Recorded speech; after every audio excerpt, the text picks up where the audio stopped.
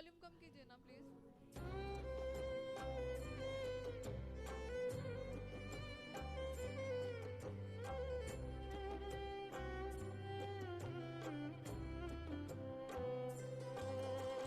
शुभं कुरुत्वं कल्याणं आरोग्यं धनसम्पदः शुभं कुरुत्वं कल्याणं आरोग्यं धनसम्पदः शत्रुबुद्धिविनाशाय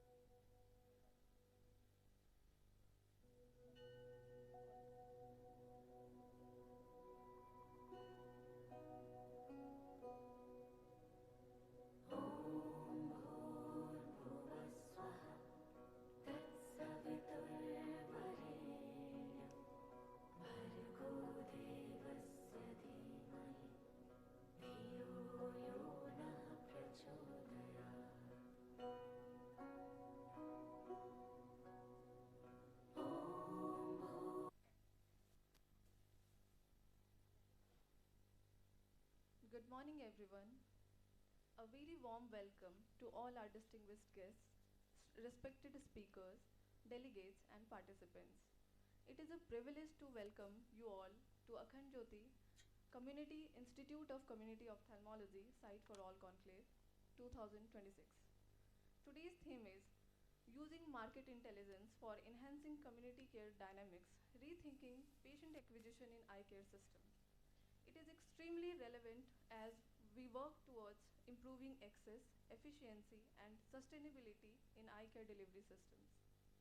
We look forward to a day full of learning, sharing experiences, and meaningful discussions that will help strengthen public eye health systems. Let's, uh, let's start this special day with lamp lighting ceremony, a symbol of moving from darkness to light, knowledge and hope. I would like to respectfully invite our honorable dignitaries to kindly come straight for the lamp lighting. Professor Dr. Rajvardhan Azad, Chairman Clinical Research and Advisory Board, Akhand Jyoti Eye Hospital, former Chief of the Dr. R.P. Center of Ophthalmic Science at AIMS, New Delhi. Dr. Partha Viswas, immediate past President, All India Ophthalmological Society. Dr. G.B.S. Murthy, President, Paraso Foundation and Global Public Health. Mr. R.D. Tulsi Raj, Executive Director, Lyco Arvind Eye Care System. Colonel Dr. Madhu Baduria, Director, Sitapur Eye Hospital. Dr. Ajit Kumar Poddar, Medical Director, Akhand Jyoti Eye Hospital. Mr. Mrityunjay Kumar Tiwari, Co-founder and CEO, Akhand Jyoti Eye Hospital.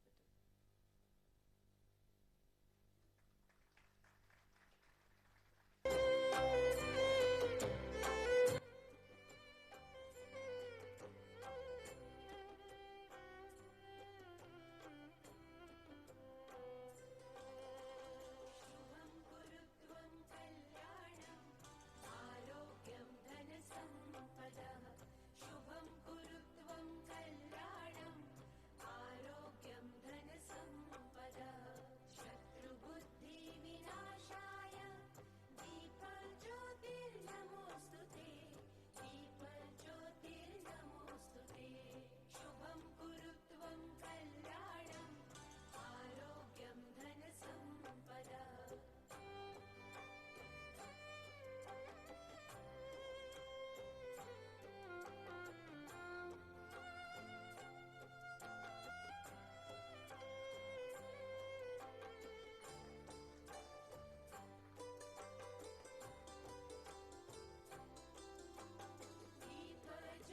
दीपज्योतिर्परब्रह्म दीपज्योतिर्जनार्दनः दीपज्योतिर्परब्रह्म दीपज्योतिर्जनार्दनः दीपो हरतु मे पापं सन्ध्यादीपनमोऽस्तु ते शुभं कुरुत्वं कल्याणम् आरोग्यं धनसम्पदः शुभं कुरुत्वं कल्याणम् आरोग्यं धनसम्पदः के अमूल्य मार्गदर्शन और ज्ञान का नमन करते हैं। मैं रश्मि मिश्रा, मैनेजर क्वालिटी अश्योरेंस अखंड ज्योति आई हॉस्पिटल को आमंत्रित करती हूँ कि वो इस सुंदर परंपरा का नेतृत्व करें, जो हमें सीखने और विकास के महत्व की याद दिलाती है।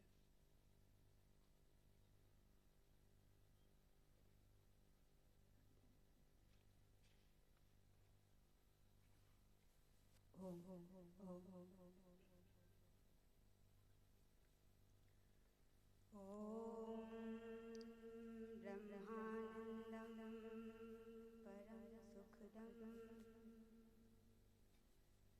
केवलं ज्ञानमूर्तिं द्वन्द्वातीतं गगनसदृशम् तत्त्वमस्यादिलक्ष्यम् एकं नित्यं विमलमचलं सर्वधी साक्षी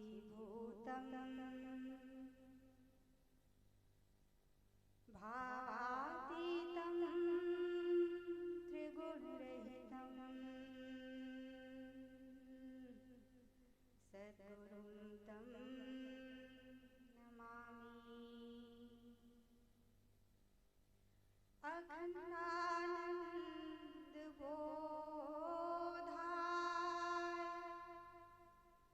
शिष्य संतापहारिणे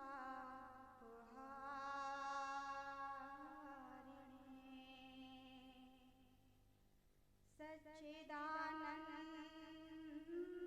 रूपाय तस्मै श्री गुरुवे नमः। मातृवत् लालयत्री च पितृवत् मार्गदर्शिका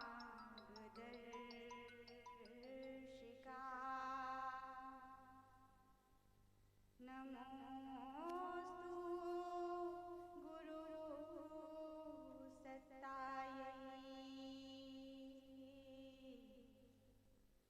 श्रद्धा प्रज्ञायुता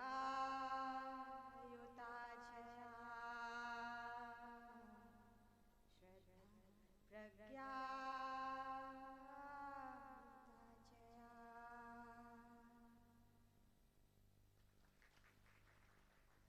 Thank you, Rashmiti.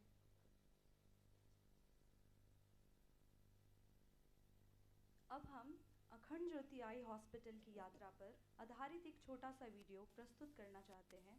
यह यात्रा कम्युनिटी आई केयर सेवा और दूर दराज तक पहुंचने की हमारी प्रतिबद्धता को दर्शाती है।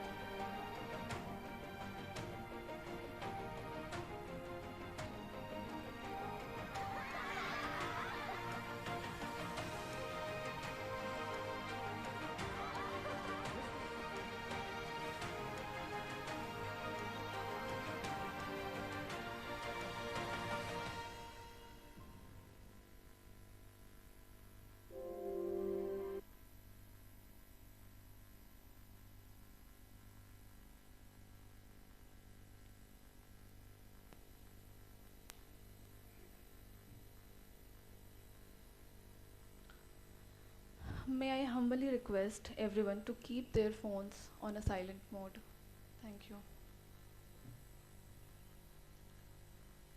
Now, to formally welcome everyone, I would like to invite Dr. Ajit Kumar Poddar Sir, Medical Director, Akhand Jyoti Eye Hospital, a visionary leader whose dedication has turned into this institution a beacon of excellence in eye care, especially for underserved communities. His leadership continues to inspire both clinical brilliance and compassionate service. For the welcome address, I would also invite Ms. Manisha Dwivedi, AGM Football to Eyeball Girls Education Program and Public Eye Health.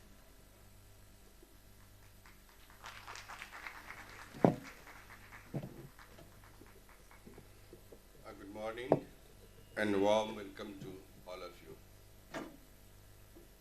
Esteemed guests, delegates, speakers, and Akhand Jyoti colleagues. I'm not going to give a formal welcome address. The first thing, my students and now my colleague Manisha will give the welcome address, the first thing.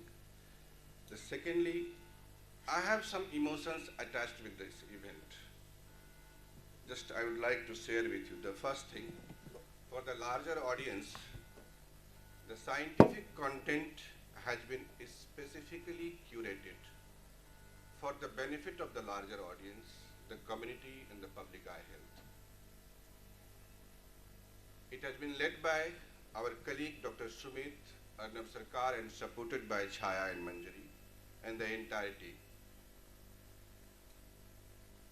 Most importantly, I would like to express my gratitude to Tulsi Raj sir, GVS Murthy sir, and importantly Divya Ravila ji, and our own mentor and guide, Professor Azad sir, for constantly guiding and supporting and shaping the scientific contents.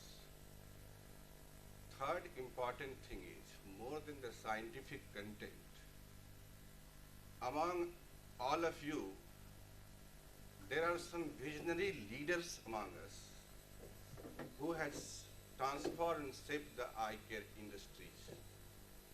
They are the epitome of eye care leadership. Professor Azad, Partha Viswas sir, Tulsi Raj sir, GVS Murthy sir, and all of you, many of you. Mr. Mrityunjay Kumar Tiwari, who has transformed and shaped the eye care industries. They are an institution unto themselves. Their mere presence will give you a lot of learning. So I request all the audience to interact, proactively participate, and enjoy the learning. Thirdly, I have with me Manisha. Manisha has joined at a very young stage the Football to Eyeball program, and she has been an ardent learner. Coming from a very small village of a Siwan district of Bihar, she has nurtured and developed herself into a young leader of Akhand Jyoti Eye Hospital. Presently, she is leading the girls' education program and the public eye health, the new vertical of Akhand Jyoti. Manisha had earned it with a sheer hard work, honesty, integrity, and the belief. She is doing MSc in Public Health at the International Center of Eye Health, London School of Hygiene and Tropical Medicine. And I believe Manisha is an inspiration for thousands of girls from rural Bihar who can dream big and achieve more.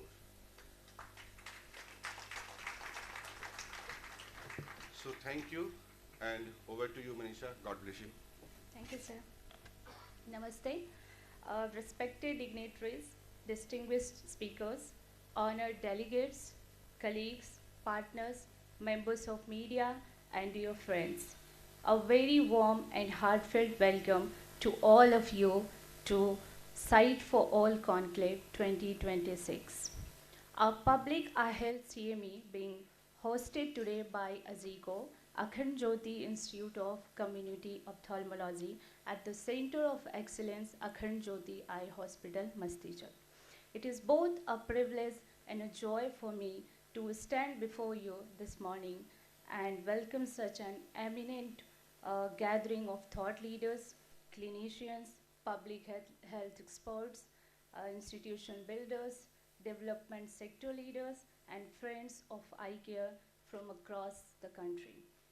Today's conclave is especially meaningful for us because it brings together people who have not only excelled in their own institution but who have also helped shape the broader conversation around community ophthalmology, public eye health, patient access, and sustainable eye care systems in India.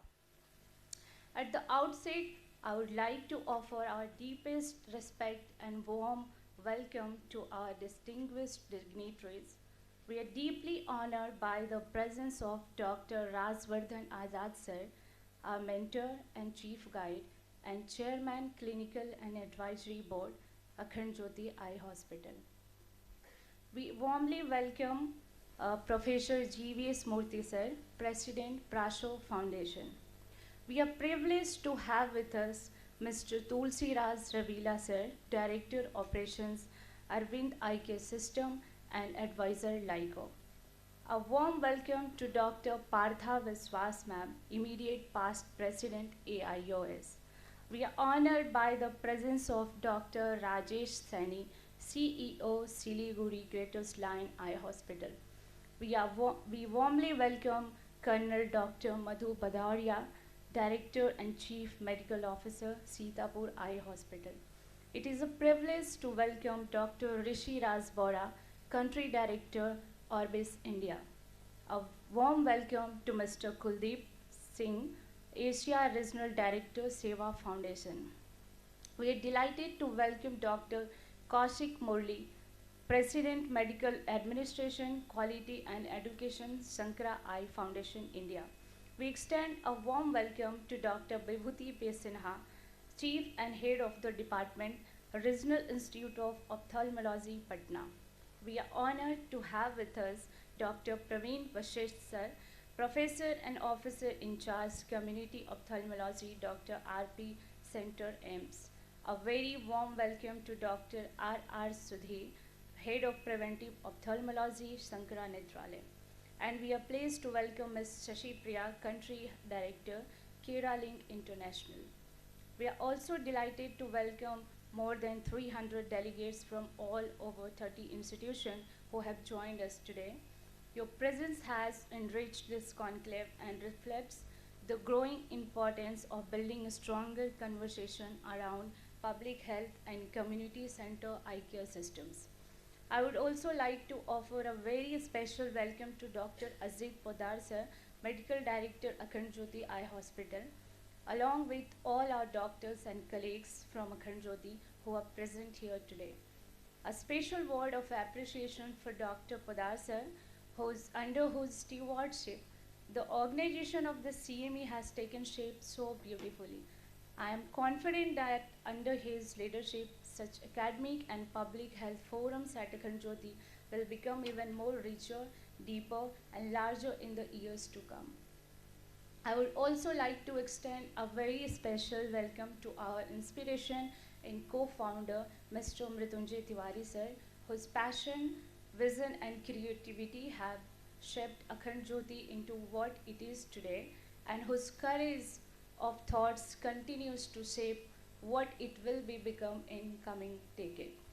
We also warmly welcome our friends from the media and press who have always supported and amplified meaningful work in the eye health and social development. Your presence and encouragement help take this conversation to much a wider audience. Our sincere thanks and welcome also go to our vendor partners in eye care whose support has contributed to the successful organization of the CME. Such partnerships are valuable in strengthening the ecosystem needed for quality eye care delivery. Today's conclave is not just an academic event, It is coming together of minds and hearts committed to one purpose, that is to ensure the quality eye care reaches more people more equitably, more intelligently, and more sustainably.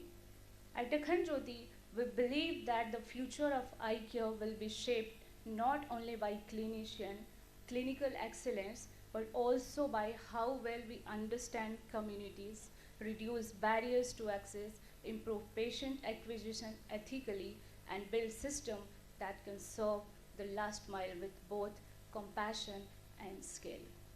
This conclave, with its theme and the remarkable faculty gathered here today, gives us an opportunity to learn from one another, challenge assumptions, shape filled realities, and discover new pathways forward. I hope today will not only stimulate ideas but also strengthen collaboration. I hope it will not only showcase successful models but also inspires new questions. And above all, I hope it will renew our collective resolves to work towards a future where sight for all is not merely a slogan but a lived reality. On behalf of the entire Akhand Jyoti family, I once again extend a warm welcome to each one of you. We are truly honored by your presence. Thank you, and I wish all of us a very meaningful and enriching conclave ahead.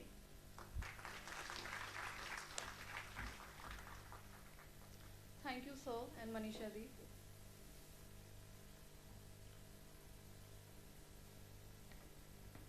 It is our privilege to invite Professor Dr. Rajvardhan Azad, sir, to share the chairman's message about public health at Akhand Jyoti Eye Hospital. I request Dr. Azad, sir, to come on the stage. Please welcome him with a warm round of applause.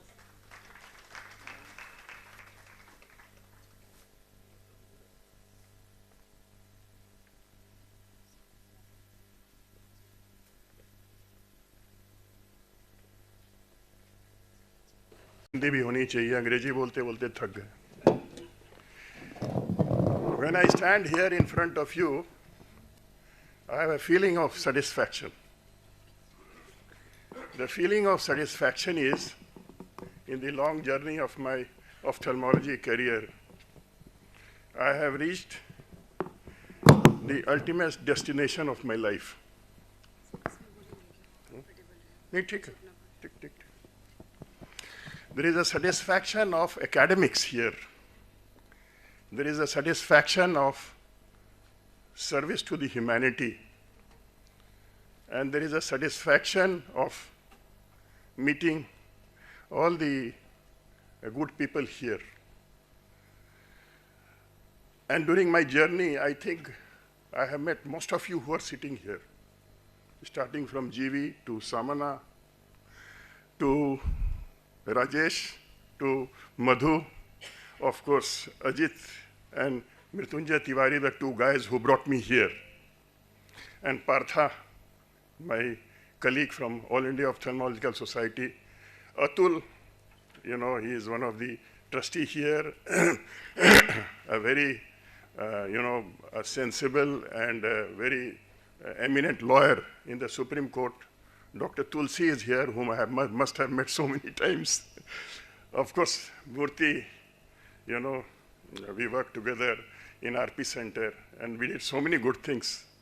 And Asim, I know each and everybody.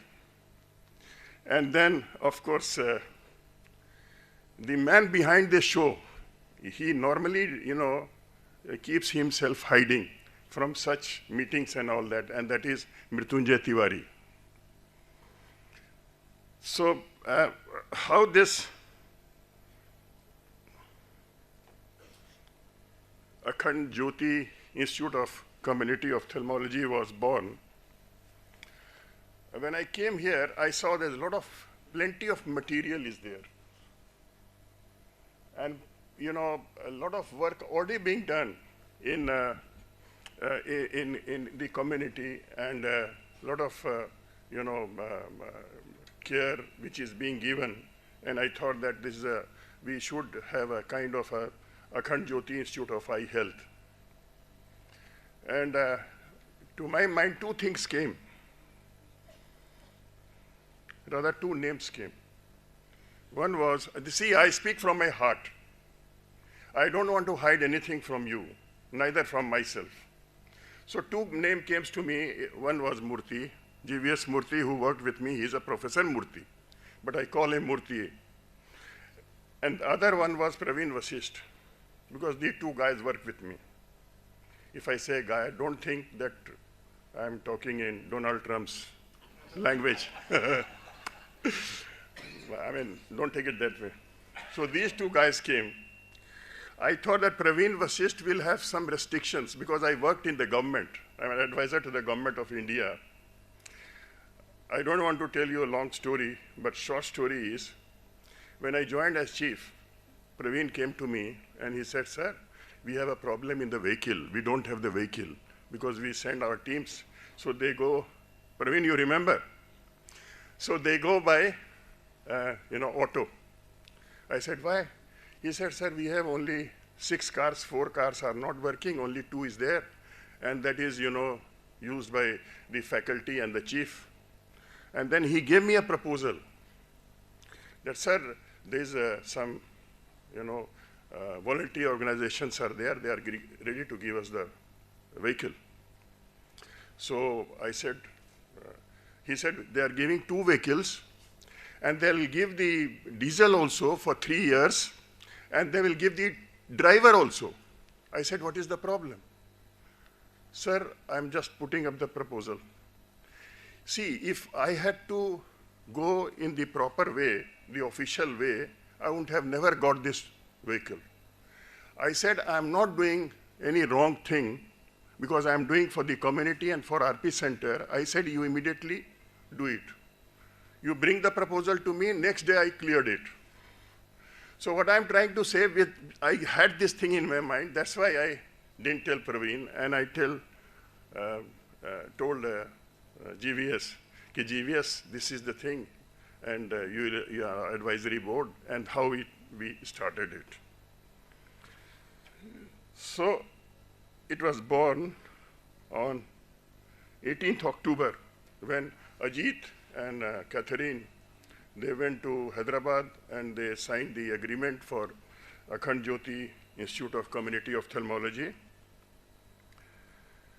And basically, we have a kind of a strategic collaboration with them in various areas, including the training eye care professionals. I think Murthy is already here, and he has done not only yesterday for last 2-3 days, but earlier also he has come here and he has trained a lot of people here, and we are going to start so many things like Master in Eye Health and many other programs we are going to do.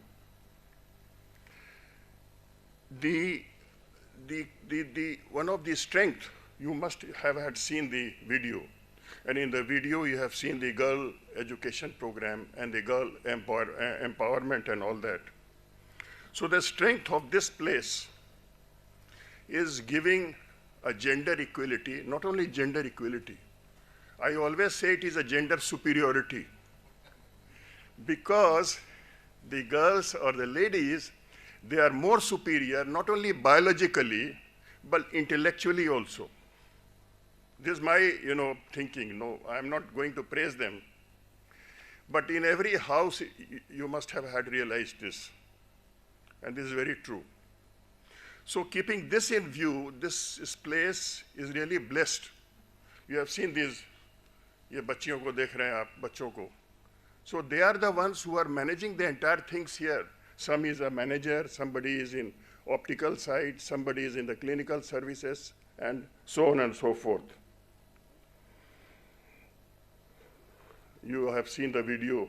We are providing quality in the rural heartland with social engineering, the social engineering of this, bringing up these girls. They are coming from the economically weaker sections. They are coming far from the rural areas, and they are brought here. They are given foundation courses, and they are doing the optometry courses and all that. And you must have seen the graph. See, the Akhand Jyoti if you see here, it started with 30 beds, and then we went on to 150 beds.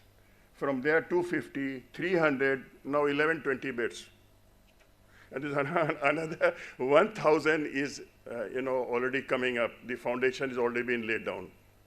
So you can see the growth, and that's why this is a fertile ground for eye health. And that's why this, meeting is there. This is the number of the surgery, which is coming on to almost 200,000 every year. And the outreach is going almost coming on to 600,000, and maybe in future it will go to 1 million. So that is the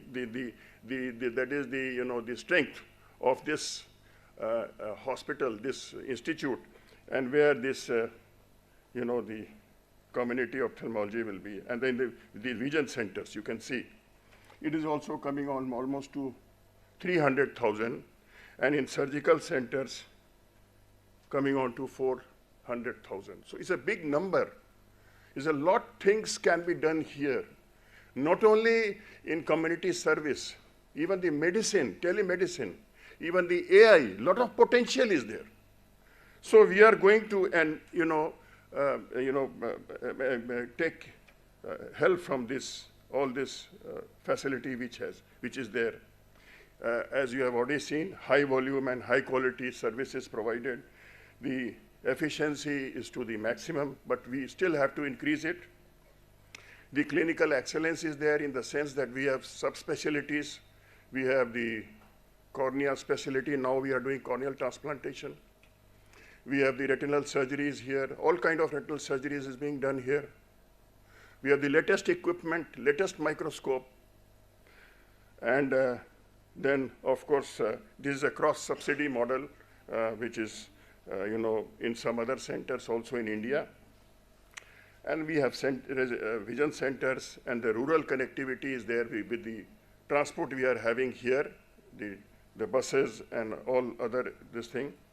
So the proposed activities with the Akhand Jyoti Eye Community Ophthalmology, we have is establishing Edge ICO, integrating research, training, and community outreach, developing academic and skill programs, building national and international partnership, promoting digital innovations and public health advocacy, and supporting AGEH transition towards a center of excellence university status. We are also thinking of having a kind of a university here, university in ophthalmology, and which will be, community ophthalmology will be a part of it. So there's a lot of ramifications now, a lot of subspecialties are there. So the time has come when should have an ophthalmic university. I don't think anywhere in the world there is an ophthalmic university. So we are striving for that. So I have opened the secret. So what is the future vision? Future of vision is, you have seen the standing center of excellence here, and we have big potential for scalability. As I told you, 1,000 bedded hospital is coming up. We are also having another vertical for the research and academics. So on and so forth. So scalability is there. And so it's not a hospital which has a rural tag. The hospital or the institute has an opportunity for innovation also. So we are, linking up with many, companies for the AI. See, if you want to do a validation, you need a large population, and people are going for multi-centric trial. There is one centric trial here. Single centric trial will give you the result of multi-centric trial. I tell all the companies this. So that is the biggest advantage here. And then, so many other activities are there. And Madhu was asking me that, are you getting support from the government? I said, as is prevalent everywhere, at least I can tell about the North India. not about the South India, because I have been to Karnataka and other places in Tamil Nadu and all, but I believe the government is giving support to the such kind of organization. But here, it is entirely different. And if I say it is opposite, I don't think it will be too much. So I don't want to take more of your time. And thank you for giving me this platform. And thank you, Akhand Jyoti, for bringing me here. Thank you very much.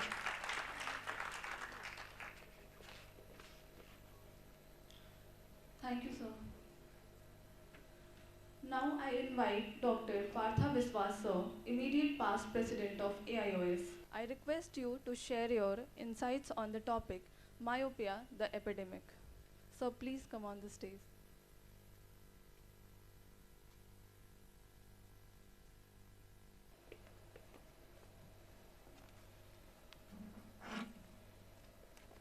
नहीं नहीं पहले इसको लगाइए नहीं नहीं इसको पहले उसको इसमें अटैच कीजिए उसके बाद लगाइए इसको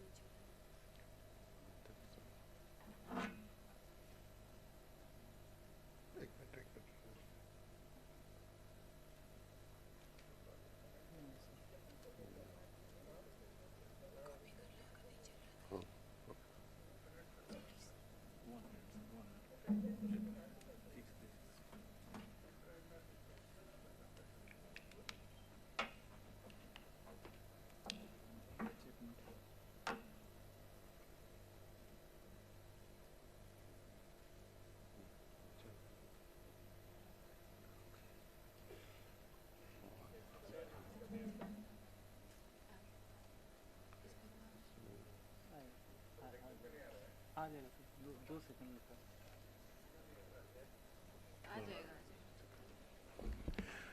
Very sorry to hold your attention like this. Very unfortunate, and I apologize. Respected teachers, my dear friends, I will start where Professor Azad ended. I will start with thanks to Akhand Jyoti for bringing me here. I know I'm very late in the time of line of history. Ajit had continuously asked me to come to Akhand Jyoti. I, on pretext of one thing or the other, I put it away. But this, I think, is my golden opportunity to come to Akhand Jyoti, to come to Mastichak. And for me, it's going to be a day of learning from each one of you. And I really thank the whole organizing team for putting up such a wonderful program. I feel very nostalgic today, very, very nostalgic. Why? Because as a Bihari doctor from Rajgir. In 1992, I traveled to Madurai in the second class coach to learn community ophthalmology.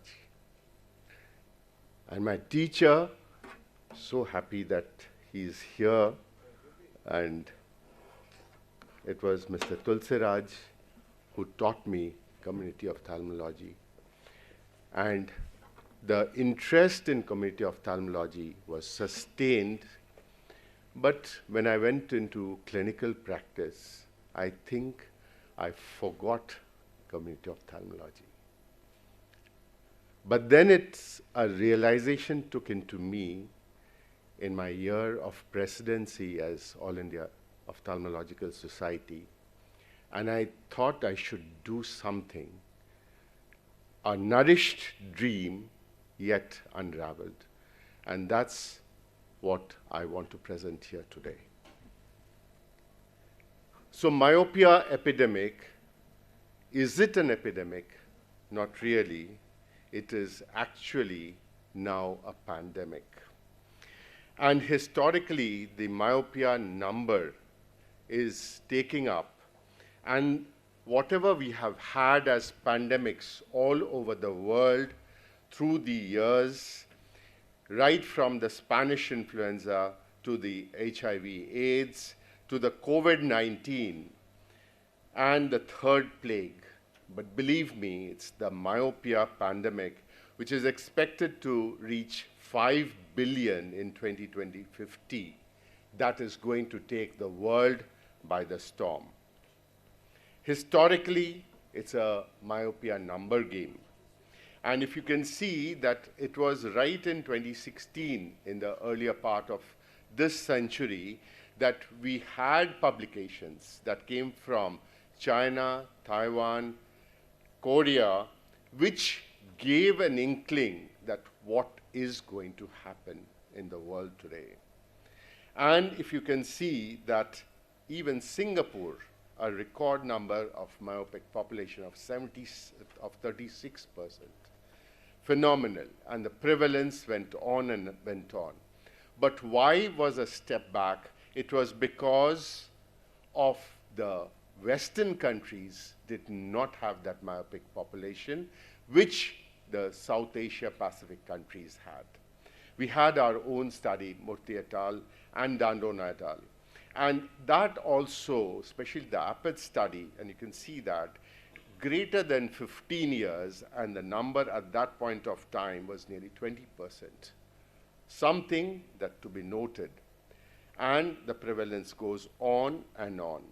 But the stunning revelation that is here for all of us to understand is by 2050, the world population will be 50% myopic. And all the other pathologies associated with myopia and high myopia is going to raise its head like a serpent. The Holden et al. Study, which documented and gave us this very critical value, and what we must do is what we have to understand.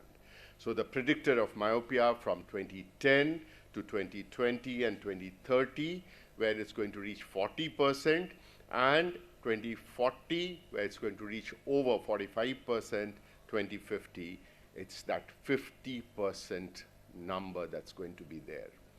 So what do we do? And it's something that's very interesting in a few facts of documentation, because Asia is going to capture nearly 50% and above of that myopic population.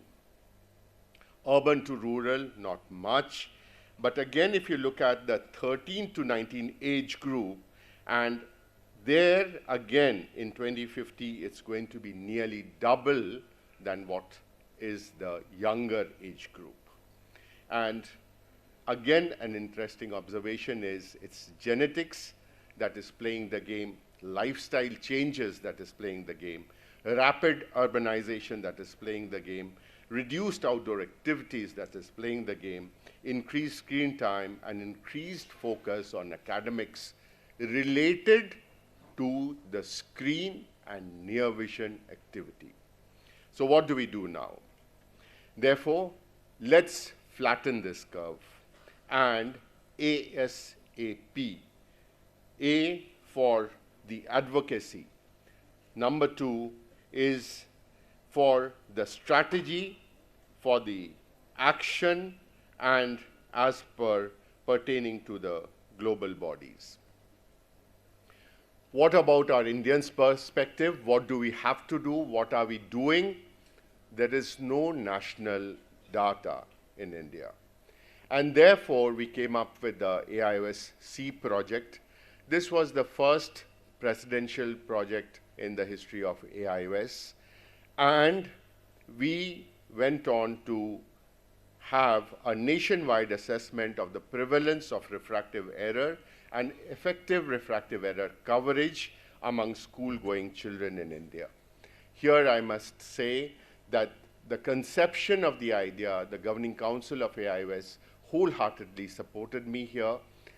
But the biggest and the strongest support comes from Professor Praveen Vashisht and Professor Rohit Saxena of RP Center for designing the project, for monitoring the project, and for the aims and objectives that we have set, the sampling of the procedure, where it's a multi-stage sampling approach with 60 districts selected with a PPS random sampling, and methodically within each district stratification, rural and urban, primary and secondary classes, government as well as private institutions.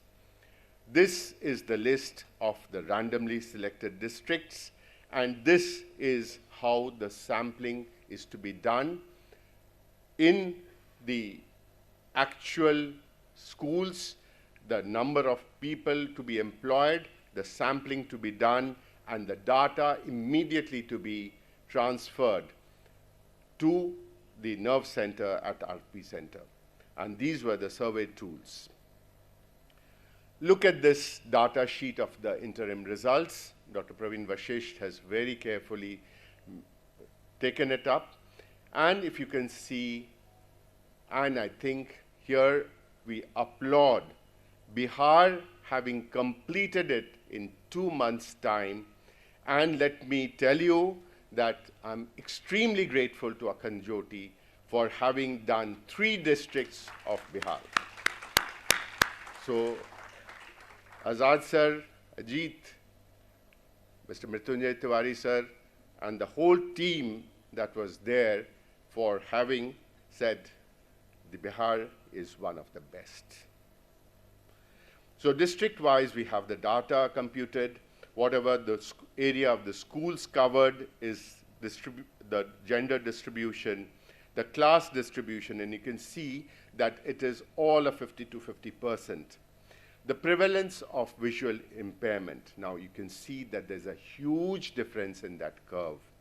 And that curve is what we have to sensitize each state, because health is a state chapter. Prevalence of uncorrected refractive error, and the goal of myopia control. So once we have the data, the goals have to be very clear. We already know the goals. It's the prevention strategies, the pharmacological treatment, low-dose atropine, and the optical interventions, spectacles and contact lenses, and the combination therapy of the spectacles with the atropine, which have a potential additive effect. Lifestyle modification, increased outdoor activity, reduced near work, and balanced digital exposure. This is a very, very favorite picture of mine, because very early in Hazaribagh, I used to play this with my friends. It's not an easy game at all. I don't know how many of you would have tried it. It's not an easy game at all. And this signifies that the kids to turn the wheel of change. So we have to bring the kids to the forefront, just like Akhand Jyoti has brought in the ladies to the forefront. And they have to turn the wheel of change. And monitoring and a follow-up, regular refraction, axial length measurement, compliance monitoring, and adjust the treatment as and when required. And the key takeaways, early intervention, which is critical, multiple effective strategies which are available, but the personalized approach is the most important where kids are involved. And the task that we face here today, that every institution faces, whether it be an NGO or a government institution, and Professor Azad just gave an example of a government institution not having or strategizing to procure vehicles for good community work. So that's our task today. The strong national government policy which has to come in place in India, and that's a task, it's a tough task. For the kids who look up to us. So however the task be tough, the future is looking up to us, to each one of us, and it's our duty today. Thank you very much.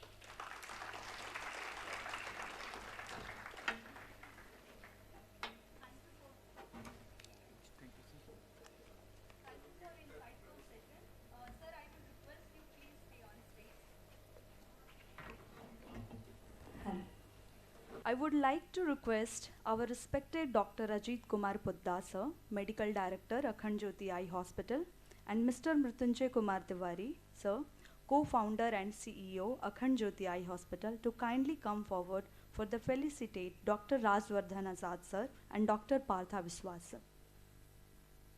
Now I would like to invite Dr. Rajvardhan Azad, sir. Please come on stage.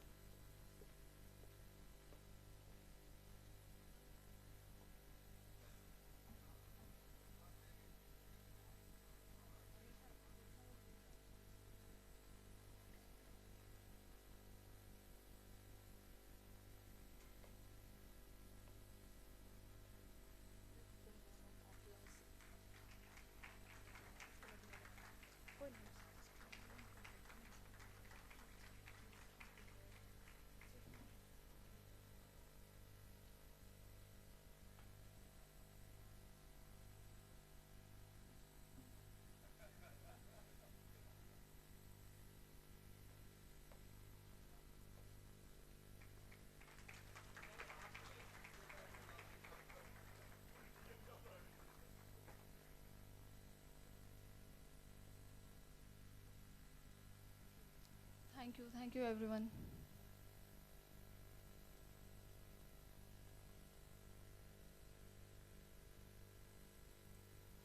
As we move to plenary session on epidemiology, evidence and primary eye care, building blocks for universal eye health. We are all set for the first session of the day. It's a great pleasure to invite Dr. Sumit Randhir Singh sir, VR consultant and CMO research, Akhand Jyoti Eye Hospital, to guide us through the discussion. Over to you, sir.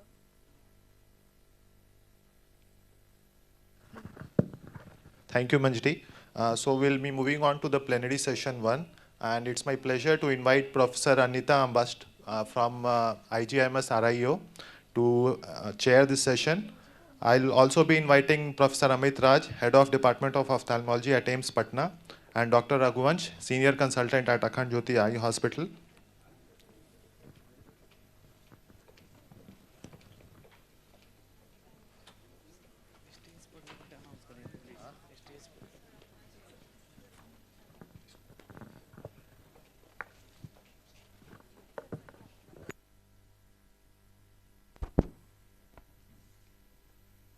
So the first talk for this session is going to be given by Professor GVS Murthy.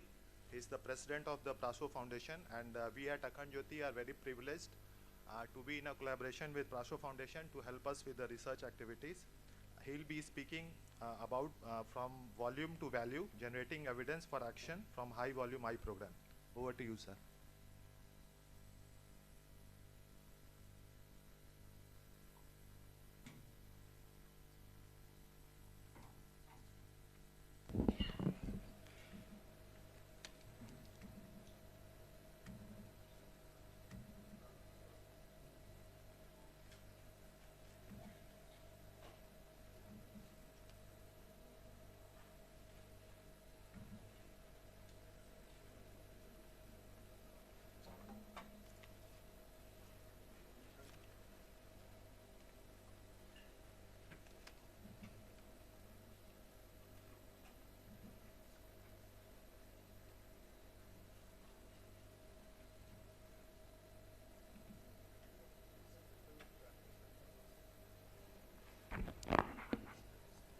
Thank you so much. Thank you for the honor to open the scientific deliberations of the day.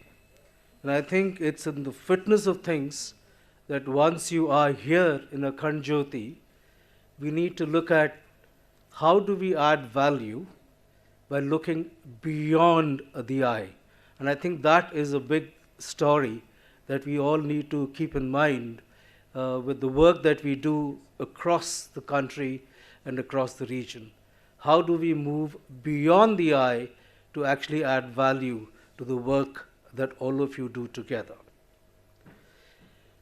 We in India have been very fortunate that we've always looked at generating the evidence that can translate into action.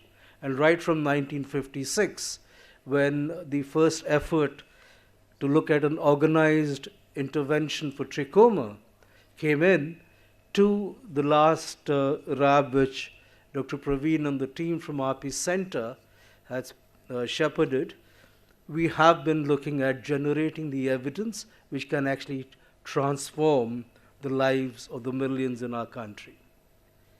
And because of this evidence and the action that followed the evidence, you have been able to see a perceptible change in the overall prevalence of blindness across the country. And looking at nearly halving the blindness prevalence over a period of about 11, 12 years is just phenomenal. And that goes to show that if all of us work together, things can be done. So there is a difference, and when it comes to the eye, yes, that big difference is seen. This is what our Honorable Minister of State recently stated in the Rajya Sabha. Looking at the post-COVID era, you can see that the number of cataract surgeries reported in the government database have increased from about 3.5 million, which is the post-COVID effect. It's not the pre-COVID figure. But you can see that there is a significant increase in the number of surgeries which are reported on the national database. And the Honorable Minister also alluded to the fact that in addition to cataract surgery, the contact of the population for other eye care services has also increased significantly. And a large proportion of this increase would be due to the school vision screening program. And the two together, the school vision screening program and the cataract surgical outputs, together would take up a large chunk of these numbers. So in terms of volumes, they are tremendous to look at how they are actually spiraling to a crescendo within the country. You also look at the outcomes of the surgeries that have been performed, and you can see a gradual change at the level of blindness in the country. The people who require services and those who have actually been covered with surgery has been again a significant increase by about a third, from about 65% to 93%. But look at the best corrected vision after cataract surgery. Again, there has been an improvement, but it is, if you look at vision better than 6/18, then there is a significant difference that we see. But you can see that vision less than 6/60 has remained almost static over the last 20 odd years. And this is something which is an issue of concern for all of us. It's not just the volumes, but the value that that volume brings is something we all need to consider very carefully. If you look at the global situation, the new metrics that we use, the effective cataract surgical coverage, that means that after surgery, it has been something which has resulted in a benefit rather than just be counted as surgical numbers. And you look at the different countries across the globe and compare what we see in India, we are doing well, but can we do better is the major question. So you look at 57% being covered at the vision, which is just less than 612. Out of that, only 36% you consider as having vision which is meaningful to their lives. And that is the thing that we need to keep in mind. How do we actually look at making that difference and look at how the difference can actually translate into better lives for people? And a lot of evidence has been generated recently, but you see the same story right through, that the effective cataract surgical coverage does not match the actual cataract surgical coverage. And that gap is the one that we need to look at bridging, and which the World Health Organization also looks at strategies to actually increase that by at least 40 percentage points. But even if you increase it by 40 percentage points, you're just going to beyond 50% in terms of effective cataract surgical coverage in the next 5 years.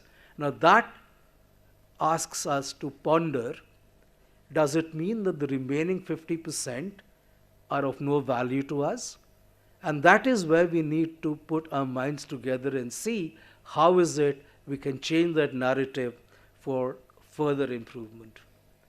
And this, of course, is the RAB that was conducted. And you can see those differentials by age, by gender, by the literacy levels. So the more literate a person is, the more lucky the person is compared to somebody who's illiterate. And when you look at the rural scenario, you expect a higher rate of illiteracy.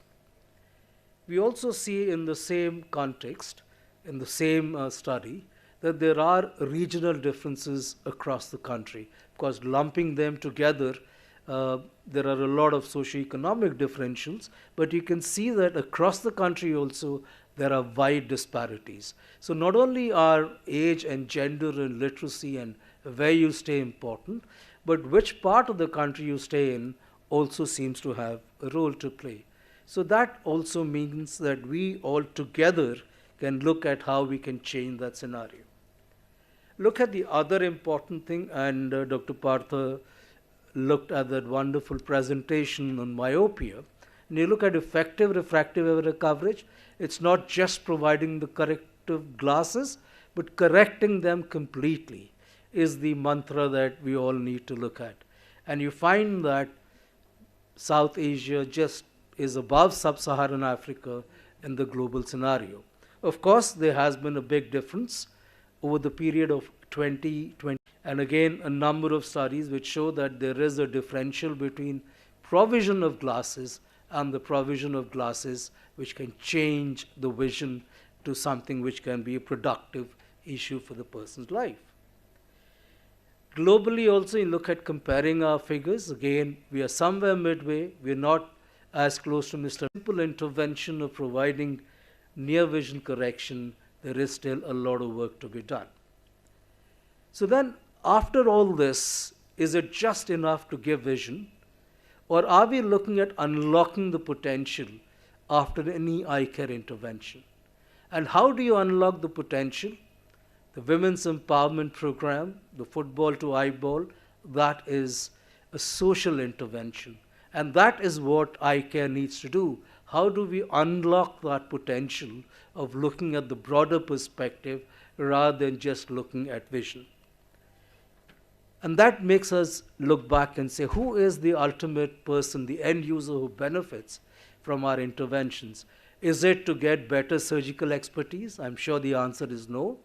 Is it the optical industry that we are trying to satisfy? The answer is again no.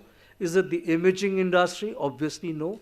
It is the people in the real world situations that we are bothered about. And whatever needs to be done with a mix of all these industries is what translates into a more productive society.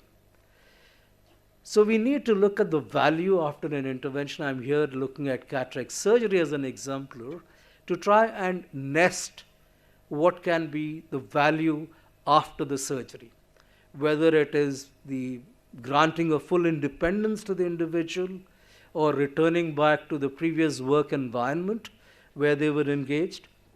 Many of us forget that the mental health status of people just before the surgery is very poor. And the effect on the caregivers and the family is equally poor. Their mental health status also suffers. Falls are a reality once you are blind from cataract or any other visually impairing condition. Are there any societal gains when these people are operated and are back in their usual social life? What value do they bring to their gram panchayats, to the communities around them, the wisdom that they have? How can we actually meaningfully harness that wisdom? The value to the family, freeing the carer and then giving them the opportunity to go back to work, improving their lifestyles. Dementia prevention, we've seen a lot of work which has now come in front of us, which looks at dementia, the cognitive decline, not only with age but with cataract. The need for spectacles being reduced and the enhanced confidence. Look at these wonderful girls, and I heard people say, see how confident they are. Now that is what you want after a surgery. So it's unlocking the potential beyond just eye care. And I'll try and look at some of these evidence. One of the first studies which looked at the impact of cataract surgery in poverty, done in 3 countries, Bangladesh, Kenya, and the Philippines, and looking at what it meant to the household expenses and expenditure patterns, you found that there is a change in the allocation of expenses, going more into health and education and food, as well as a reduction of the actual personal expenses in all these 3 countries. And per capita household expenditure increased significantly in just 1 year after surgery. So are we tracking that? And that is the question. Does our job end with the surgery and sending the patient back home, do a 6 weeks follow-up and say, okay, done and dusted? That is not the end of the story. That perhaps is the beginning of the narrative, which should be the new norm as we go forward. And you look at some more evidence, and from India again, from South India. So there is activity limitation that decreases significantly. Mobility improves. The psychosocial impact, the 20-point increase compared to the pre-op period. Very interesting social fact. People who were widowed or single because they were blind from cataract surgery, after surgery, more of them got married, which is an excellent social institution, could be easily measured. And this was done in South India, showing that the proportion of widows and single persons decreased after the surgery. The impediment to work, that also reduced, and the household income increased significantly, so that the proportion who had income less than 1,000, that came down significantly. Ethiopia, again, another study which looked at a 1-year follow-up. This brings out that depression is a reality and that there could be a reduction in the levels of depression and improved work participation both for the patient as well as the caregiver. Non-monetary benefits which were tracked in Vietnam, again looking at a 6-month follow-up. Again, the issue that we saw in India, mobility improved, self-care improved, leisure activity time improved, reported poor health decreased, good caregiver health was reported, mental health improvement, after surgery was very significant, from 6% to 51%. That's a huge jump. And caregivers also, their mental health status improved. So these are benefits beyond eye care, and we need to look at them very carefully. Emotional well-being again in Vietnam. So if you look at before and after, both for the patient as well as the carer, the emotional well-being improved significantly. Mental outcomes in Turkey, again, you see that depression scores decreased after a 12-week post-op period, both in terms of the feeling of hopelessness as well as depression. Cognitive dividend, this is something which is now in focus, that there are a lot of studies looking at evidence relating cataract to cognitive decline, and this is a report from a systematic review. You find that there's a 25% reduced risk of cognitive decline.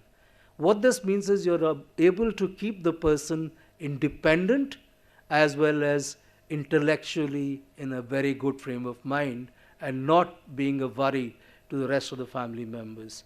So long-term cognitive decline reduced after cataract surgery, and that is a good story, a good field story that we must look at, that there are things that we do here which translate into bigger things in people's lives. And again, looking at the dementia risk meta-analysis, you find that the hazard ratios decreased in relation to dementia, specifically in relation to Alzheimer's. There was a major difference, but in terms of vascular dementia, the difference was not significant. You can find that the confidence intervals overlap, so there was not much of a difference. But mild cognitive impairment and Alzheimer's after cataract surgery, these situations improved dramatically. So if you look at the mean score of mental health status, which is the MSME mean score, the mild cognitive impairment scores improved after surgery, whereas the mean score for dementia, because of the short-term follow-up, had not shown that significant a difference, but there was a difference. Falls, another important thing. As you get older, falls can actually be catastrophic, because once an old person has a fall, a frail person has a fall, the remaining life period can be a life of misery. And therefore looking at, does it make a difference to falls? And you find that a 54% decrease of falls were reported after the first eye surgery, which increased to 73% when both eyes were operated. And therefore, looking at these aspects is also as important in actually making a meaningful difference to lives of people. Again, before surgery, the incidence of falls compared to one eye surgery, and look at the significant reduction from about 1.17 falls per year coming down to 0.41 after the second eye is also operated. You're saving orthopedic expenses, you're saving nursing expenses and caregiver expenses, and their time and their mental status. Extremely critical to look at these benefits. We talk about spectacle use, or moving away from cataract to another area, and we find that when we ask people what is the difference that the spectacles have made into children's lives, we usually find a very wishy-washy answer, because there's not much evidence available. But again, recently we've started to get this evidence. This, of course, is one study in Vietnam which shows that the grade point average of students, the GPA, increased significantly. The mathematics scores, which is more intellectual inputs requirement, that increased significantly. And the language scores, of course, your mother tongue language scores are important, that also increased significantly. So even after spectacle use, we need to track that evidence to look at what is the quantum of difference we've made to people. This is a systematic review which shows that it improved children's educational well-being, quality of life, and mental health scores. So the confidence to tackle bullies in school also increases because of the confidence that students gain and the anxiety that reduces after providing a proper corrective pair of spectacles. In Pakistan, our neighboring country where we share a lot of commonalities and of course hostilities too, the mean academic score in the public schools and the private schools, you find that after a good pair of spectacles increase significantly. And we need this sort of evidence from India too to say that we are doing a good job. The Prosper Near Vision trial, one of the few which has looked at near vision, done in the state of Assam, which looked at the tea gardens, and you can see that the productivity in the group which received a pair of near glasses improved dramatically. They were able to collect more tea, which means more earning. They were able to collect nearly 9.8, that's about 10 kg of tea compared to about 5 kgs with a control group. So there is significant doubling of the productivity and the income for the families just with a pair of near glasses. We tend to forget the benefits that can actually accrue to the populations with interventions for the eye. And we are looking at the global development agenda. We are looking at sustainable development goals. So we need to look at what is the space that eyes have within the overall sustainable development goals.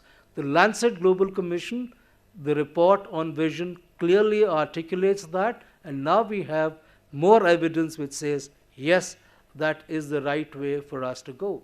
Pediatric cataract, let me look at another example, and you find that the reading mean score, and especially in terms of the mathematics score, after both eyes are operated, goes as close as possible to a person having an insignificant pediatric cataract.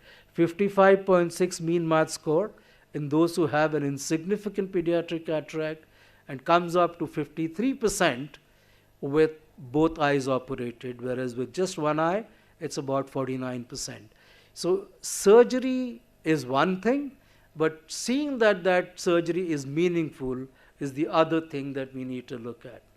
So to end, when we are talking about people-centered care paradigm, we are looking not just at the governance, the funding structures, looking at, of course, the skill base to be enhanced and the awareness to drive change on the people's appreciation of their own needs, but to look at a more stronger monitoring mechanism and a tracking mechanism to find out, firstly, what is the immediate benefit that people have, and finally, what is the benefit it has made to their overall lives and development context.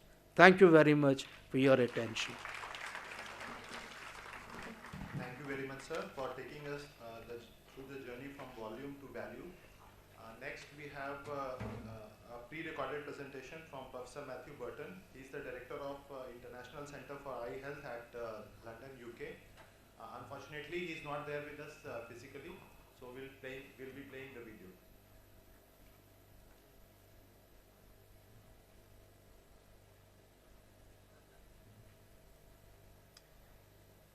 Thank you, Ajit, for your kind invitation to join you for the Akhand Jyoti 2026 Sight for All Conclave.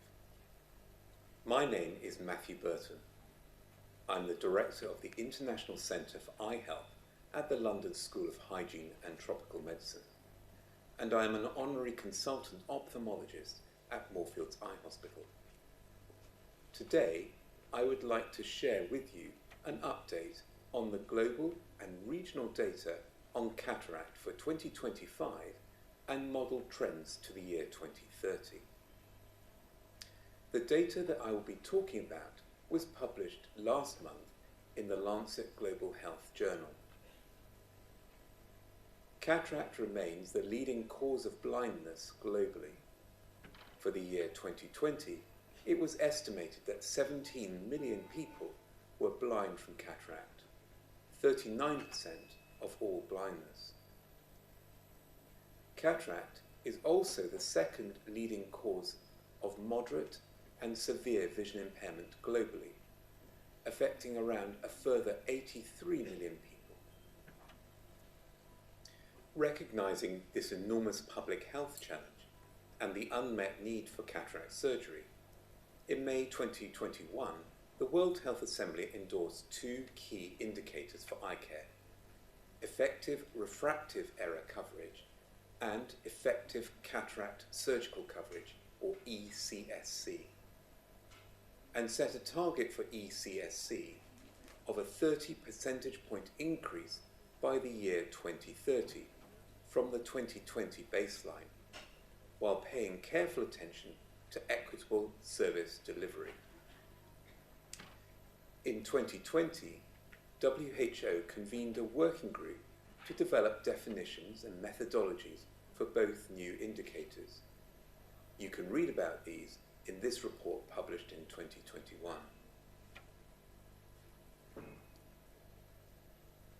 ECSC is an effective coverage indicator, which is WHO's preferred approach. It is a population-level indicator that is derived from surveys. In summary, it is defined as the people in a population with good visual acuity outcome following cataract surgery as a proportion of those who currently have unoperated cataract, plus those who have previously had cataract surgery. In 2021, WHO also updated the definition of a good surgical outcome from 6/18 to 6/12. As mentioned, ECSC is a population-based estimate from survey data. The primary source of data on ECSC is currently the Rapid Assessment of Avoidable Blindness Survey methodology. RAB7 is the latest generation of RAB. Delivered digitally, it enables faster, more accurate collection and analysis of secure, high-quality eye health data relevant to current eye health priorities. It includes an optional module for the collection of additional data on diabetic retinopathy. RAB7 has been developed through a collaboration between the International Centre for Eye Health and Peak Vision, in consultation with a steering group made up of representatives from key stakeholders in the global eye health sector.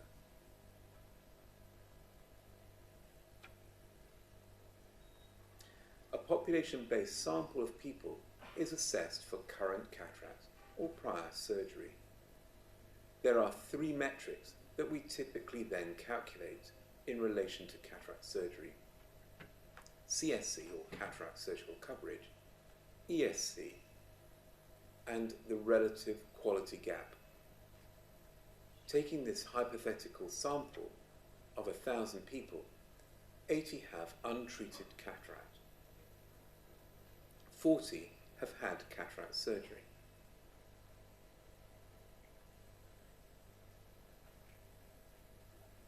Firstly, to estimate the cataract surgical coverage, you divide the number of people who have previously had cataract surgery, irrespective of the outcome, by the number operated, plus those with unoperated cataract. In this example, the CSC is 33%. To estimate the effective cataract surgical coverage, you need to take into consideration the outcome of the surgery. Some operated people will have a non-good outcome. You divide the number of people who have previously had cataract surgery who have a good outcome by the number operated plus those with unoperated cataract. In this example, the ECSC is 23%. The third metric is the relative quality gap. This is the difference between the CSC and the ECSC as a proportion of CSC. In this example, the relative quality gap is 30%. The baseline ECSC report, which included 55 countries, was published in 2022. This fed into the World Health Organization baseline report on the indicators. This updated report published in March 2026, builds on an expanded list of primary data sources. It includes 233 surveys conducted in 68 countries to provide empirical estimates on ECSC at the 618 level, estimates of the relative quality gap and an analysis of causes, and finally model temporal trends from 2000 to 2030. I'd like to draw your attention to the appendix, which has a lot of detailed additional material on methods, surveys and results. This figure plots the cataract surgical coverage CSC with blue markers and the effective cataract surgical coverage ECSC with red markers for each of the 68 countries. The line between the red and the blue markers reflects the quality gap.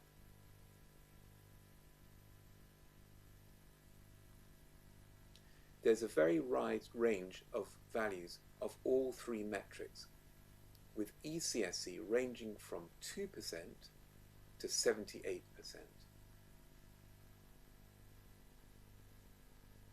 The regional median ECSC values at the 618 outcome level range between 15% in the Africa region and 45% in the Eastern Mediterranean region.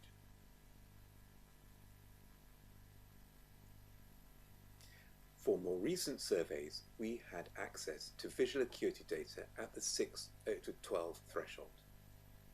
This is a slightly different selection of the available surveys, but as anticipated, the values of ECSC at the 6-12 level are somewhat lower across all regions.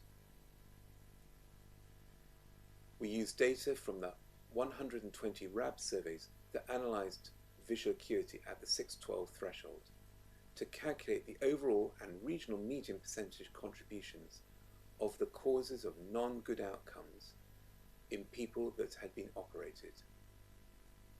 Globally, refractive error and ocular comorbidity both accounted for 26%, intraoperative complications for 20%, and posterior capsular opacification for 11%.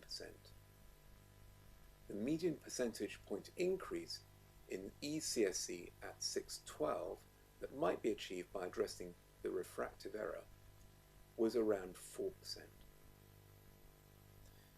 17 countries had ECSC values at the 618 level from surveys available from 2 time points several years apart.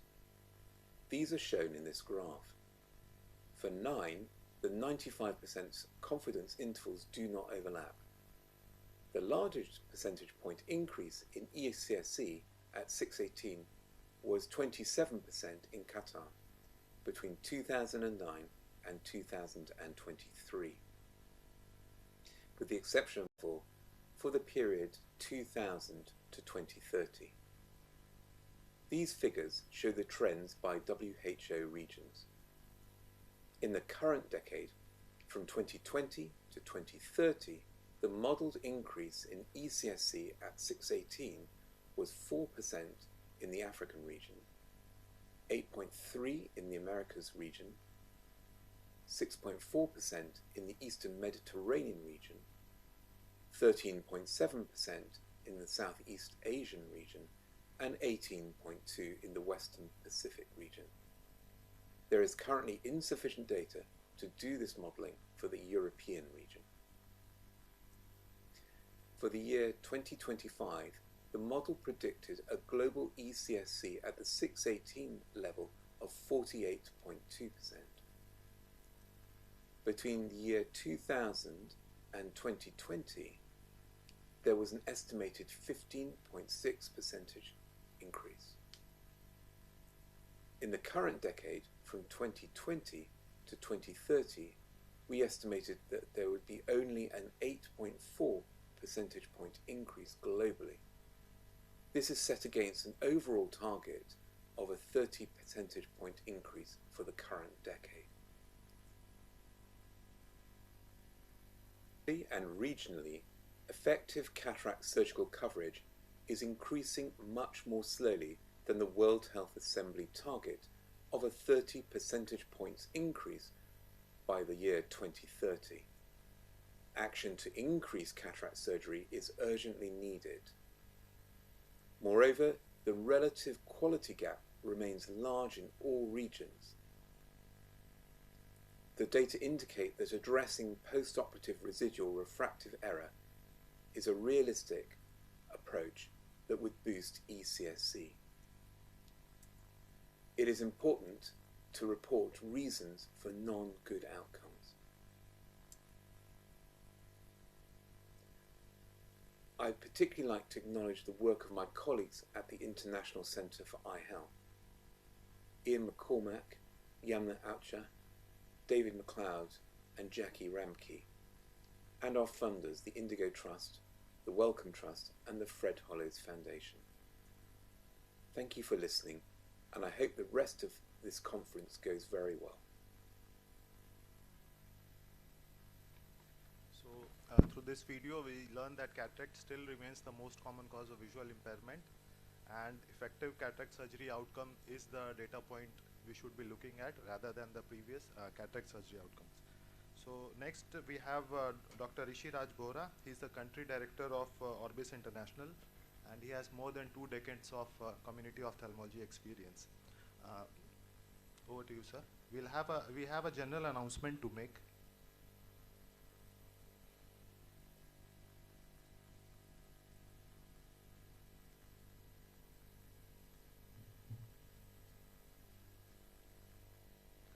Ladies and gentleman, आज का programme schedule काफ़ी tight है, जिसकी वजह से हम लोग कोई भी टी ब्रेक नहीं रखे हैं, पर आपके सहूलियत के लिए हम लोग इसी बिल्डिंग के ग्राउंड फ्लोर पे टी, कॉफ़ी, स्नैक्स है, तो आप लोग कभी भी जाकर वहाँ पी के आ सकते हैं। और पानी और वॉशरूम का जो फैसिलिटी है इस हॉल के बैक साइड में है, तो आप लोग इस साइड से जा सकते हैं। Thank you. Good morning, everyone. Respected chair and co-chairs, respected dignitaries, and the participants from very close to 30 institutions present here today. And at the very outset, I'd like to thank Mr. Tiwari and then Akhand Jyoti family for giving me this opportunity to talk about our experience today in this very important area of work. Today, I'd like to share with you Orbis's experience around spectacle distribution among rural children. So some work we have done in the last 25 years. We have been working in child eye health. So based on last 25 years of experience, I'd like to talk about something. Before getting into the presentation, I think there are 4 or 5 questions that I'd like to mention about why spectacle distribution is very important for children. One is that refractive error it's already in the presentation, it is evident that refractive errors are among the leading causes of avoidable blindness. I think 9.3 million kids are visually impaired in India as per published literature. I think most of them due to uncorrected refractive error. So we did a very large program from 2016 to 2019 called REACH, refractive error among children. And it was done in 15 districts across India for 3 years. And then more than 5 million children reach during this program. This data also shows that now the prevalence of refractive error is higher among the urban kids, but although it is low prevalence in rural kids, but I think number of rural kids are more than urban ones. So absolute number wise, I think maximum number of kids with refractive error lives in rural area.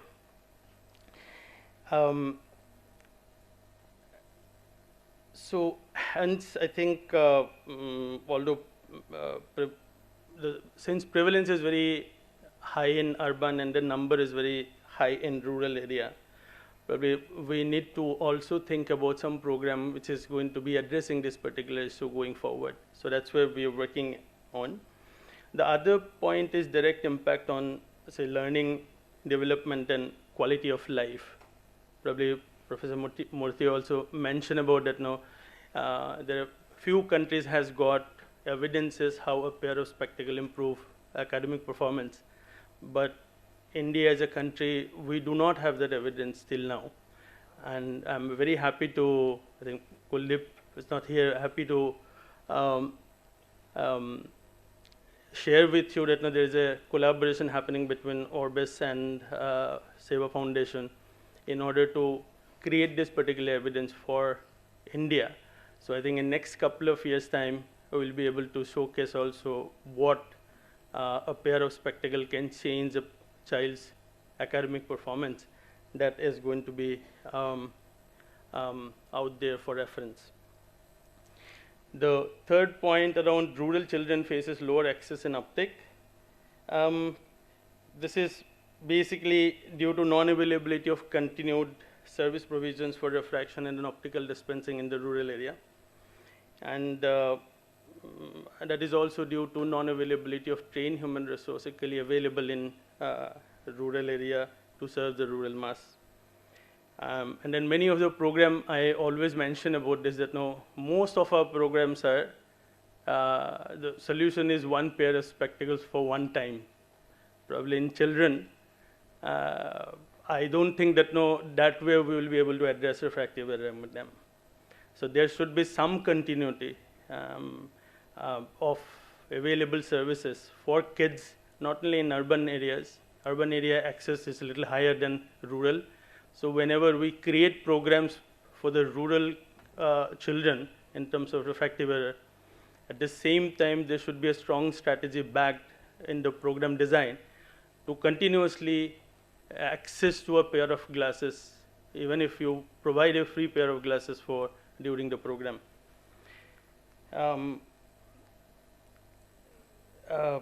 So other last point is about free and subsidized program exist, but utilization is low. In our program also, when we implemented it, one thing that came up that why children they don't wear spectacles. There are many reasons. One of the reasons is that they don't have choice. The providers were giving spectacles. The provider's choice becomes the child's choice for wearing the spectacle. They don't like it. Means like our data shows that now the most important cause of non-wearing spectacle because they don't like the spectacle. Probably same color and in same shape, entire class and entire village may not work. Means they need a little bit of difference. The vision center can be a very game-changing solution to this because hospitals may not be everywhere in the rural area, but vision center can be a proposition for providing primary eye care continuously in the rural area. And there's a loss of spectacles and damaged spectacles all the time happens. So vision center can be a game changer in this, providing continuous care to the kids. So these are 4 points I'd like to also talk about because it was the ask of the presentation is around barriers.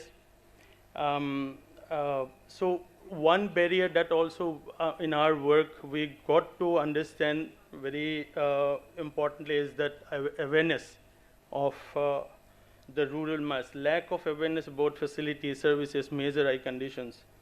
Probably existing literature also talk about that. Now, this awareness barrier is basically low parental awareness of refractive error contributes to underuse of free spectacles, with service providers noting untreated cases among asymptomatic and unilaterally affected children due to potential skepticism. Our program also shows that there are one of the major causes that parents discourage children wearing spectacles. It may be not continuously, and in some cases we saw that girls were particularly prevented going out to any public function or family functions. So there are still those issues are there. So awareness is one of the key barrier. Then the financial barrier, probably the low income family struggles to fund replacement cost of the damaged spectacles provided sporadically. So that's why I said that a one-time spectacle may not be a solution for addressing refractive error among children. And rural area study also, and rural North India study also shows that 33% only cover is currently. Psychological barrier, if I talk about this, is also very important, that the stigma associated with it. Probably stigma leads to children's negative perception and non-compliances. This is also came out in our data very strongly, the psychological barrier they have. There are one thing I'd like to mention, that our barrier analysis for cataracts, pediatric cataract surgeries, it is also mirroring the spectacle challenges, citing parental guilt and access anxieties for parents. The fourth one is logistical challenges, low availability of associated services such as vendor availability. I think outreach camps in the rural area face optician shortages, which is also important because our data also shows that why children they are not wearing spectacles becomes the fitting, because everything is done well. Quality refraction, quality frames, and everything is done well, but it is loose a little bit. So that's why they don't wear. So the importance of availability of optician services also along with those programs are going to be important. I think one of the South India trials shows immediate spectacle provision boosts procurement rates, which is also important, that how quickly we can give them a pair of spectacles. The coverage gap, that is also one important thing. Then the rural surveys indicates the persistent unmet need, and only 7.5% current spectacles despite of 33% prevalence of refractive error. Our similar experience with Orbis work. I don't go through the current evidences, but there's a huge gap, and I need not have to reiterate.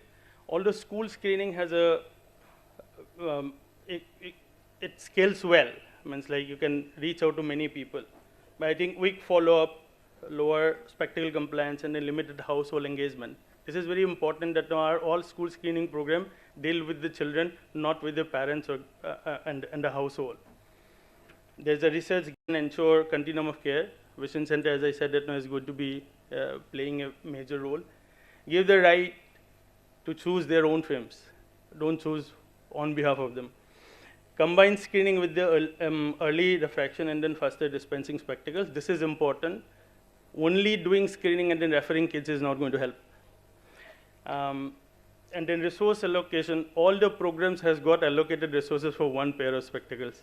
Probably I'd also not only program, but for hospitals who is running school eye health program, eye care is not the detection, it is behavioral change, communication, and service provision. Thank you so much for your patient hearing. Thank you very much, sir. So the next talk is a continuation of this.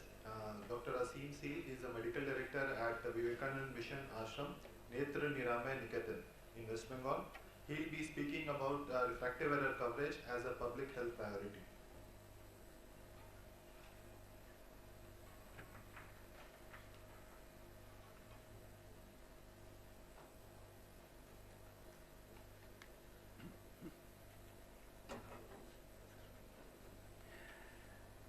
Respected seniors, dear friends,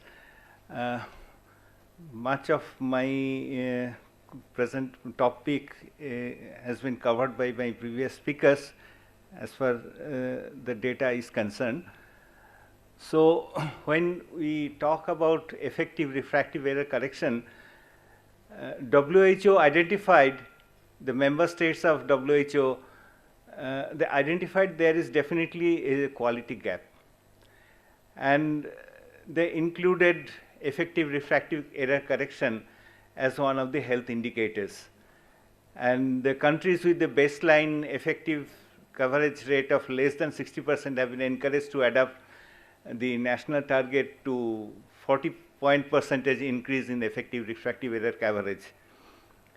So it's about the availability and the quality of refractive error correction.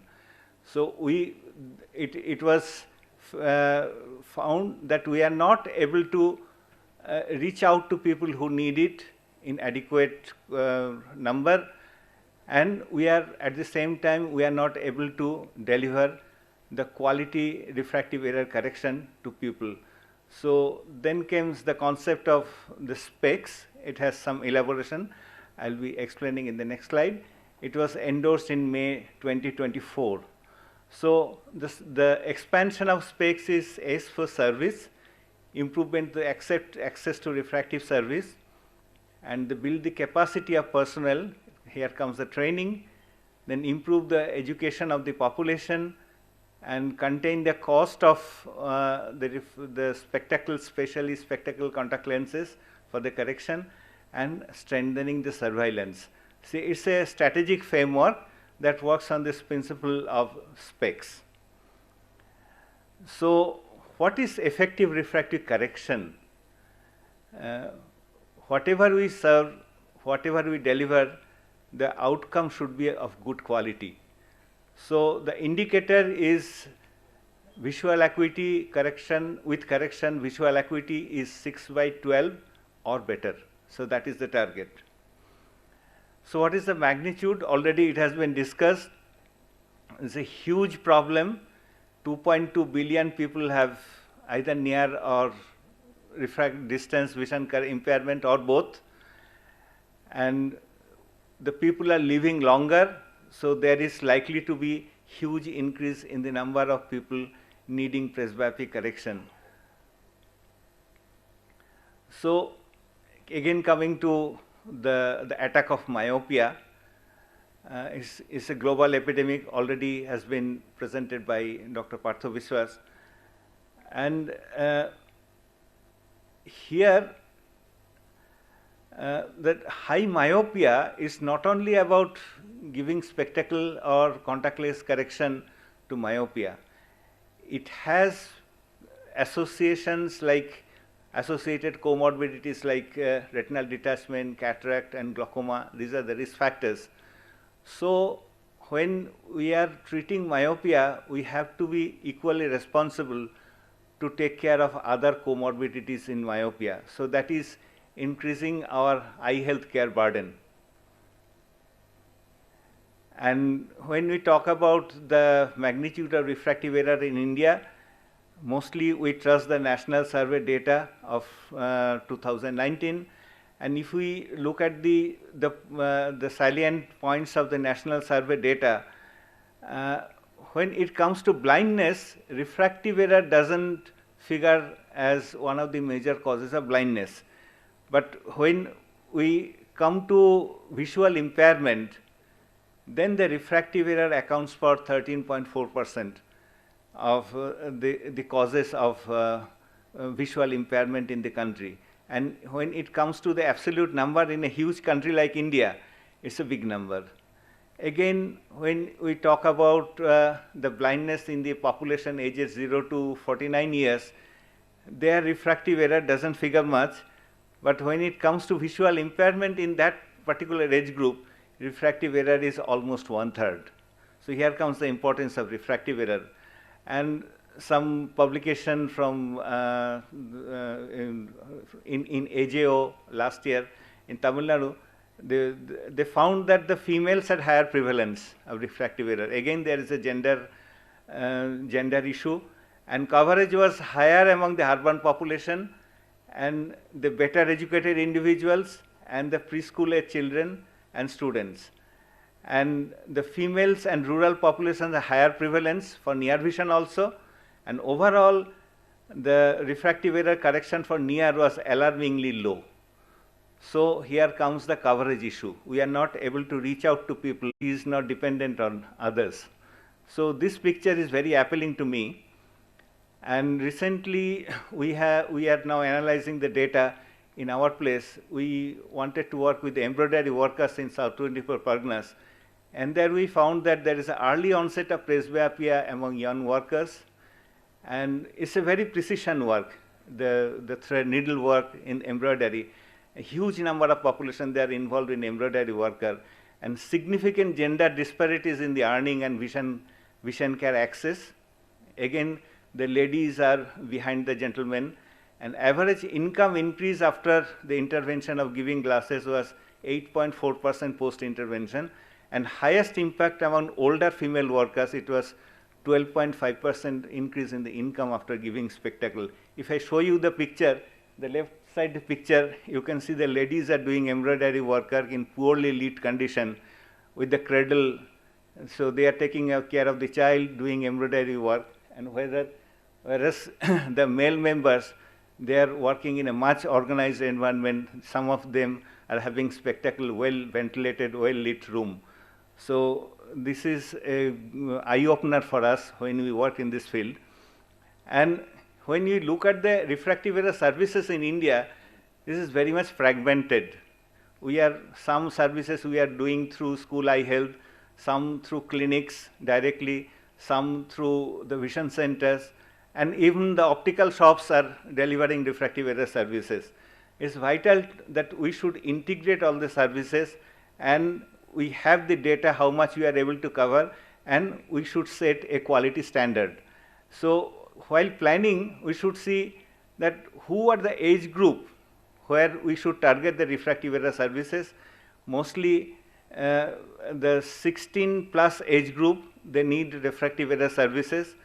And in the 50 plus age group, all the eye health problems are multiplied in 50 plus age group, and where not only the refractive error services, comprehensive eye health checkup plays a vital role for prevention of blindness. And if we calculate the workload, the average, the need in the population, so every year in 1 lakh population, 15,000 people will need refractive error services. So that is our target when we go out to a community. So if we look at the key strategies what we should do in our approach, first is the training, the optimal skill training for optometrists and vision technicians. We are failing in certain areas. The most importantly, the retinoscopy. Retinoscopy, the students come out of different optometry schools without learning retinoscopy. They depend on autorefraction. So retinoscopy is a must to take correct decision.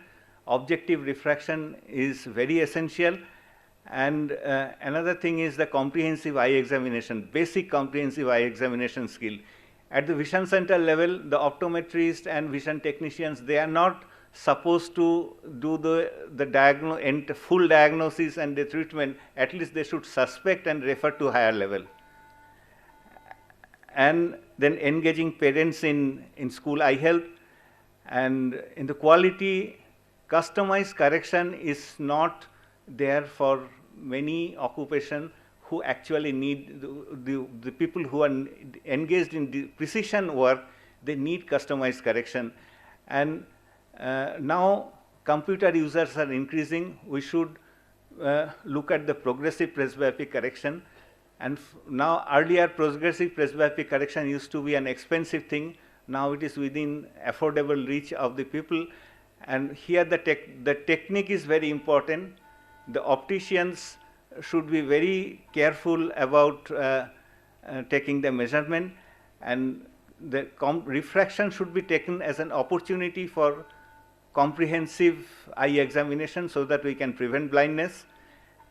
And the last point, that in government system, when we are talking about coverage, in India, the majority of the population depends on the government system. So if the optometrists are not there in adequate number in the PHCs, where they will go? So the government, as a national policy, the government should ensure that there are enough appointments in the government system so that the coverage is good. And some pictures, like I like this picture, one of our vision technicians, she was meticulously touching the ease to maintain the contrast. So quality is a question of attitude. Then retinoscopy, much dependence on autorefraction is not at all encouraged.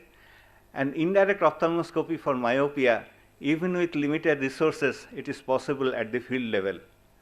So again, it's a question of our mindset. We should reach out more, we should deliver best, we should give best to our people. Thank you. Thank you very much, sir. So next speaker is Ms. Divya Ravilla.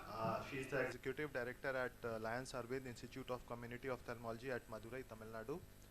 And a special thanks to her because she has been instrumental in helping us devise the Sight for All conclave.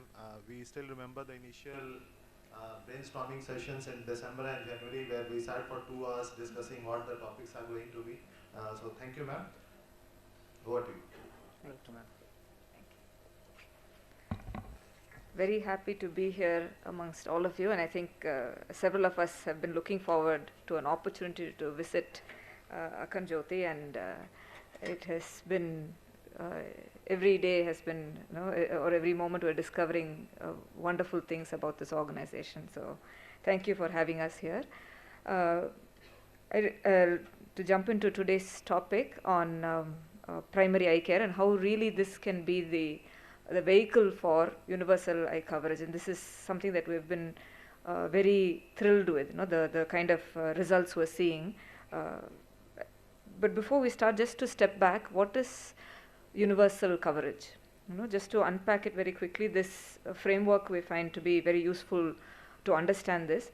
If we look at the box at the bottom, which is our current level of eye care coverage, how much we're doing, the number of patients we're seeing, one of the things that we need to look at here is first, the care that we're providing, is it of good enough quality? And we've heard a lot about this morning about effective cataract coverage, effective refractive error coverage. So first we must ensure that we are catching up with the quality. Now beyond this, we also need to ensure that we are reaching more people, all those who need care, ensuring that they are able to access it through, ensuring that it is financially affordable for them, it's viable for them to access care to us, not just once, but for the entire, like Mr. Rishi was saying, glasses for the first pair is not enough, ensuring that they are able to afford the replacement glasses as well. And beyond that, not just looking only at cataract, are we also looking at refractive error, at other specialty conditions? Because unless we talk about all eye conditions, we can't talk about universal eye health coverage. So these are the 3 different directions, and I should add the quality aspect as well, the 4 different directions in which we need to ensure that we are covering. So if we look at outreach camps, has really been the vehicle through which we are reaching our people. And if you examine it, what we have found in doing a study, we found that of those who reported, of the public who reported that they had an eye problem, you remember much of eye conditions are asymptomatic, but of the patients who self-reported that they had an eye problem, camps were only reaching 6.8%.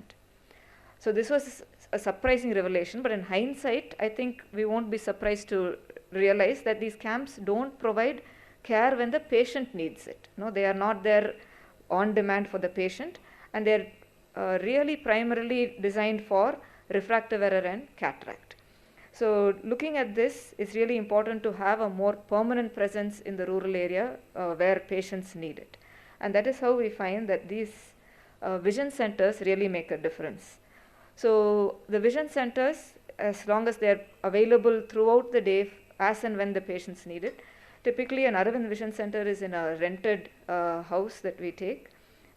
We do a comprehensive eye examination, and all patients are registered for 30 rupees, which is good for 3 visits within 3 months.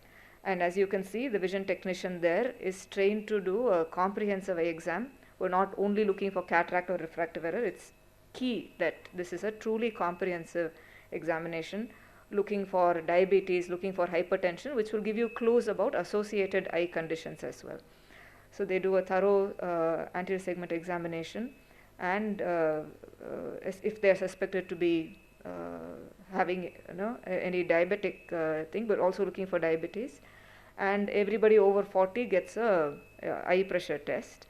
And today, regardless of the status of diabetes, we've just made it as part of our protocol that any patient above the age of 30 gets a fundus examination. The fundus camera is there, and it's now just a matter of seconds within which you will be able to take this image, and AI will grade whether the patient has diabetic retinopathy or not.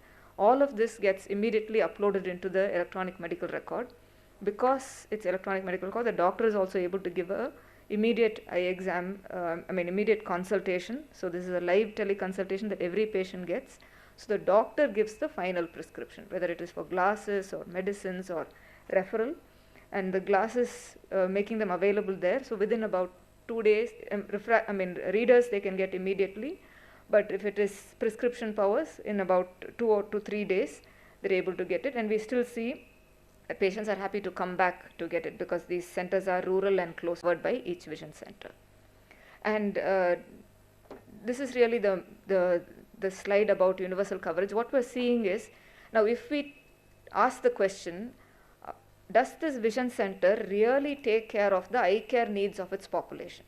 So let's just look at the number of centers that had completed, that had been there for more than 1 year. So it's about 113 centers I'm taking for this slide, the data I'm about to show you. Collectively, they're covering about 12 million population. So since these centers were started, some were started as early as 2004, some may have been only a year old. But overall, we are seeing about 4.5 million patients. These are individuals have been to these vision centers, have visited these vision centers. Now let's look at cataract. So ideally, if we want to have a cataract surgical rate of 10,000, so in India's CSR, that is the number of surgeries done per million, is about 6,000, let's say. So let us have a stretch target of 10,000 surgeries should be done per million population per year. So then we should be doing about 1,20,000 surgeries per year. And we see that in this area, in the service area of the vision centers, about 39,000 surgeries are being done, which is a CSR of about 3,000. So I think this is slowly we know where we stand and how we can get there. Now if you look at refractive error, if you take the number of people who will need spectacles, and also just looking and taking like a high percentage of 20% will need some kind of refractive correction, and assuming that the spectacles will last 2 years, we see that we should be dispensing about 1 lakh or 1.2 lakh spectacles per year. And we see that we are already dispensing we should be dispensing about 2,40,000. We are dispensing 1,20,000. That's about 50% coverage. Similarly, for glaucoma, we see that if we have a target of about 1,20,000, we are now having under our care 85,000 patients who are receiving glaucoma care through the vision centers, who have been reached through the vision centers and who are under care.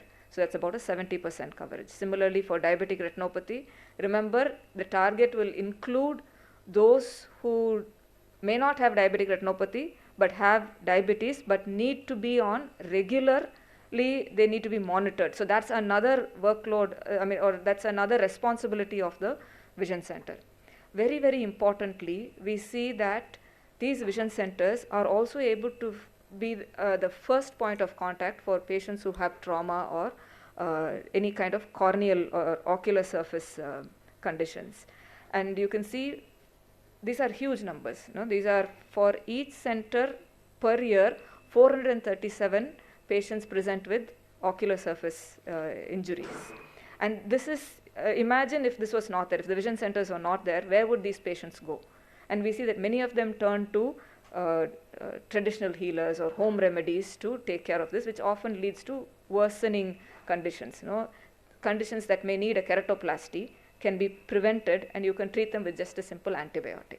So I think that is why, this is really the reason why I think vision centers make a huge difference to our rural population. a study that we did, a population-based study that we did, gave us the opportunity to do a unique analysis. We just looked at patients who were within this 5-kilometer circle, which we called as the villages within the vision centers, and all the villages outside the circle, we call them the non-VC villages. So within VC villages and non-VC villages, let's look at the percentage of the prevalence of blindness. So you can see from visual impairment all the way to blindness, you can see that the comparison between the VC villages and the non-VC villages, significant difference between the prevalence of both blindness as well as visual impairment within the circle and outside the circle. Similarly, if we look at the effective cataract surgical coverage also, we see, and same for refractive error coverage, we see a big significant difference. I just want to point out that while we see this as a big success, what has really contributed to it is that the way the vision center is designed works for the patient. So the timings are on demand when the patient needs it. The care is affordable. It's transparent. It overall, we're able to complete everything in one visit. Reduce referral to the base hospital. 85% of the care is completed at the vision center itself. We only refer 15% to the base hospital. And also ensuring that we're not just prescribing, but we're also enabling the patient to complete the care loop. If they need surgery, they actually undergo surgery. So 70% surgical uptake, 76% spectacle advice uptake. This is really what makes the vision centers work, and in turn, we're able to demonstrate universal eye health coverage. We've also worked with several different governments to kind of spread this model more close to home. In the Tamil Nadu government, we really believe, like Dr. Simsil said, the PHCs, we were lucky in India to have a very good primary healthcare system. If we can integrate this in every primary healthcare center, then we can see that people will automatically have good access to primary eye care, and therefore really make a difference to eye health coverage. Thank you. Thank you. Thank you, madam. So next speaker for this session is Dr. Sagar Ryud, and he is coming all the way from Kathmandu, and he is currently working at Tilganga Institute of Ophthalmology. He will be speaking about eye banking in Nepal and beyond.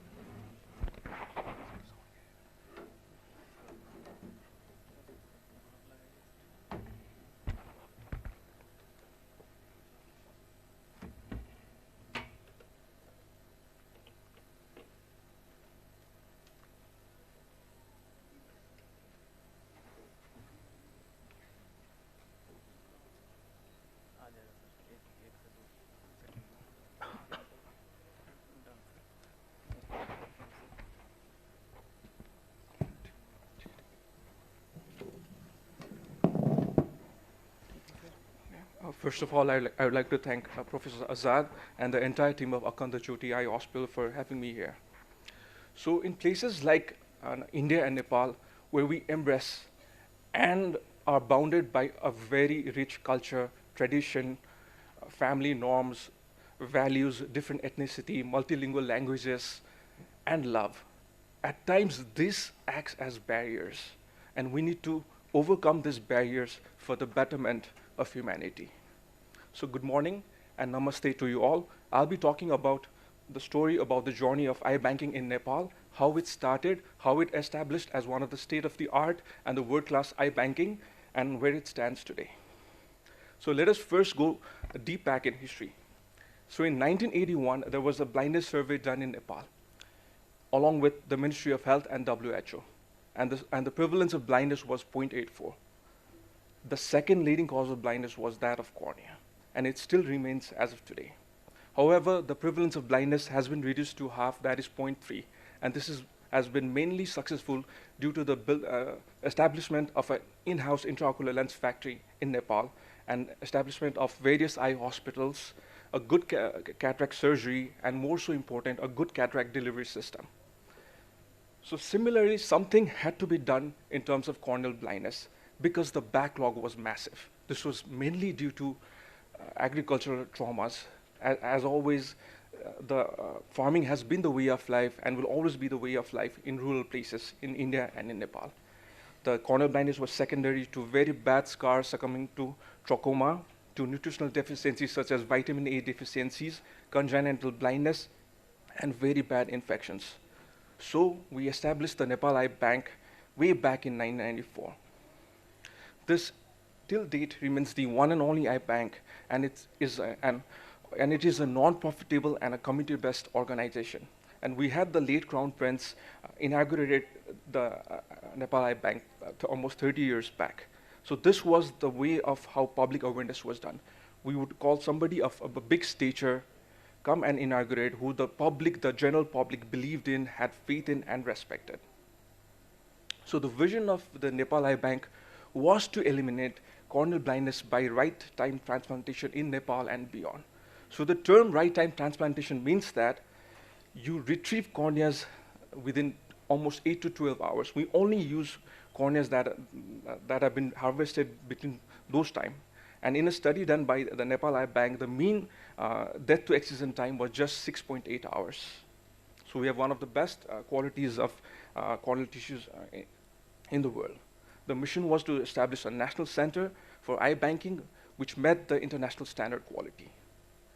Now, these were the various goals set by the Nepal Eye Bank, and we're proud to say that we have overcome almost all of them. It's against the ethic of an eye bank to disclose the donor's identity, but this is, however, an exception. So this is the late Chini Maya Tuladar, who was a 46-year-old female who was the first donor of the Nepal Eye Bank. So she was the one who really kick-started the Nepal Eye Bank, so you always pay homage to her. So some of the key challenges that we faced in the beginning was, although we established the Nepal Eye Bank almost 32 years back, there was not a proper dedicated system.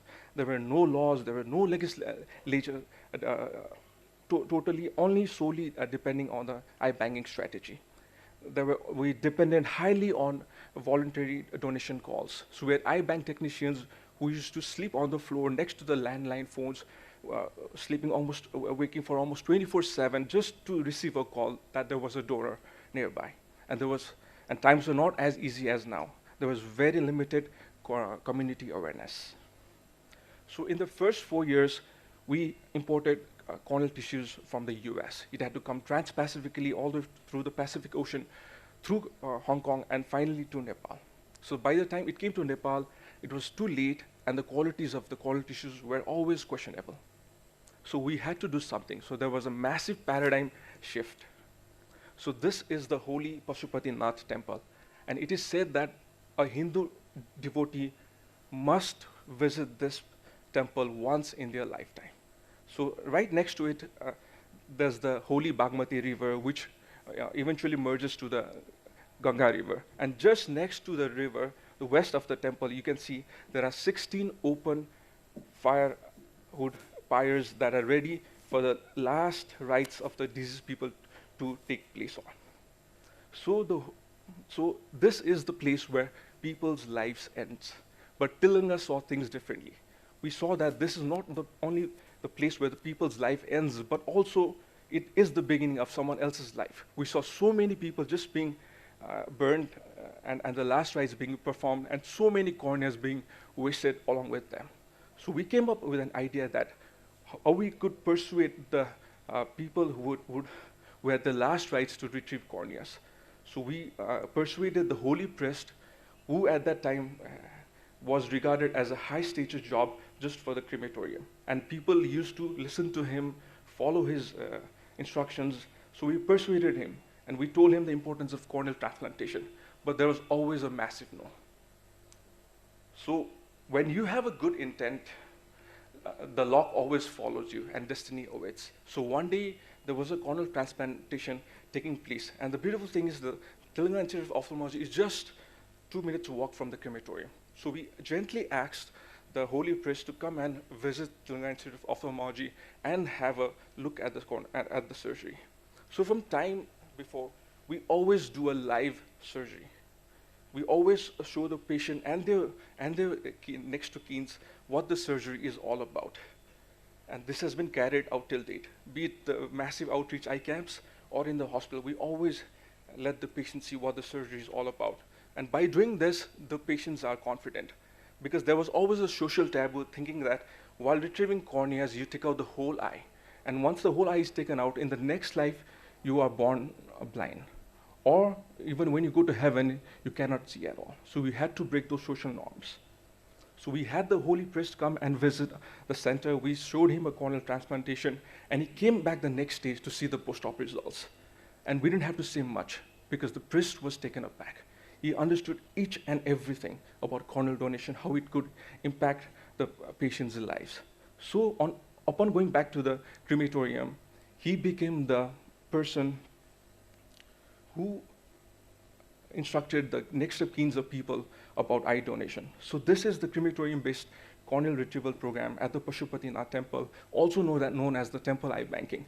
This is the only one and only model in the world of its kind. So this has proved to be the best motivational approach in the context of current eye banking program in Nepal. So the holy priest went back, and with the Pashupati Trust, he gave us 2 places where we could work. One was right outside the temple where we had an eye donation information center. So this was the means by which we gave public awareness. And luckily, there was an excision center open right beside the pyres where the dead people were being burned. So we've always kept our eye banking very transparent and very open. So this is a picture showing next to the kins, looking at the corneas that have been harvested. What this does is sends a direct message and a direct connection to the next of kins. And after doing this, they themselves go and voluntarily pledge for eye donation. As I said, we've always kept, even while harvesting the tissues, we always keep the room open so that the next deceased of kin can come and have a look what corneal donation is all about. And I can guarantee you that sterility is always maintained. So as Professor Azad said, that Bihar is a fertile land for eye health delivery. So the temple eye banking can be replicated in Bihar, in the Arya Ghats, in the crematorium centers, and also in Banarasi, which is regarded as the most crematorium sites where almost 150 patients, people take their last rites. So if you can do that, then India can have the largest supply of chains in terms of eye banking. So in the earlier days, we have come a long way from the earlier days. Now with the changing demands and needs, there was an electronic crematorium also established just to save deforestation and bring down the cost. So we also opened an existing counseling room and an excision room at the crematorium. And we also started the hospital corneal retrieval program in 2013. So we never imagined that one of the sadhus who used to work at the Pashupatinath also eventually would get a corneal transplantation from one of the donors from the crematorium. So this was a win-win situation for us all. So it was just the first 4 years from the establishment of the eye bank that we relied on donor corneal tissues from other countries. Ever since, we can proudly say that Nepal is self-sustainable in eye banking. So this is the various timeline of our eye bank.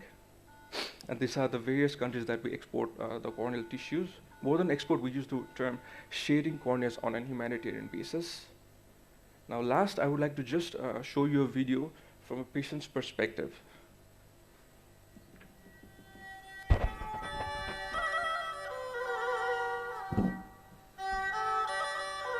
this really tells us what temple eye banking is all about.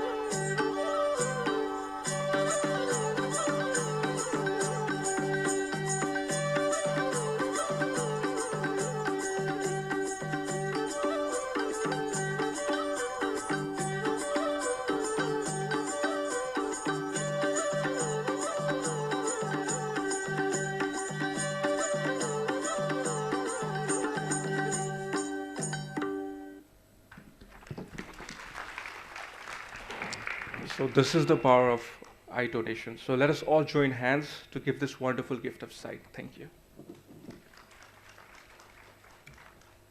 Thank you, Dr. Saga, for taking us through this beautiful journey. So this is one of the prime examples of out-of-box thinking, where you are using a temple as a platform to increase the eye donation awareness and subsequently increasing the corneal donation. So we'll throw open this plenary session 1 for discussion.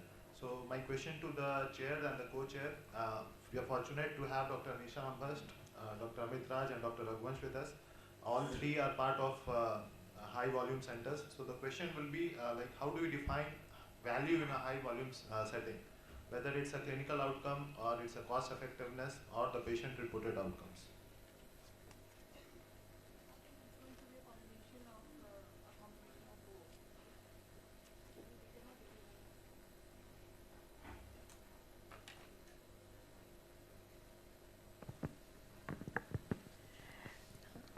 I think it's going to be a combination of both value.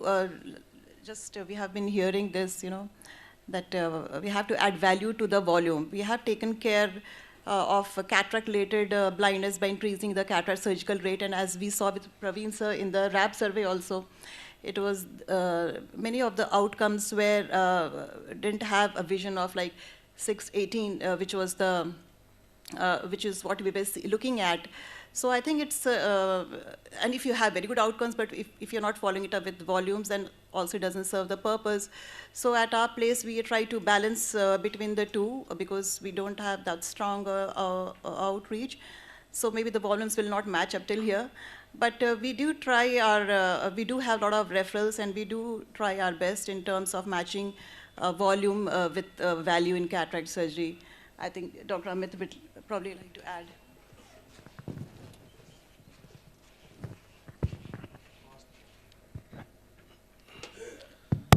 Cost effectiveness is always there especially in a government setup, but there is a lot of limitation with the, you can say, infrastructure. If it is not matching with the demand of the patient, and you can say caregiver, manpower, all these things are work in unison. If manpower is less and there is so much rush, you can't give quality care. But at the same time, as we are working in a teaching institution, we always strive for better academics, especially among postgraduates.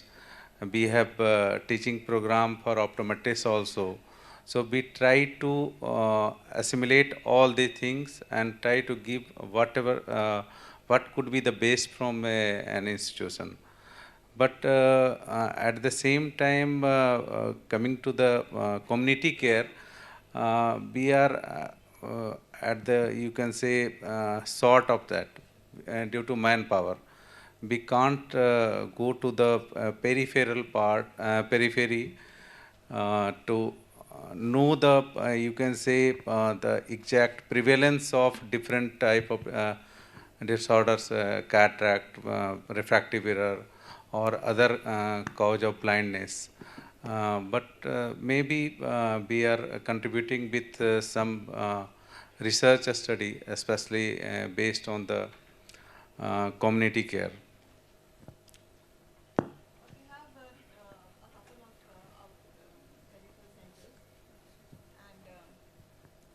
So we have been giving free presbyopic glasses and try to doing locally the school screening programs, and we are I think a little successful in prescribing spectacles there, but we have not been as fortunate to be getting the patients with cataract and all to our center. So, but as far as refractive error is concerned, I think we are trying to do a little bit as much as we can do with government constraints and all.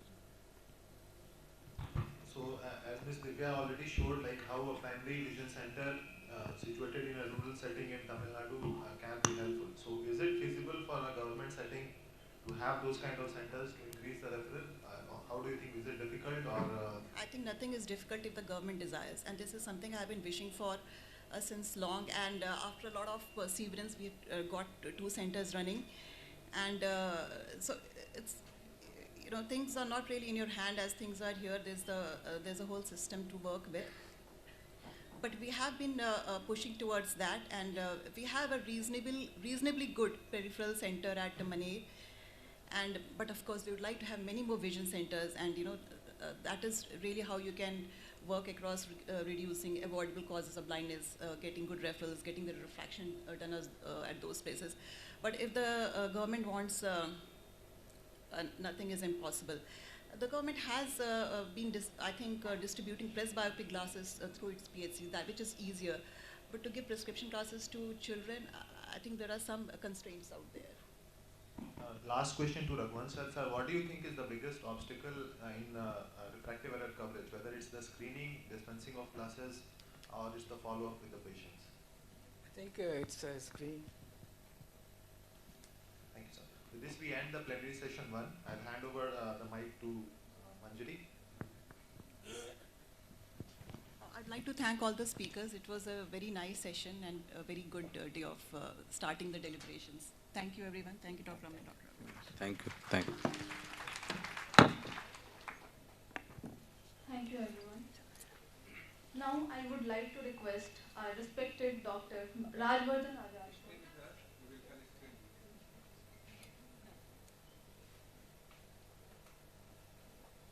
I would like to request our respected Dr. Rajvardhan Ajad sir and Ajit Kumar Poddar sir to kindly come forward for the felicitation.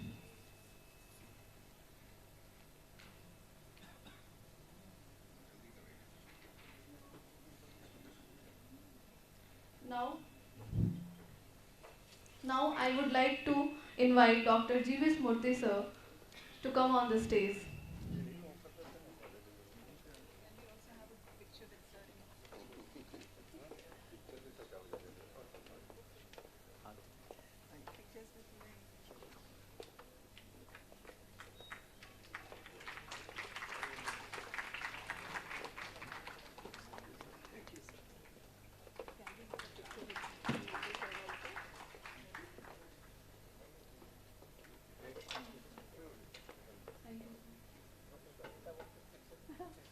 Wanted a picture with you.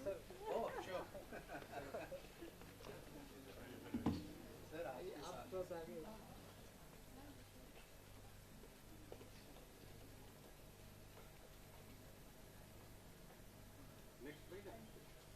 Now I would like to invite Dr. Risiraj Bora sir. Please come on the stage.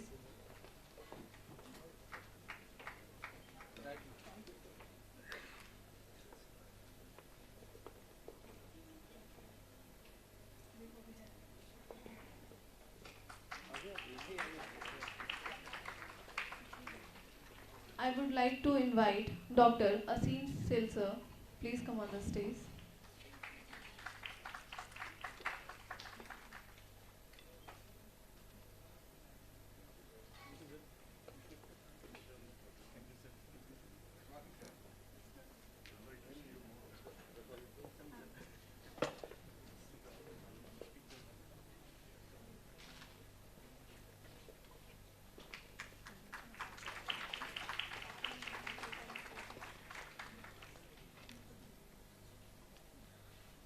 Again, I would like to request Ms. Divya Ravila ma'am to come on the stage.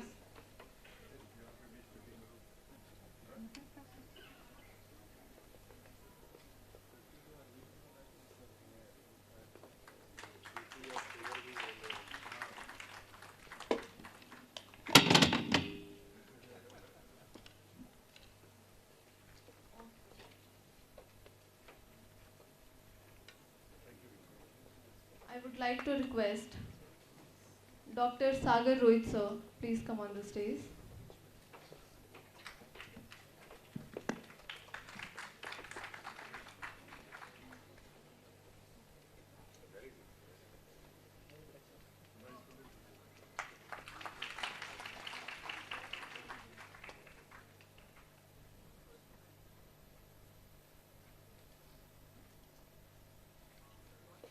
Now we will Felicitating our chairperson, Dr. Anita Ambastha ma'am.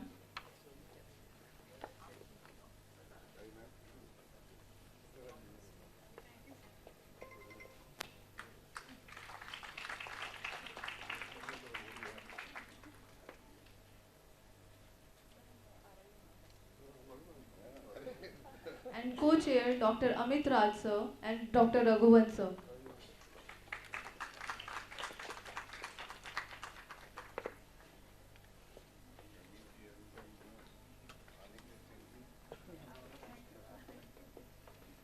And the moderator, Dr. Sumit Randhir Singh sir.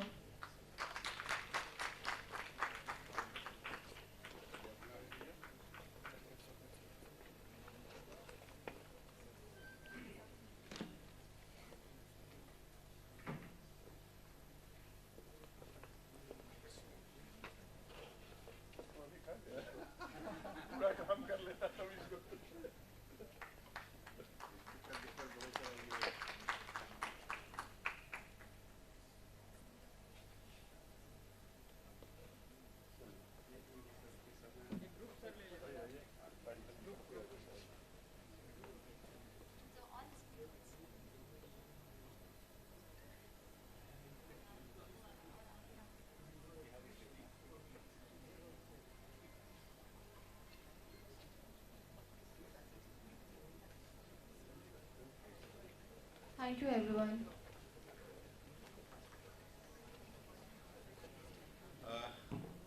I will just steal 2 minutes of yours. Presbyopia is a public eye health problem. Throughout the presentation, you learned about that. Today, for Akhand Jyoti, today is a landmark moment, as we are going to start a new partnership with Restoring Vision US, who is a non-profit committed to address the presbyopia globally. And I will request Ian Roger, Global CEO, Restoring Vision, and the Napina Sampat, Regional Director, Asia, to come over the stage. And I will request Ajaz sir to felicitate both of our guests. And then I will also request both of you to say a few words about your organization and how it's going to help Bihar and underprivileged states like Bihar and other low-income geography.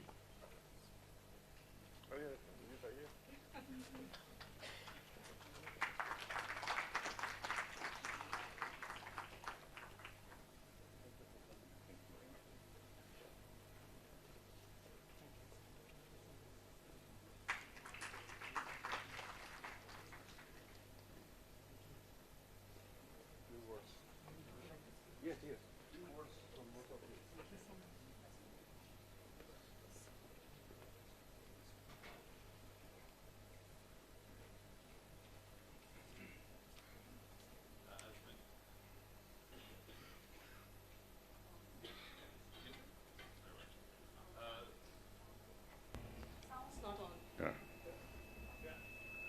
Okay. Yep, thanks. Sorry. Thank you very much for the invitation. As mentioned, my name is Ian Rogers, and I'm the Chief Implementing Officer for Restoring Vision from our global headquarters. I would like to thank the executive team of Akhand Jyoti Eye Hospital for the invitation to speak and just to actually partner with you. Thank you very much. I'm also humbled to be invited to this very important conference.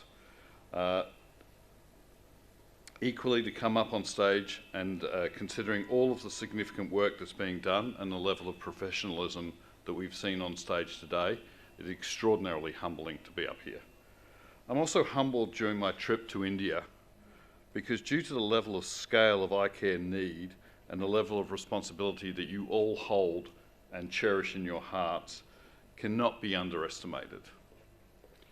I thank you for your recognition, and your level of skill and scale is really global. Restoring Vision's mission is a world where everyone who needs eyeglasses has them. Our mission is to enable lives by restoring vision for those millions of people in need. And our value is to translate the empathy into action, as you all do.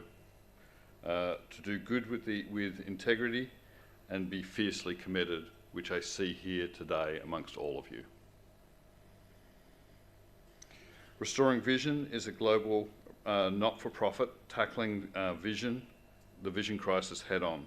We focus on addressing presbyopia, the age-related deterioration of near vision that is most common cause of vision impairment worldwide, which of course you all know. Since our founding in 2003, Restoring Vision has reached 40 million people in more than 150 countries with the donation of glasses, but this is only possible through partnerships like this one and with others out there in the room and also across the world. With 2.2 billion people around the world having vision impairment, of at least which 1 billion people have vision impairment that could be prevented or yet to be addressed, we recognise that India is a very, very special and significant country, of which we really are looking to try and support as much as possible. This is India, whilst we have operated here at a small scale, India has now been announced as one of our priority countries. For that purpose, I would like to introduce our area director for Asia, Ms. Napina Sapanth, and she will speak about our India program. Thank you very much.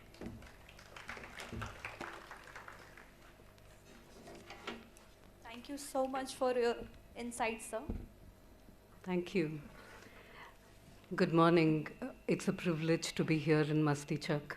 And can I begin by saying that the sessions in the morning were deeply inspiring and, like Ian said, very humbling. There is a lot to learn.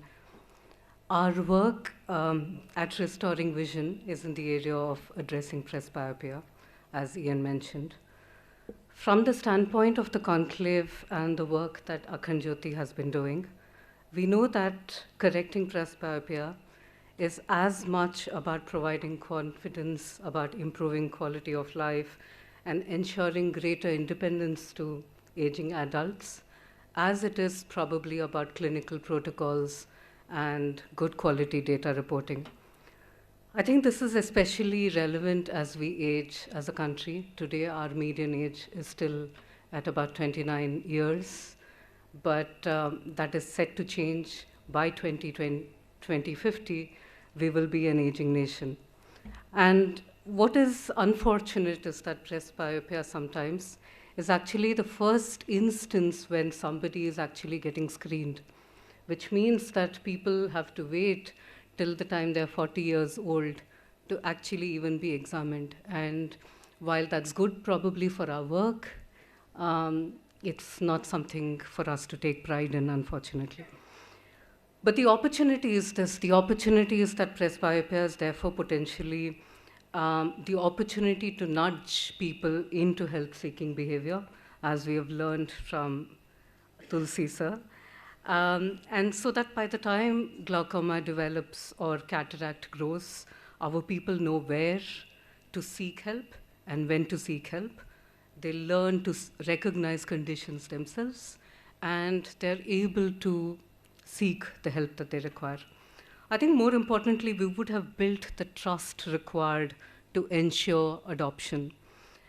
Sometime in their 40s, all of us, many of us who are not 40, I can see around the room, many of us are not 40 yet, but by the time we get there, we will realize that we are no longer able to read a newspaper at arm's length, or we are not able to see the wound on our legs. And I think that moment is a door, and it is a door and an opportunity for us to right some wrongs. Dr. Vashisht, the WHO team, AIMS have recommended, for example, in Karnataka to the government, that presbyopia screening should be integrated at all levels within the public health system, especially starting at the level of a sub-center. So somebody who needs a very simple pair of near vision glasses does not have to travel to a PHC, and they can receive it in their own village. But this would require that we train the ASHA workers, the CHOs, and the ANMs to be able to screen responsibly and to also understand what the protocols are for referrals. Because there will be, like I mentioned, this could be just the guise under which somebody comes to a subcenter, but we may actually find out that there are underlying conditions that they need more help for. What we are therefore trying to do, for example, in Karnataka is we have identified one pilot district, the district of Yadgir, where across 216 government facilities, we are going to train the CHOs, ANMs, and the ASHA workers to be able to screen for presbyopia and provide reading glasses on the spot. This is getting done this year. What we are hoping is that this is something that we can do across the country, obviously. As we all know, our public health system is under pressure. We don't have enough clinicians, we don't have enough optometrists to be able to, or ophthalmologists. And we are hoping that this will reduce the burden at the primary healthcare center level and maybe the district hospitals. I think what is interesting for us as Restoring Vision is that what makes this model compelling is not the glasses, it's what the glasses do. I think the glasses are a very good device to start to enable a relationship building between an individual and the health system. And therefore, this is not an endpoint. We think of this as the entry point. We believe that a well-designed presbyopia program is essentially should be population-level screening and trust-building exercise. One that is able to identify who's there, bring them where care is required, and creates the conditions for lifelong continuum of care, like Ms. Divya mentioned. And we hope that with your support and help, we will be able to make it happen. Thank you so much for the opportunity. Thank you, ma'am.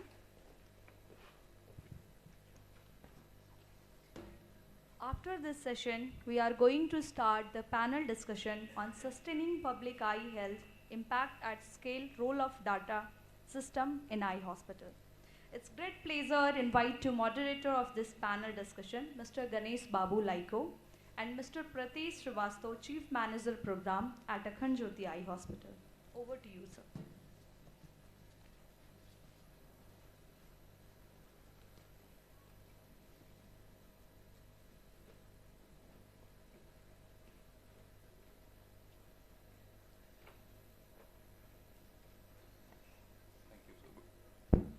Good afternoon. So now we are moving on to the panel discussion on the important topic, the role of data systems in eye hospitals. And we have with us an esteemed panel with diverse expertise. And I request them to come onto the stage, Mr. Tulsiraj sir from LICO, Dr. ZVS Murthy, Dr. Shamanna, Dr. Rohan,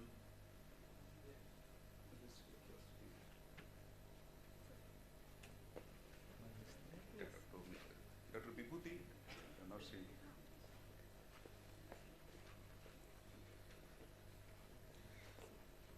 So the panel represents a diverse expertise including the hospital leaders, community health leaders, and research, and also the clinical care. And I'm sure like they need no special detailed introduction.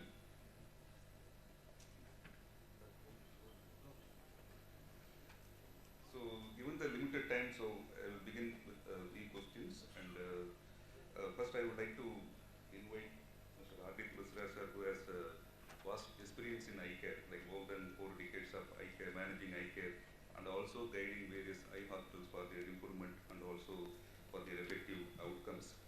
So I just invite him to set the context and also highlight the importance and role of data in managing eye hospitals.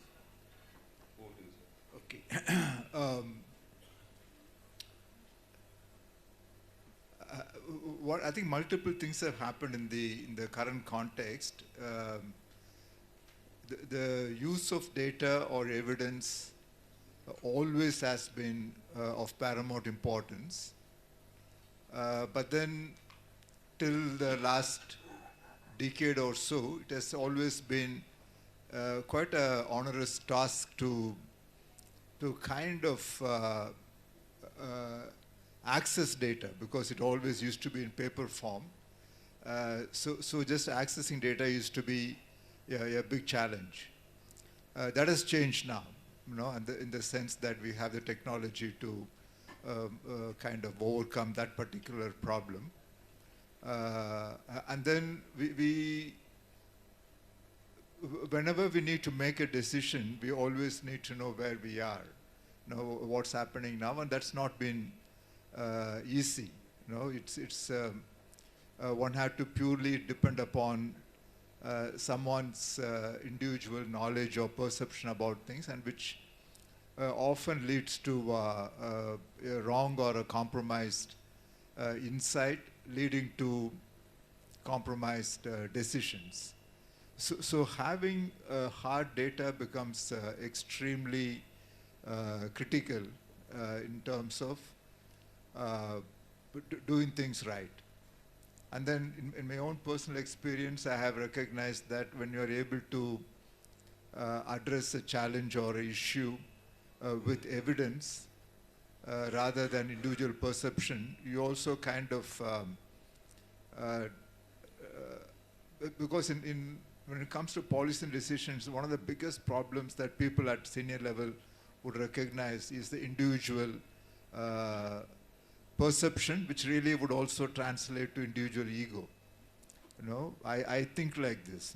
So it's very difficult to cut across that, because in a hierarchical society or culture like India, where the rank and seniority and age, all of that supersedes what is the reality. Data is what comes to hand. For multiple reasons, I think it's important that we embrace data, and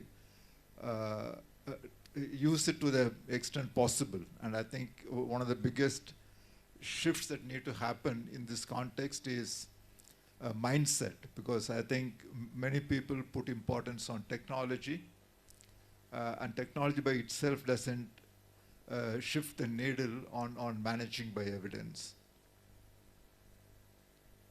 Thank you, sir, for highlighting the importance of the changing mindset, and also depending on more data than their own faith and their experience.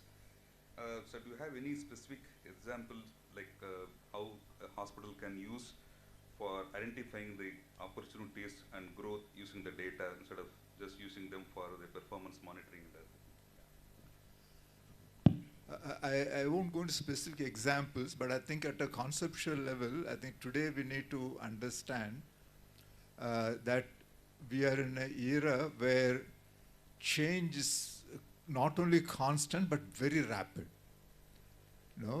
So continually things are changing. For example, you're having new technologies come in, or the patient expectations are changing. Clinical protocols are changing. We are finding the payment mechanism is, the dynamics is changing very rapidly from self-pay to third-party payments. A lot of regulations are coming in. So all of this signifies that now hospitals, in our context, are operating in a very, very dynamic environment, which means that staying relevance cannot happen with business as usual. So you constantly have to be looking at what's going on, and fundamentally to change relevance, you have to be constantly evolving. I think this is where data becomes extremely important. Both to know where we are, which way we have to go, we come up with ideas, we experiment, to know whether it's working or not. Now, for all of these things, I think this is extremely critical. And I personally believe that without good evidence or good data, it would be almost impossible to get it right when it comes to changing, because we're not talking about one big change. We're talking about change on a continual basis, literally on a daily basis. No, so this not only data becomes important, but also developing that evidence-driven mindset within the organization also gets to be extremely important. Thank you, sir, for highlighting like how we can make use of the data for managing changes and also drive continuous changes. Next, I would like to pose my question to Dr. GVS Murthy. Sir, this morning in the keynote address, you presented a lot of evidence based on the community-based indicators. So we all know that like community level outcomes are really influenced by the hospital level actions and also the hospital level performance. So the question is like how can hospital use this community level data for planning and improving their own work, or how they can relate their hospital-based activities to address the problem in the community? Right. Ganesh, I think what is important is to realize that data is for everybody's good. So it's not just the hospital systems, which Tulsi described very eloquently, but also to look at, is it something which is going to finally benefit people in the community? Now that has a dual role when it comes to a hospital and a community data. If I look at the hospital setup itself, from the hospital where you're operating or providing glasses or treating somebody with glaucoma or diabetic retinopathy, the person doesn't stay in the hospital forever. The person goes back into their regular environment. But that doesn't mean that everything is fine. There are going to be issues with their vision. They may have some other problems. They have built trust with the hospital. So what they would expect is, if they have a problem, then the hospital reaches out to them or they can reach out to the hospital.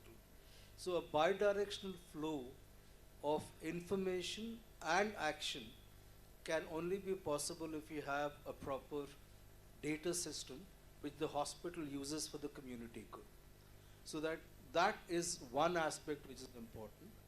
The second aspect is, when you're looking at a community, what we realize in public health, in health per se, is that the first indication of any change that is occurring in a community comes from the presentation to the hospital.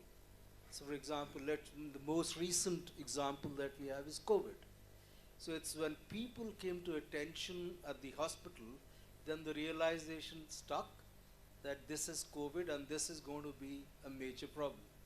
So hospitals have sort of an inherent responsibility to be able to track trends which come from the community with relation to newer expectations, with relation to newer conditions which come up, because they'll be the first people to get wind of what is happening in the community, much before it becomes a sort of a national issue.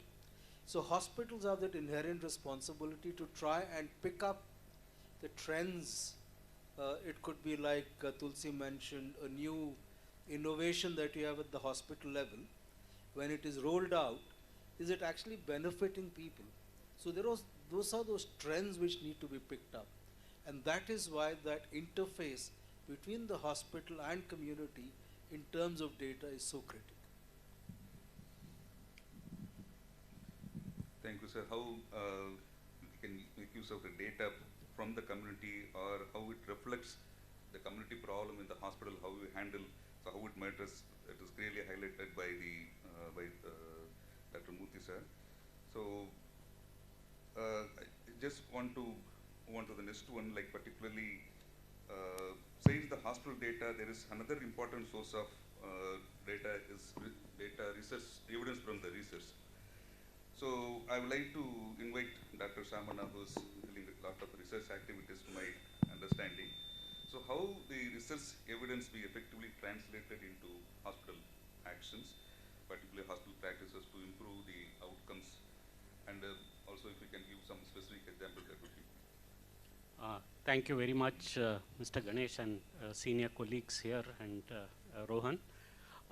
I guess one of the important aspects related to what we've been discussing is the gap which exists between knowledge and practice, or evidence and practice. And I guess since morning we've been, providing a lot of information with respect to the studies being done, the evidence being generated, etc., etc. But how is it being translated into, practice? So I just wanted to hint on the aspect related to what we call as implementation science or implementation research. When it comes to the field of community eye health, I don't think so we have done enough work. In the existing context, I wouldn't be wrong if I say that apart from saying petroleum is the new gold, I think data is the new gold as well, in the sense having access to information. All of us do a lot of work in terms of the performance and the services, etc. But where we probably have seen a gap is the fact that we have not documented information which we have done. So that culture is building, and that culture is coming up a lot. I just wanted to quote a few examples of what exactly and how exactly this information data and the translation of this data into real practice has happened over a period of time at the hospital level. Say 2 decades ago or 3 decades ago, you probably had convention of using what is called as pre-operative antibiotics for preparation for surgeries, but you don't do it anymore. So that has over a period of time come basically because you have recognized that there are not going to be, whether you use pre-operative antibiotics in preparation or not, or whether you use just iodine as we used to, it's the same. So that has changed. At a hospital level, also the fact that post-operative, say, follow-ups for cataract surgery for that matter, we had then the next day, 1 week, 4 weeks, and 11 weeks, like that we had this kind of a schedule. But we don't use the 7-day, or we have done away with the 7-day sort of post-operative follow-ups. So this has emerged, or this has happened purely because we were able to collect information and use that information to drive our individual practice, which later on has also become, sort of policy or policy prescription at a particular level. And what it has done is it has freed up a lot of time for thing. From your own perspective, I think within our country we don't have a problem of what we call as waiting times, right? Or we have a problem of waiting times because, in order to manage waiting times, we've also taken a lot of measures in terms of looking at data, looking at stations where, the delay happens. And we've sort of taken action, and that's more of an operational research sort of thing which we have done with respect to looking at hospital. From a very public health perspective, I can tell you one of the biggest things which has happened, and my teacher Dr. Murthy will bear me out, when we wanted to give therapeutic doses of vitamin A at a population level, the WHO recommends STAT today, tomorrow, and 14 days later. But the Indian program has always recommended STAT and 14 days later, because they think giving the second dose or asking people to come for the second dose, wherein you're just building the stores of the liver to, prevent, eventual deficiency or to make up that particular deficiency, is as good as giving 2 doses instead of 3 doses. That is something which has driven at a program level as well. In the morning we were discussing about, the opportunistic aspect of looking at all those people above 30 years or above 40 years for presbyopia. I think here is an opportunity also for us to look at early glaucomas as well as retinopathy at a hospital level. I think opportunistic screening is something which can be done if you look at, because setting up a screening program for something like glaucoma is going to be complex and it's not something which we can do. I can quote many such examples in terms of how data has driven, in terms of practice as well as policy.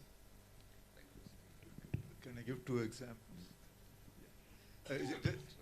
Just to supplement what my friend Shamana said, at a policy level, where I was personally involved in these things, for the audience, they may or may not know, there was a time in the early 90s where Government of India was, it was not official, but sort of reluctant to go into, to push use of IOL in the country.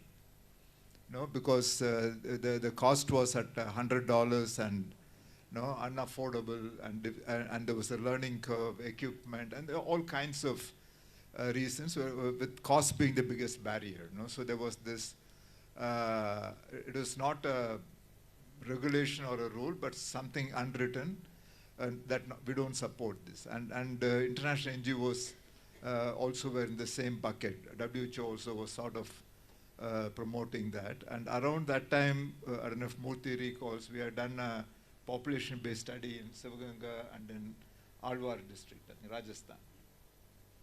Bharatpur district. So in that, as part of these population-based studies, we always look at outcomes as one of the parameters. And what the outcome showed was that amongst the patients who got a phakic surgery, which was the vast majority, literally 40 to 50% were blind in terms of presenting vision because they're not having the glasses.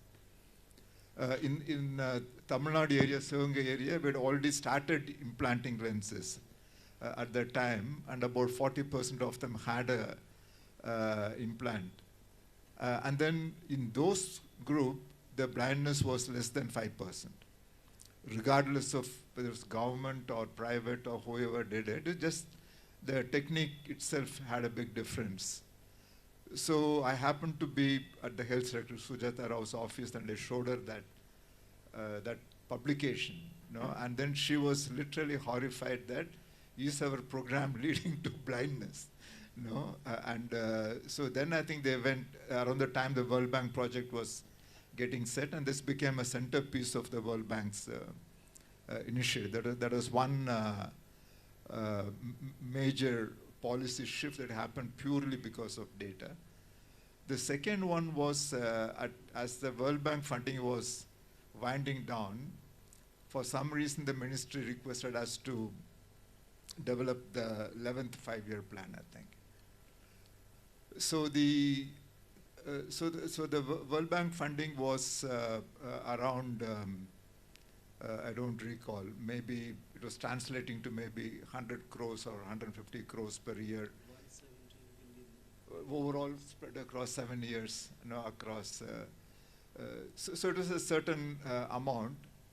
And then when we had the chance under Vision 2020 to develop the five-year plan, we worked backwards, saying that if India has to achieve this level of eye care, what will it take and what will it require? So that analysis required that we have to require funding almost 4 times what was the previous thing. So the ministry was in no mood to support that, saying that this will get thrown out immediately.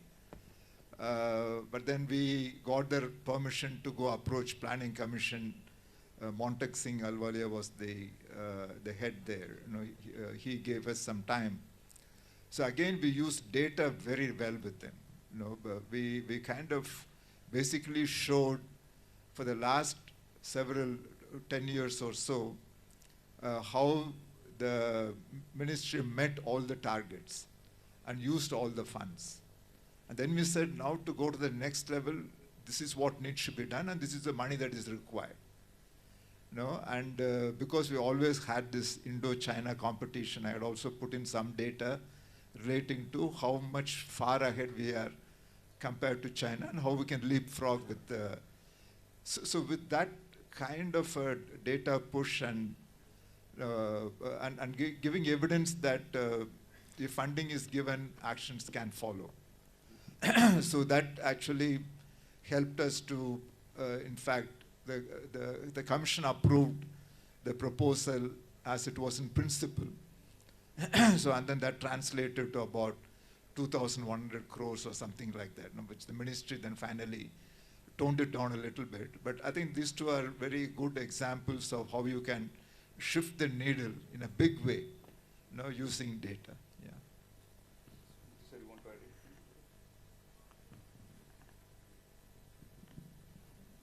anything? Absolutely, within the same initiative, when you look at something like the District Blindness Control Society, all the 5 pilot districts where the District Blindness Control Society was tried out, they looked at a 150 to 200% jump in the cataract surgery outputs, one. The reporting of the surgeries which had taken place. So both those things came together, and the realization of putting somebody who does not have the surgical responsibilities in place to actually push the program forward. So those 5 districts together meant that the government decided that the District Blindness Control Society would be the way for the program to go ahead, and more importantly, that all the funds for the state would actually go directly through District Blindness Control Society. These are major decisions, because anything which brings about a monetary change, it only happened because of the data and brought about that monetary change, which is one of the biggest challenges in the government to actually manage. So within that World Bank project, there were a lot of things that could be done. And the comparison between Sivaganga and Bharatpur, Sivaganga already had about 16% IOL surgery. Bharatpur had 3% IOL surgery.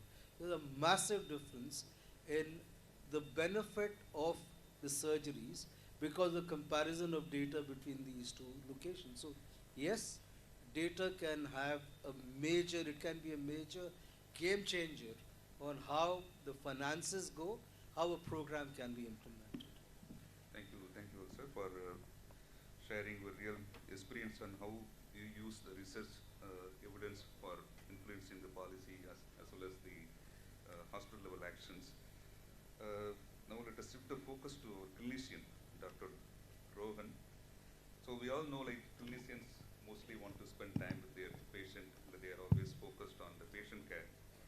But from your experience as a clinician and a hospital leader, so what kind of data that you use currently, or what kind of data that you recommend for the clinicians here for their ongoing monitoring and improvement? Good morning, everyone. Actually, as Samana sir said, data is new gold, means it has much importance in every point in eye care delivery. So I'm a clinician, and I would start with this simple EMR in our hospital. Introduction of EMR gives you every data you might need in your process of eye care delivery. First and foremost, so many things have been discussed, but it helps right from early detection of various diseases like high myopia, diabetic retinopathy, and glaucoma. It also predicts how the therapeutic journey of the patient would go in future. How can be the referral and linkages can be easily tracked, patient can be tracked. So these are all data based.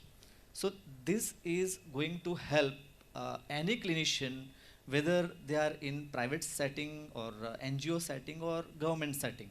So data is the key. Ultimately, we have to understand that we need to convey the importance and advantages of the data use to the clinicians.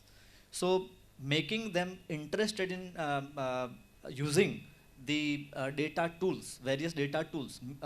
Actually, the list is long, but if we take few points like AI can do wonders. AI can not only be used as a diagnostic tool, but also as a decision making in our treatment journey. When we talk of this thing, this data collection and the system must be very simple. It should not be complicated so that the clinician doesn't have any interest in that. Tele-ophthalmology is the another thing which have been nicely described in the previous session. Tele-ophthalmology takes care of people in the remotest part of resource constrained countries like India. Vision centers and sub centers, they can do wonders through data collection when we apply AI tele-ophthalmology together. Institutional support must be there for the training of these new gadgets and gizmos and AI tele-ophthalmology. It also helps us in auditing and research purpose also. So if we convey the importance and advantages of using data, whether it is AI, tele-ophthalmology, it is going to help us in a great way. It starts from early detection till referral linkages, which is the key factor nowadays, because we are operating so many patients and we lose the referrals. They do not come at the hospital. At the same time, private hospital, they have that revenue kind of thing. In NGO sector also, we can use data for patient retention.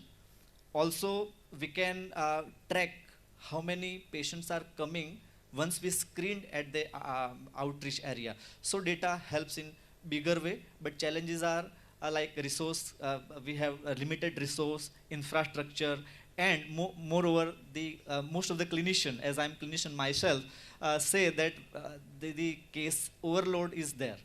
There is lot of cases and I cannot devote the time, but if we convey this message, everything would go fine. Thank you.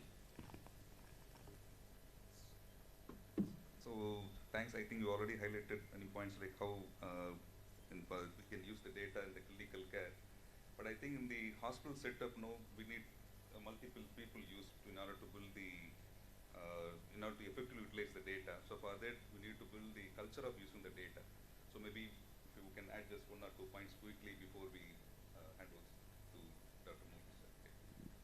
How to build the culture. Yeah, I think the first thing which starts with the culture of using data is demystification. The problem is a lot of people, when you look at numbers and when you look at data, are overawed or they are scared. So I guess we need to look at how do we demystify data. That's the most simple thing which we need to really build our culture into the system. If we do that, I guess we would probably be many steps ahead. Right from the person who's at the sort of lowest common denominator at the field level, right up to the top echelons of power, we need to make sure that the data which we use, I can give a personal example of how data has helped us to get a state level program. We had the opportunity to engage in 2001 with Mr. Chandrababu Naidu when he was the Chief Minister of Andhra Pradesh. I call it the USA, United States of Andhra Pradesh. So at that time, just because we demonstrated to him, we were able to actually get the program much before the launch of the national program. That happened because of strong data which we had. Thank you. So I think because the time, I mean, we need to hear from the audience also. Dr. Partha sir has something to say. Sir. Yeah, thank you very much, Ganesh. I'll just carry this forward. Data, how it can be very, very important, even when it comes to sensitizing our policy makers for this. So last year we had the opportunity from AIOS to take an appointment with Madam Nirmala Sitharaman. So we wanted the GST to come down, and she gave an appointment suddenly in about just 3 days' time. So we looked at the data of how much ophthalmologists are paying as per GST and how much of a burden it is for our district level ophthalmologists and hospitals which do charitable work. And this data compiled with the Arvind data, in fact Akhand Jyoti's data was also there. So all the data we compiled, and we said that we are speaking on behalf of these ophthalmologists, and ophthalmological charity is the only charity for entire medical sciences. So you have to give us a GST rebate. And she listened to us for nearly 40 minutes, uninterrupted, and when the GST came, that relaxation from 18% to 5%. So it was a big achievement for all of us, but data was sacrosanct. Thank you, sir. Thank you for bringing the new dimension, like how we use the data to reduce the GST. So I think I just request Dr. Murthy sir to summarize and wrap up. Thank you, Ganesh. Thank you very much. I think it was really fascinating discussion looking at various aspects, right from the policy level to the institutional level, and the cultural aspect of data, because most times people are scared of data because they think that is a medium to punish you if something goes wrong. And that is a sort of cultural mindset which has to change. I would just have one request from this august audience, which represents so many hospitals. In the time when we are looking at what we call as co-design, co-development, and co-ownership, I think that interface between data and the community, how we bring that together, we need to take a close look. So each hospital, if you take up one or maximum of 2 districts around your hospital, because you collect a lot of community data, household data also through your camps and vision centers, trying to look at that opportunity of creating that interface, sharing that with the community and asking them, this is what it shows, what can the community together with the hospital, what can it do? And I think that will demystify, like Dr. Sham said, the data that is viewed with suspicion, and bring together both the community and the hospital on the same page. It's not easy to do that. You can track what is happening within that community, your outputs, your outcomes, and your final impact of your activities can come out very clearly. So that's a request and a challenge to all the eye hospitals over here. Thank you very much, Ganesh, for excellent moderation of this session. Thank you everybody else on the panel.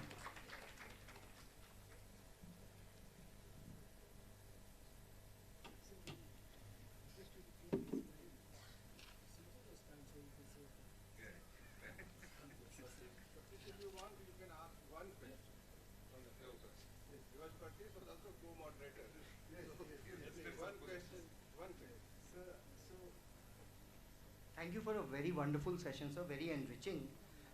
Tulsiraj sir, in your initial comments, you had spoken about technology adoption and the intent of data management for effective technology management. So I would request you, based on your experience of more than 4 decades, to please list a few antecedents that are mandatory for effective technology management, so as to effect robust data management within hospitals.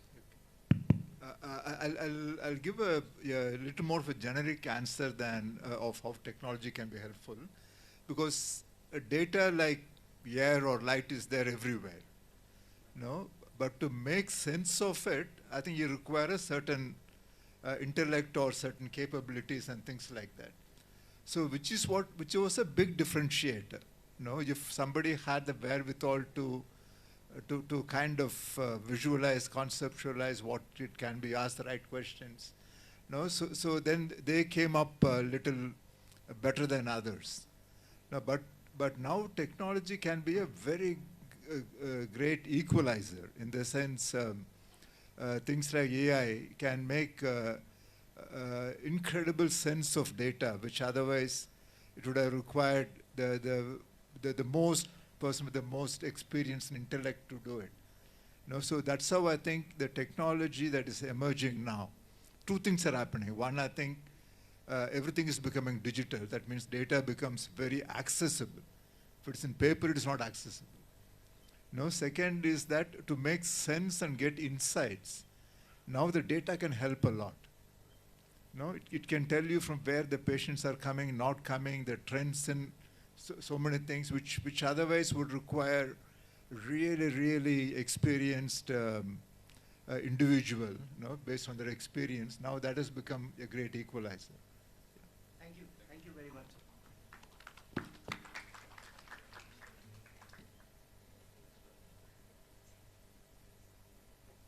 Thank you so much, sir. Thank you for such a wonderful session. I will request to all panelists, please stay on stage. I would like to request our respected Dr. Ajit Kumar Pudda sir, Dr. Azad sir, to kindly come forward for the felicitation.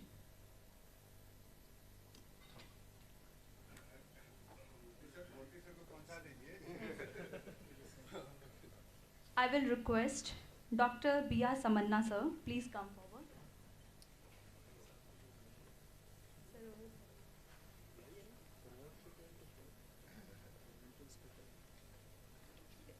Mrityunjay sir is here, please come.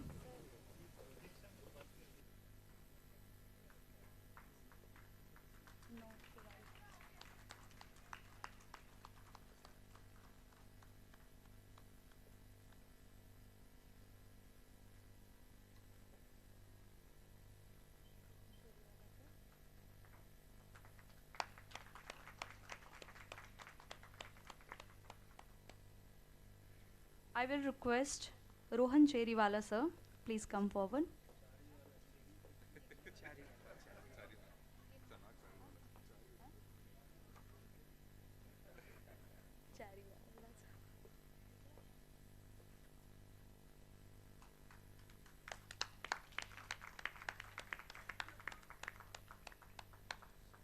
Now I will request Mr. Ganesh Babu sir from LICO.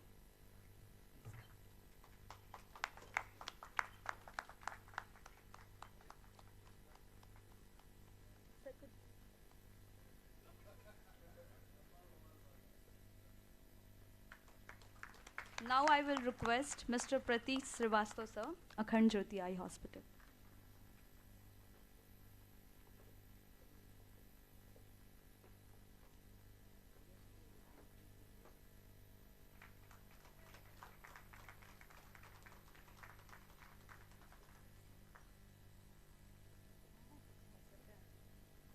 Now I will request Mr. R.D. Tulsi Raj sir.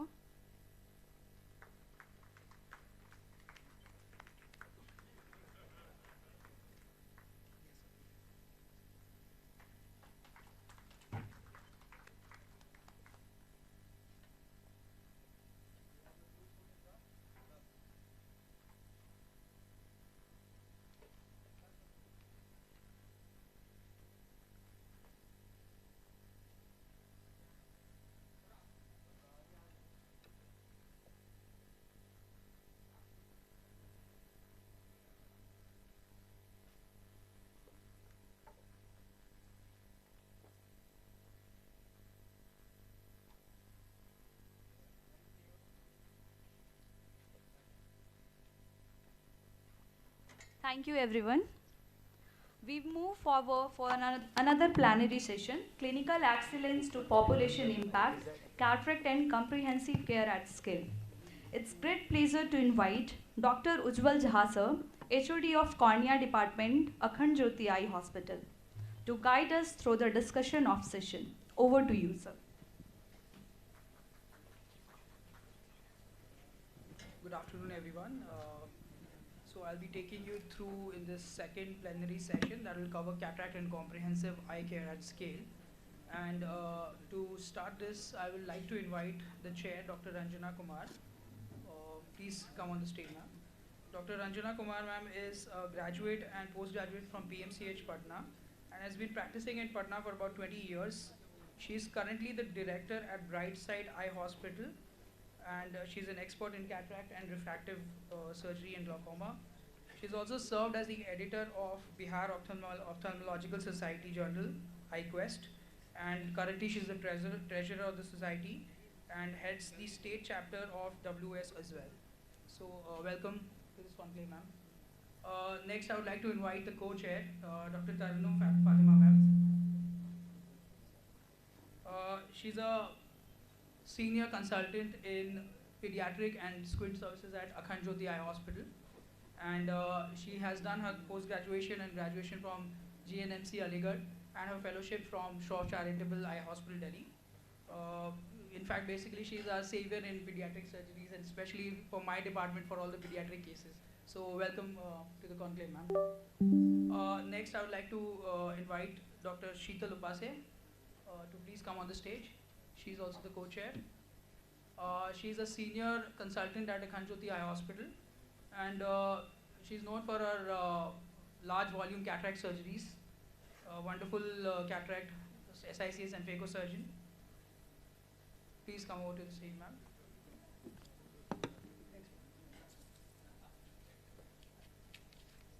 Next, I would like to invite Dr. Shweta Kumari, ma'am. She is the head of the glaucoma department at Akhand Jyoti Eye Hospital.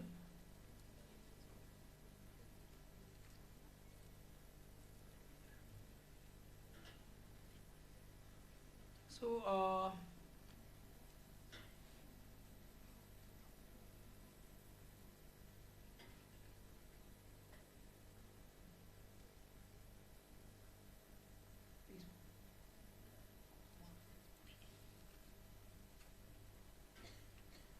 due to shortage of time, in fact, our first speaker, Dr. Radhika Tandon ma'am, was not able to join. So we'll be playing the recorded session for the betterment of the viewers a little later on. With that, I'd like to invite our first speaker for this session, Dr. Praveen Vashish sir. He's a key figure in community ophthalmology and epidemiological research from AIMS, and his work through very large national studies like the ICMR IC study has been a benchmark in cataract burden, surgical coverage, and access barriers in India. So I request sir.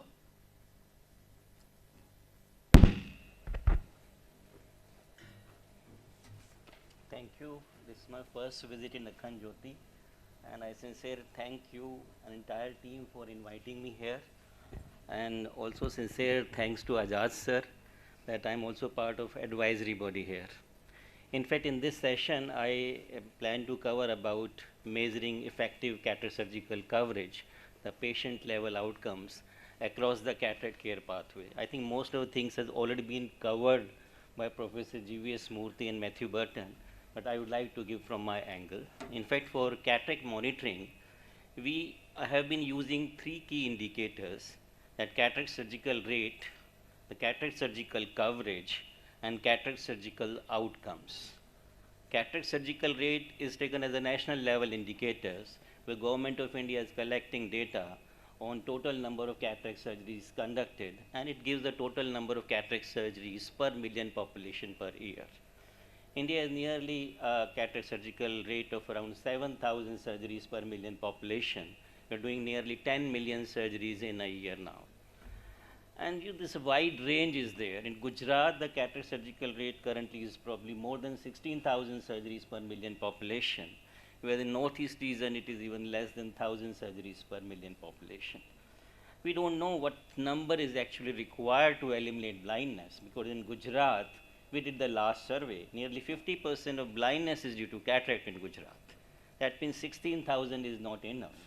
If we are operating patient with 6/9, 6/12, probably you need much higher figure. That we have a limited number of ophthalmologists.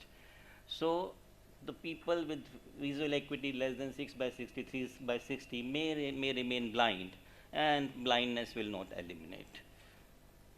The second important indicator is the cataract surgical coverage. Whenever coverage is there, you have to do a population-based survey. And in fact, here we have three different cutoff. One is the X, Y, Z. X is the total number of bilateral operated patients. Y is people who are operated in one eye and other eye may be having cataract.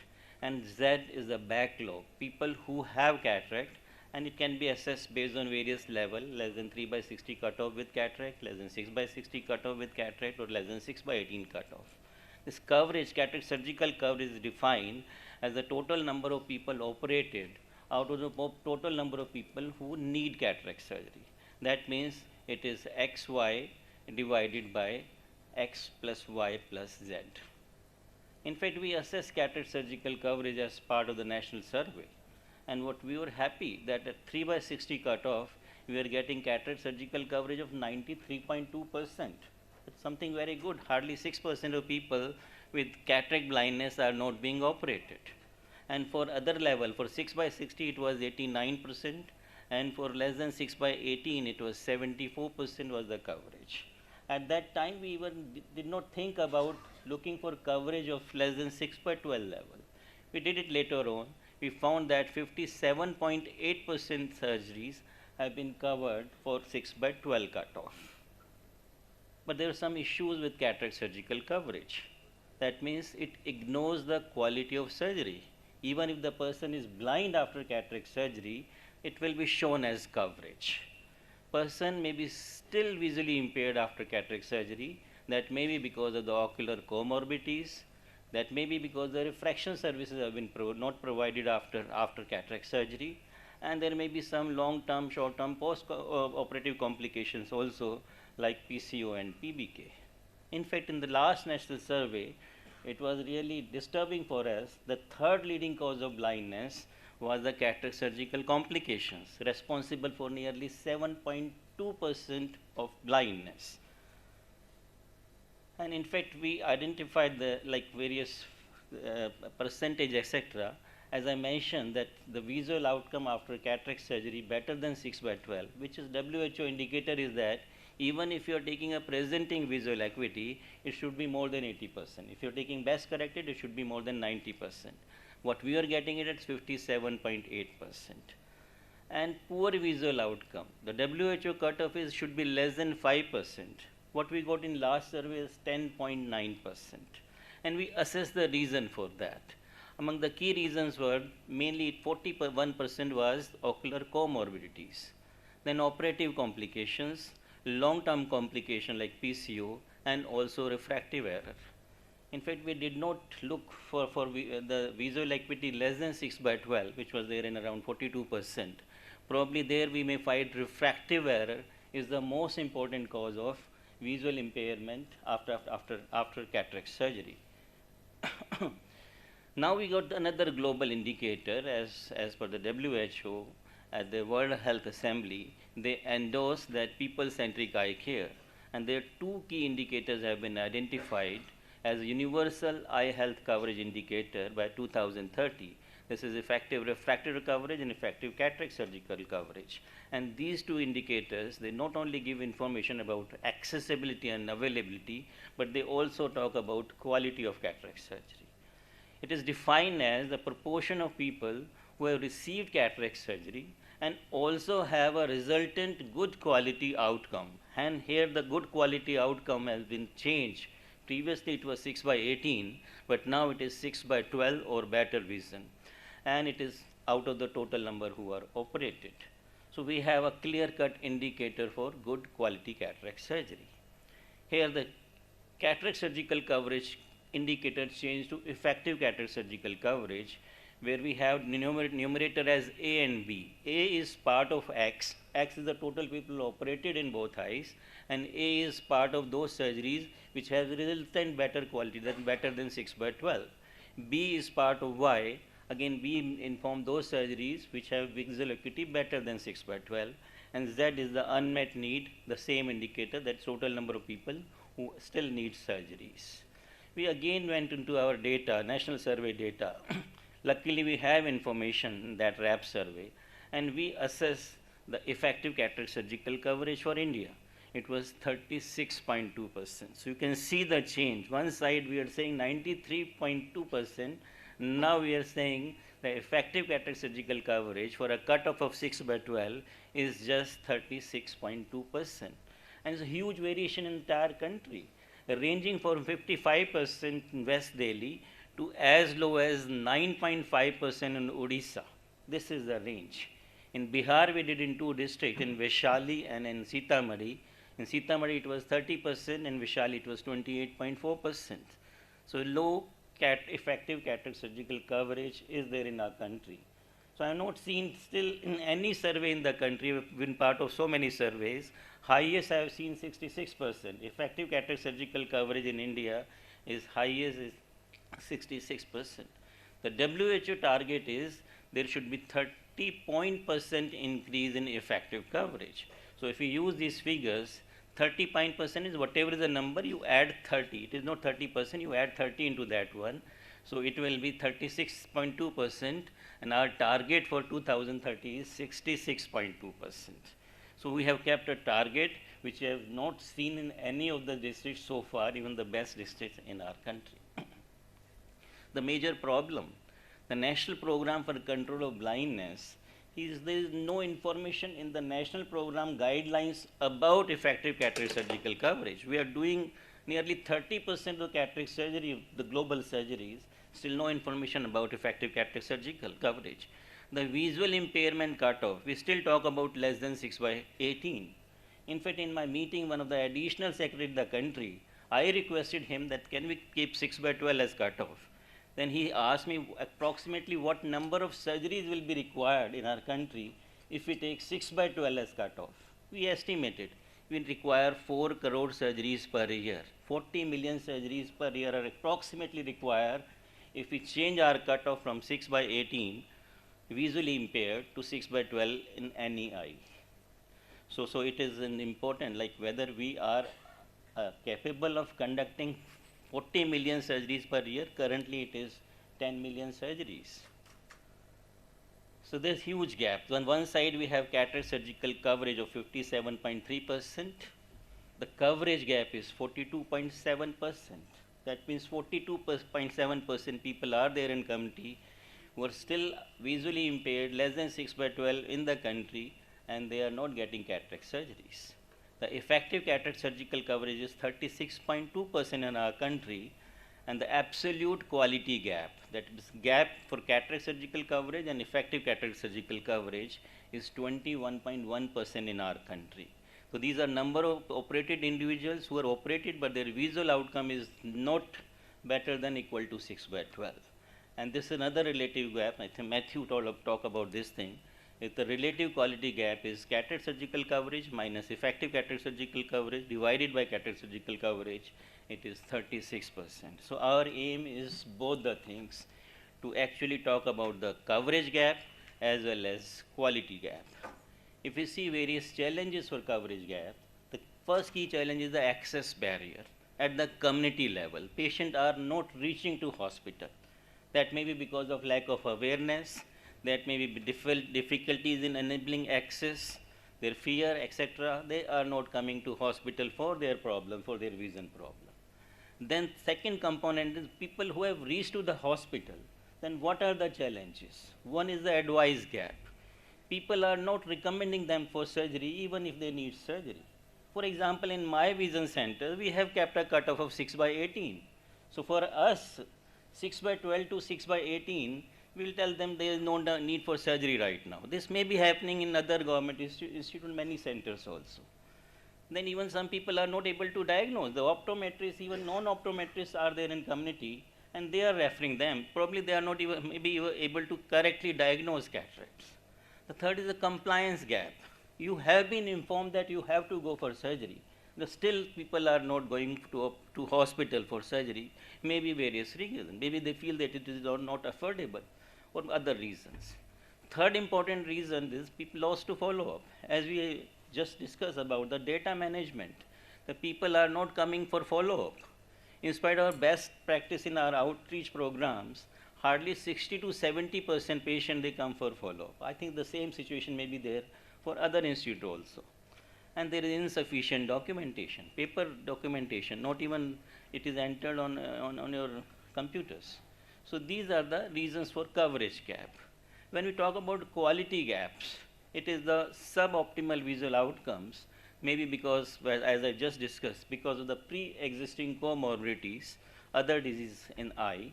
It may be due to surgical quality. The ophthalmologists are not very well trained. In our institute, even the resident doctor, first year resident doctor, they are operating. The quality, the chances of poor quality may be there in those surgeries. Managing complex cases is another challenge. And sometimes they have to operate in absence of good quality equipment also. And plus, the most important reason which can be easily tackled is the lack of post-operative refractive correction. That means providing refractive services after cataract surgeries. So what we can see, if we talk about cataract care pathway, we need to talk about the entire pathway. It is detection and diagnosis, surgery, post-operative care, and also the outcomes. Only then we can think of achieving a good effective coverage. In fact, there are certain steps which provide about various ways to enhance the provider level gaps. The first is the diagnostic or advisory gap, that is mainly at the community level or at the OPD levels. That means we need to develop certain guidelines, specific guidelines for diagnosis and advising cataract surgery. One thing which may be advised at this stage is, yes, are we ready for 6/12 cutoff? Then we should label all those people with visual acuity less than 6/12 as the eligible patient for us. Then capacity building, training programs, and training to manage and refer patient. That means a referral pathway should be there. Patient can be easily admitted to the hospital. Capacity to manage and handle equipments and supplies. I think EMR documentation. I have not seen government institute managing using EMR. At least in RP center, it is still not there. So that is the need that in every institute we have EMR and recording, proper reporting, and even tracking the patients, and plus regular monitoring. When we talk about compliance, the patient is identified as a cataract case and how to reach there, probably the system which we are using in most of the NGO and private hospitals is the counselors. And I have not seen counselors in most of the government institutes specifically for eye care programs. So their need, a trained counselor is required so that these patients, they should go for cataract surgery. And plus they need to address their barriers, their problems. They should understand what can be solved. Like if, for example, no person is there to go to hospital with them. So like ASHA workers, they can accompany, or one other person can accompany them. And again, as I mentioned, documentation and these are important, plus feedback mechanism is also very important. The last one is the quality gap. In fact, this is most important. Most the clinicians, they understand very well. They should also have standard guidelines for cataract surgery, and comprehensive pre-operative care is required. Capacity building of team members, the surgical simulators and wet lab, etc. should be there. Their surgical outcomes should be documented. There should be supply chains. There's so many things. In fact, our target are very clear. The outcome of cataract surgery should be better than 6/12 in the operated eye. There are other ways also, because lack of time, I'm not going to details. The pre-operative measures, intraoperative measures, post-operative measures, and follow-up measures. In fact, the Arvind Eye Care System has shown that from their coverage of 54% can be increased to 84% using all these measures. I hope next time I'll be using example of Akhand Jyoti Eye Care System for these slides. In fact, one more important aspect is the effective cataract intervention rate. This is one indicator which gives total number of eligible patients that are available at your system to total number of patients who are operated and having a good visual outcome. It can be break down into certain indicators like cataract advice rate, cataract compliance rate, cataract follow-up rate, and cataract quality rates. The overall indicator is the effective cataract intervention rate, and we expect that each and every institute should develop this indicator, monitoring indicators for their eye care system. In fact, another last component is the community level patient, those who are not able to reach. What we say, hardly 10%, like an iceberg. 10% patient they are reaching to hospital, 90% are in community. How they can be addressed? So for that, we really need innovative approach so that we can reach the unreached. Some examples, what we are already doing is the cataract screening camps. Another example of Akhand Jyoti is the 10 ka dabba. They are dividing each block into 10 different segments, and each block is completely covered through this system. Then vision center approach, I think Dr. Divya just mentioned about the details. It is probably the best approach to achieve universal eye care. And in government system, probably ASHA workers, we have more than 1 million ASHA workers. The next 5-year plans from 2026 to 30 is planning that ASHA worker will be involved for screening of cataract patient and refer them to base hospital. Ultimately, what we need through hospital-based system, you can improve the system. But if you really need data on effective cataract surgical coverage, it is the surveys which are required. Either you do RAB survey or the other methodology like we have developed with WHO, that RAVI survey.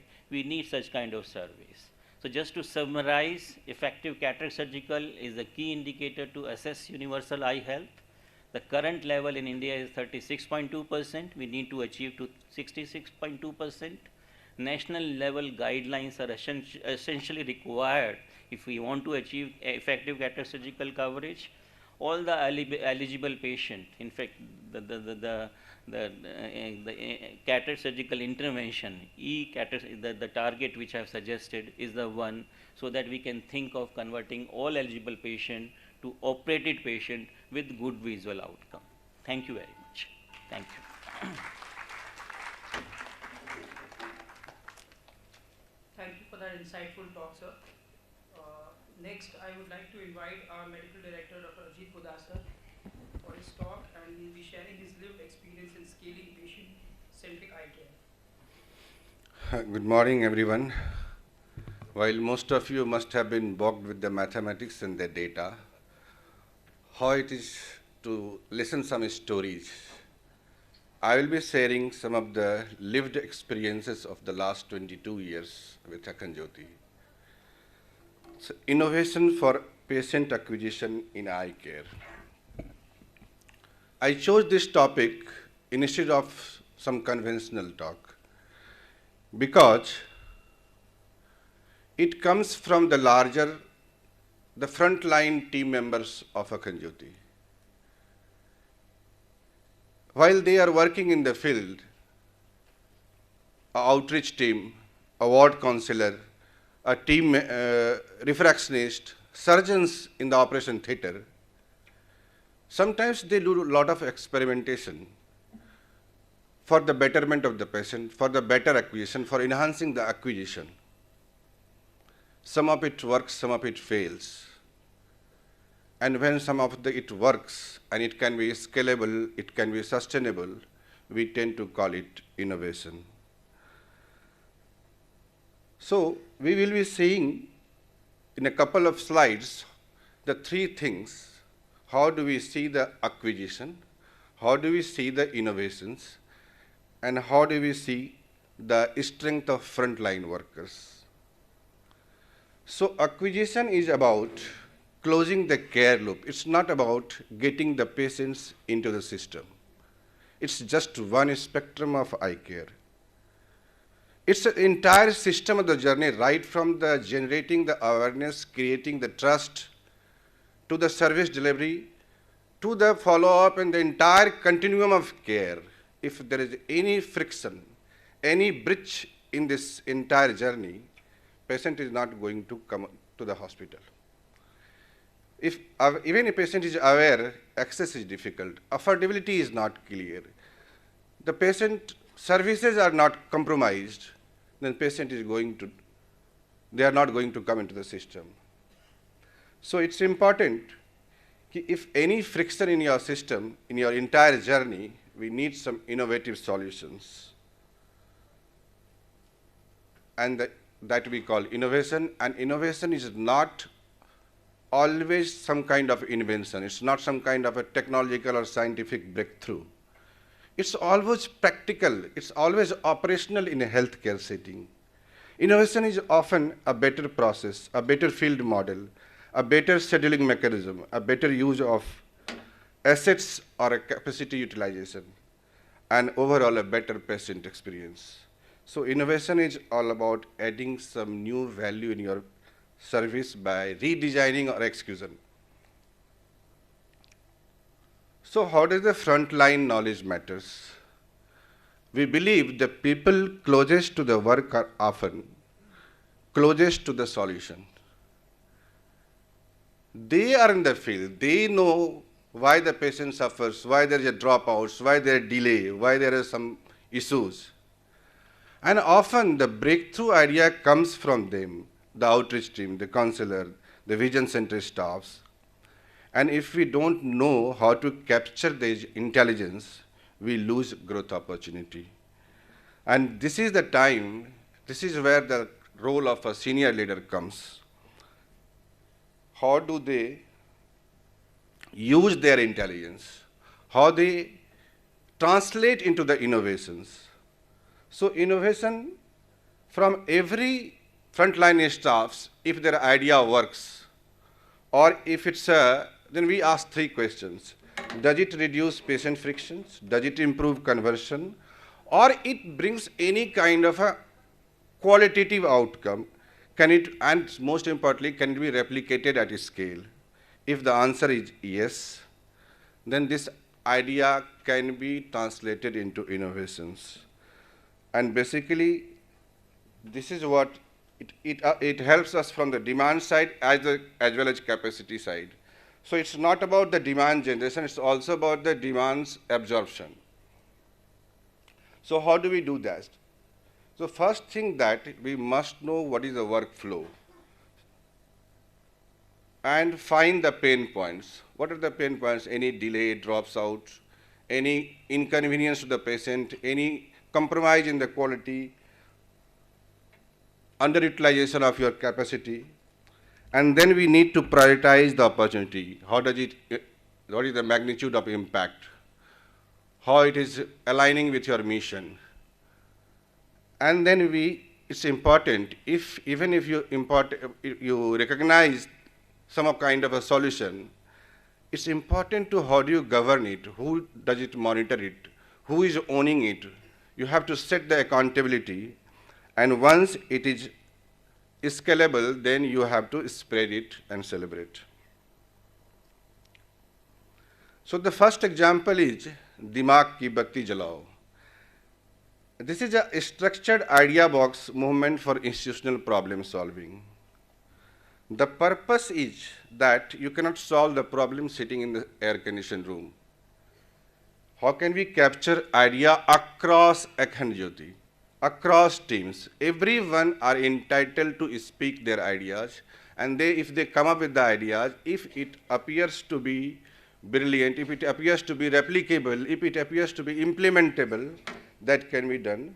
And we think if it's related with the lowering the cost, or increasing the revenue, or improving the efficiency, and most importantly, the patient care.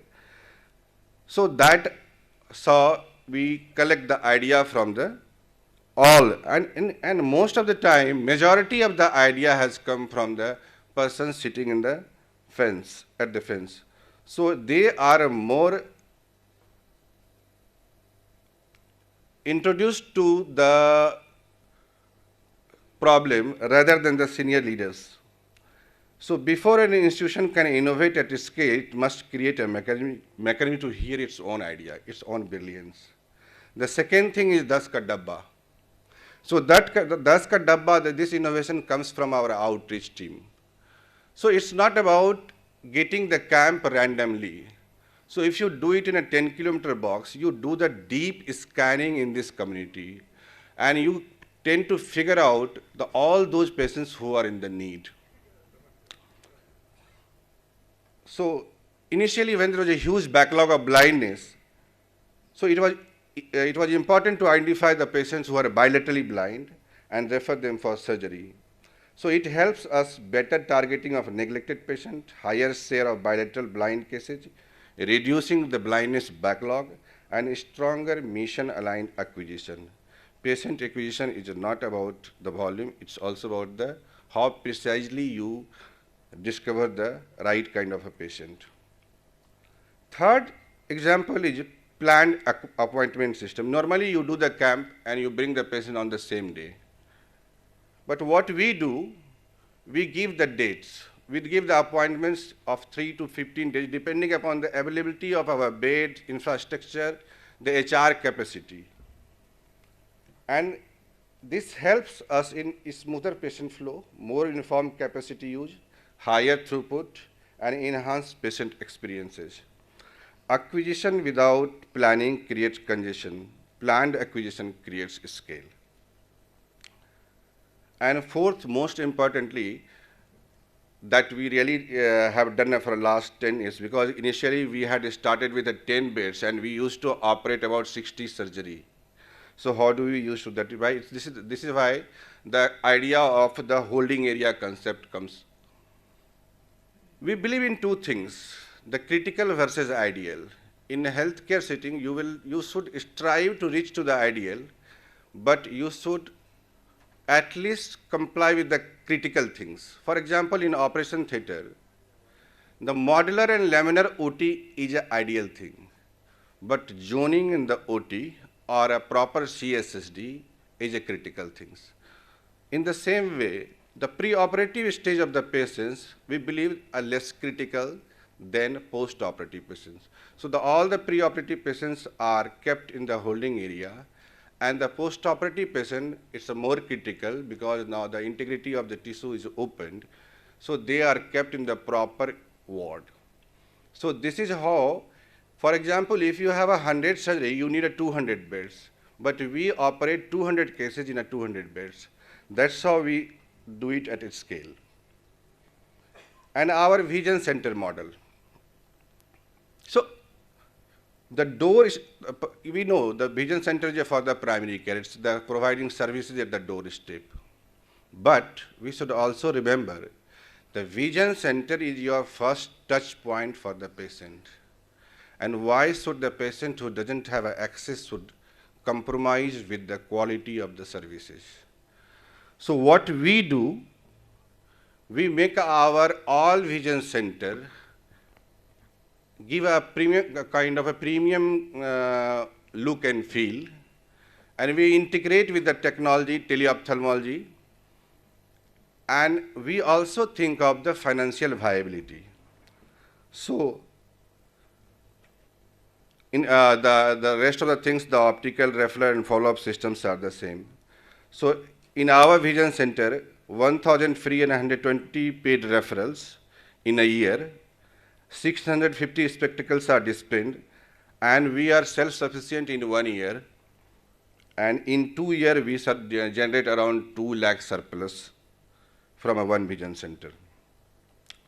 And the last thing is technology. So technology enables the scale of proven model. If we have a technology like AI integrated model, teleophthalmology, cloud-based EMR, or various mobile solutions, it helps us in outreach tracking, smart scheduling, follow-up, and data-driven decisions. So technology should amplify a good model, not compensate for a weak one. For example, we are just doing a follow-up compliance of the glaucoma. We are doing that study for the adherence of anti-glaucoma medications. So we give so probably Amrit will be talking more about that. So it's all, after all this, how do you make innovation a system capability? So we have established a department of knowledge management to capture, validate, and scale proven innovations. And through that we formalize the entire innovations that we collect from our everyone in the organization. So what does the knowledge management department does? They capture the frontline ideas and tacit learning, validate innovations through pilots and measurable outcomes, standardize successful process, spreading proven models across the institution, and building a culture of continuous system improvement. So importantly, patient acquisition begins by closing the loop. Second, the frontline intelligence is the strongest source of innovation. And small redesign can create major growth. Proven innovation needs governance. Without governance, it's going to fail. It's not going to sustain. And technology scales what already works. So innovation is the intelligent use of no-cost wisdom to strengthen the entire care ecosystem. So thank you. Thank you. Thank you, sir, for your wonderful talk and sharing your experiences. Our next speaker is Mr. Kuldeep Singh, who represents Seva Foundation, an organization that has played a transformative role globally in strengthening eye care systems. He will share his perspectives on what it takes to invest meaningfully in eye health. Over to you, sir. Thank you. I know it's going to be lunchtime, so I promise to be very brief. But also, we heard from the morning that there is a problem. There is a solution also with us. And I don't know how many of you would count, but this year, our National Program for Prevention of Blindness has completed 50 years. India was the first country to launch this program. Thank you. And also at the same time, it's true that India is a country with highest number of blind and visually impaired. So we did started early. There was a good lot of examples given earlier also. India is country with some of the best solution in the world. So the question is where we lacked. We left behind somewhere. Population is a big number, but there is something else that we have left. So out of the many things, solutions and everything, I will talk a little bit about what resources are needed. But before we go there, just one question. Anyone would want to guess what percentage of our budget we spend in the eye care? अगर 100 रुपये allot होता है budget में तो उसका कितना percentage आई care में आता है? कोई गेस करेगा? 5% Madhu madam is saying. 0.5%. So actually it's lesser than 0.5% that comes to eye care. So we say we have a big problem. We also know there is a solution, but it's also true that people beyond this room probably don't believe to what we are saying. Otherwise, itna kam allocation kyun hota? Cancer care, lot of other diseases get a lot of attention, but not eye care. So there is a collective responsibility of us to make a case for eye care investment. And this is what I am trying to share. The second part is all of the data that I am going to share is from India. All of the evidence generation that has been led by some of the people in this room. So all the story is also coming from our own numbers, and our own institutions has collected it. Many of the authors are also in this room. So before we go, we talk about eye care since the morning. Multidimensional poverty index is one of the golden criteria that is being used. How you define who is poor and where the allocation will happen. This is from the latest data. The states in the circle are the where maximum inequality is. So our government and most of the policy maker measure it. If you have a highest inequality, which means you have a poverty, you have less education, and you have a lesser standard of life. These three things combined together is called MPI. And if you have a very high inequality, it means you need a lot of other interventions. So health is one of the main determinant of the inequality that we have. The good news is that India has brought out almost 25 crore people out of the poverty in last 9-10 years. Majority of the people are from Bihar and UP, 1/3 of it. But also at the same time, we are the country with the highest number of the poor, if you compare with the BRICS. So why I'm sharing this number? Because directly poverty is connected with the health. And high health is also a big part of the health that we are trying to deliver. So I will not go into the detail, but this region particularly hold a very significant importance to what we are trying to achieve. And if India has to reduce the poverty as well as health inequality, the states in the color will have a larger role to play in terms of the number. So Dr. Sil mentioned about this paper. 0.5% of our GDP goes because we are not giving proper attention to the eye care. And that is few lakh crore rupees every year our country lost because eye care problems are not addressed. There was also a paper by Dr. Samanna and Rishi, same range, numbers are there. So it's not just what we are saying, the authors, some of the authors are also sitting here. So it's a well proven fact. We lost a lot of productive cost of our country and part of the GDP because eye care has not been addressed from decades. Magnitude we have talked about a lot, but Asia Pacific highest magnitude, and India is one of the largest country. This is something so what we have done is in 2022 we kind of did a cost benefit analysis of all of the eye care that we do. So camp, vision center, teleophthalmology, screening in school. And then we put a kind of a indicator, every dollar or every rupee that we invest in these areas, what is the return out of that? So the red one that you see is basically the return from eye care, starting from 20 times return to 46 times return that comes from the eye care, the camp, and 20 is the school screening. And then every bar that you are seeing in the blue, this was another work I did before coming to eye care for the government of Rajasthan. Similar was done for government of Andhra also. So these are the blue are the schemes of government of India and government of Rajasthan. So every single rupee that you invest in those schemes, these are the return.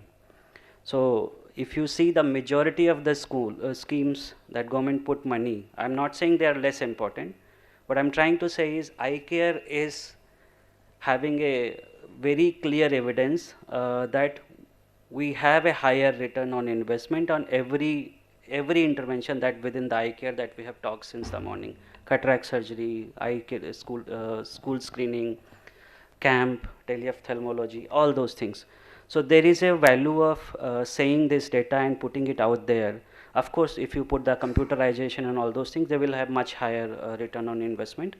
And this is again from India, based on a lot of the people who contributed are also in this room as well. So what we are trying to say is if you invest in eye health, it has 36 times return, and it is like a much higher than all of the development sectors that we are talking. Non-communicable disease, we hear about a lot, no? Majority of our health ministry's budget goes to NCDs, but eye care have a faster, more effective and better return on investment. So, and it's scientifically proven. This one was published in the WHO bulletin as well. Building upon some of the further work that IPB has done with SEVA and Fred Hollows, if you invest 2.5 billion USD in India next 5 years, the return will be 41 billion. And if you see, these are the areas where the outcome will be. So almost 1 million learning year, children will learn better, will avoid thousands of deaths that happens due to traffic, injuries that happens, direct connection with the death that happens in the different because of the not able to see. Depression case, I think Professor Murthy mentioned this data from the Kenya and some other things. So there is a direct evidence from India. It is if you invest in the eye health, these are the things we are going to do for our own people, and these are the evidence that everyone wants to share with the people who make this policy. Currently, if India spent 10,000, 1 rupees come to eye care. And if he really wants to do something that we all have been talking, we have to end the avoidable blindness. Some of these resources has to be improved. So based on the previous slide, if 1 year 25% budget is invested in the eye health, our health ministry's budget, this is the direct outcome of those things. Or next 5 years, if they give only 5% to eye health out of the total health ministry's budget, these are the direct outcome of those, and it's a very well proven. Numbers are on the Vision Atlas of IPB. And it's not that money is not there. So 1 lakh crore was our budget for this financial year. Medical tourism alone bring maybe 15% of that budget. So there is a lot of private sector investment and all those things. What we are trying to say is, if there is a will, we have to make a case for eye health, not for one hospital, one area, one geography, but for a country together. And there is a proven examples from all of you that you have seen from the morning that we can do. There is a larger benefit to the society that will happen if we invest in the eye health. This was the one of the advocacy we did, similar model back to the Niti Aayog, when there was a lot of investment added to the TB. So I'll stop here. Thank you very much. Thank you, sir. I think it's quite clear that we need more budgetary allocation from your talk. So moving on to the next presentation, I would like to invite Ms. Sashi Karumanchi ji. She's been actively involved in improving access to cornea care through innovative eye banking models and international collaborations with KeraLink. So we look forward to your insights, ma'am.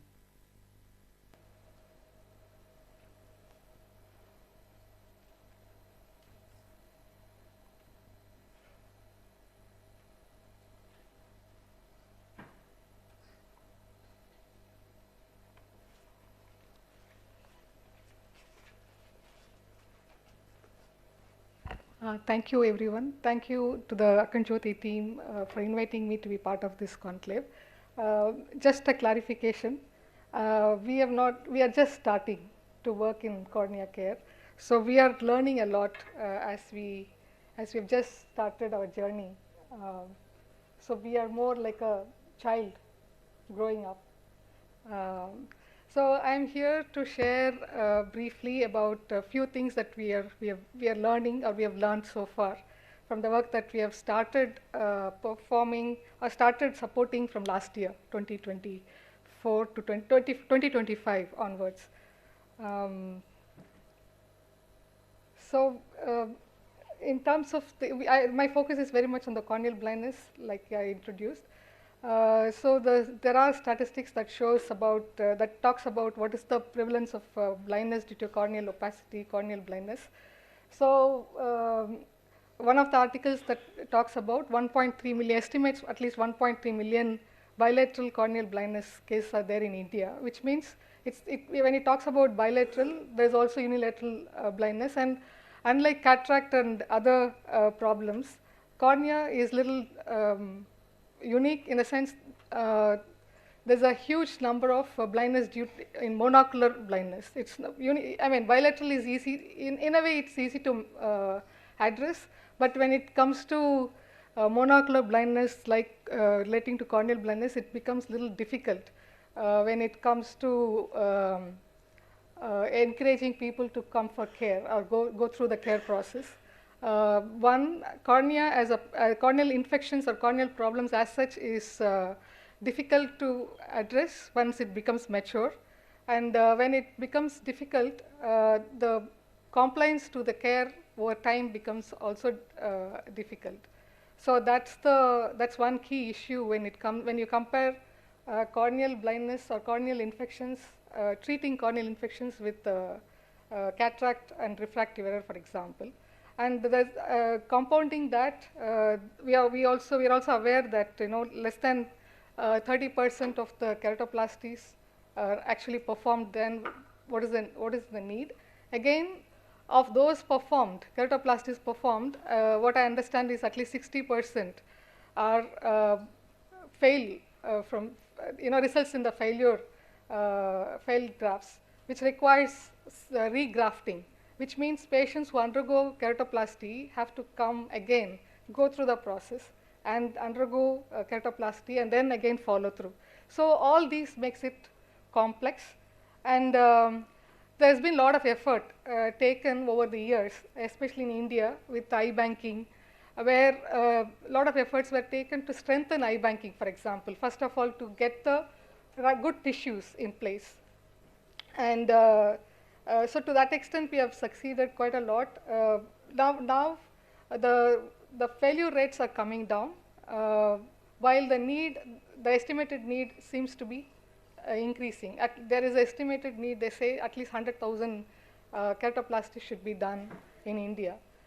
So while this is the case, we're also learning a lot of other developments that are happening. That is what we are also learning as an organization, as we are getting involved in program implementation.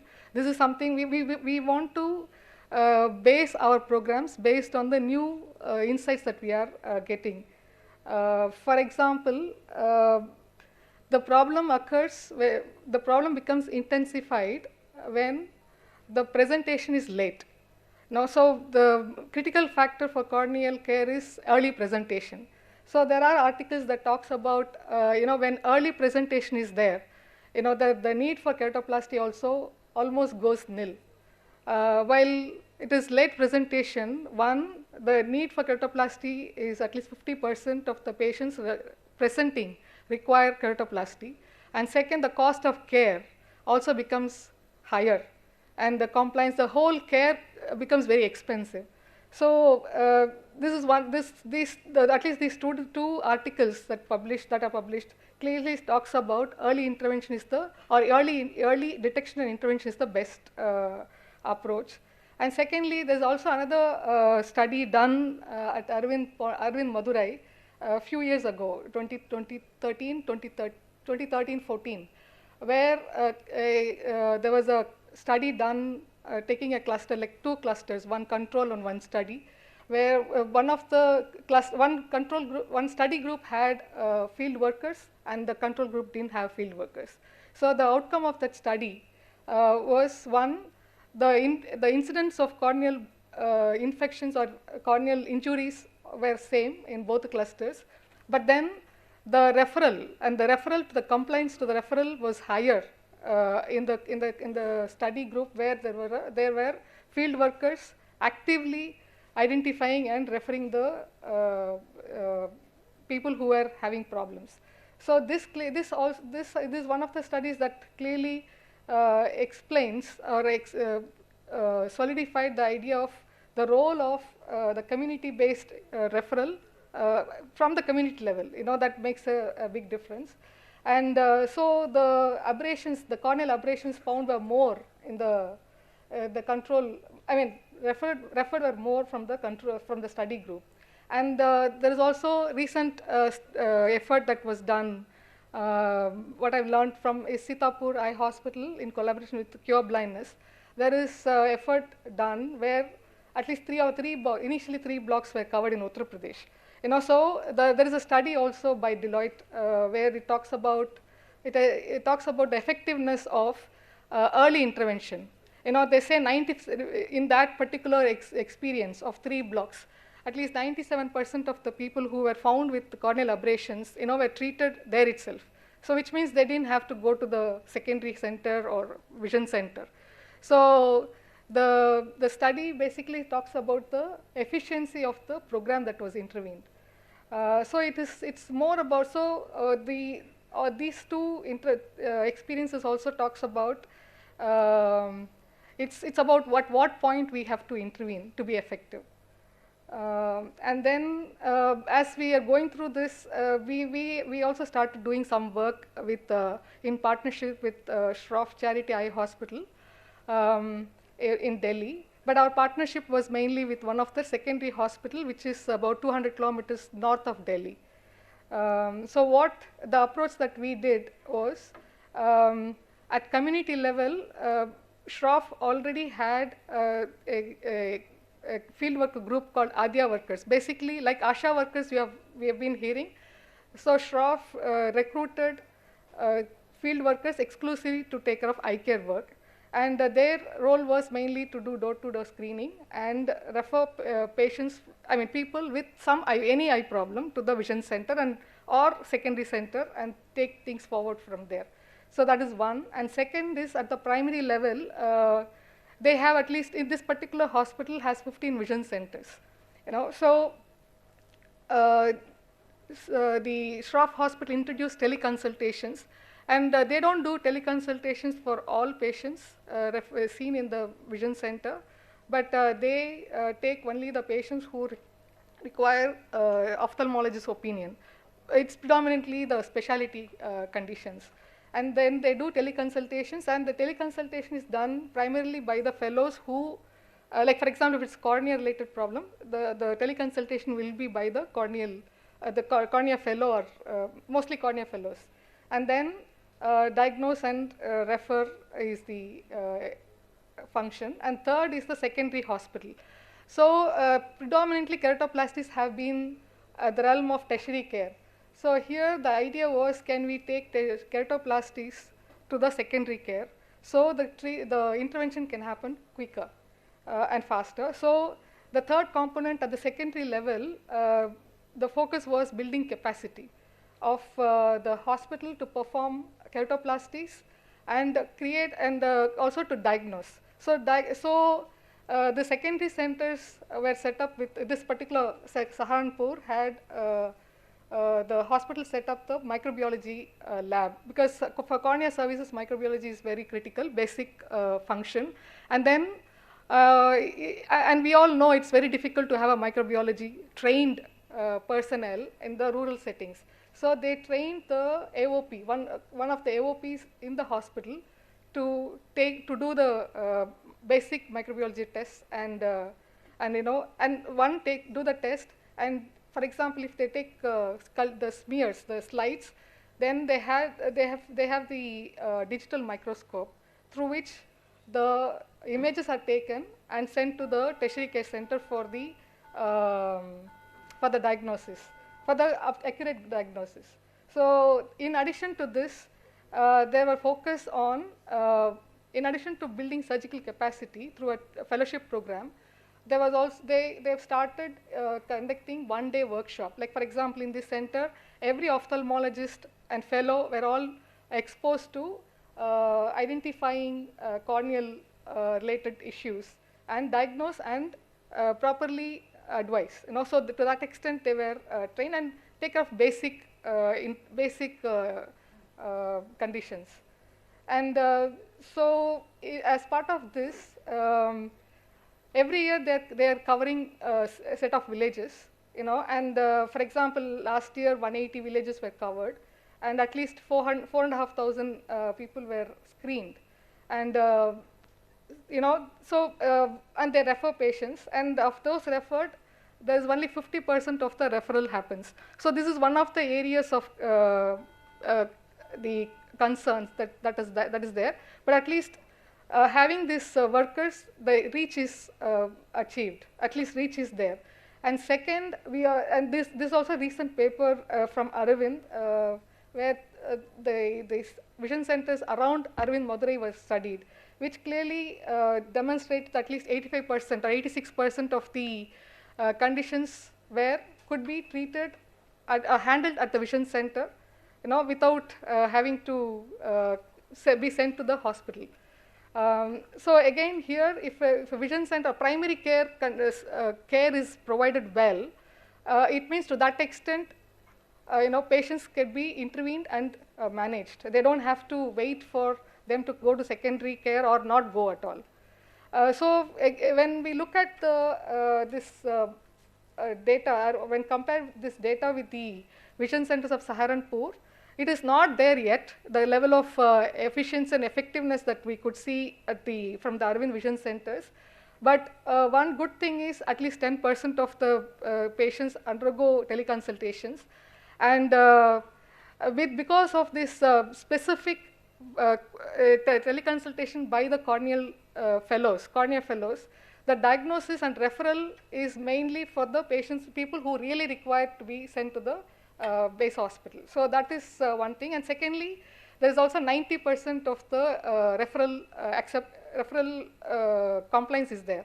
So, one part of the ADHYA workers is, while it is screening, the major part is also the compliance part. They play a major role in making sure people who are identified with problem are actually registering at the base hospital for the intervention. So that is one important contribution of these ADHYA workers. But then there is still, the focus is on overall referral pathway. There is a need to improve.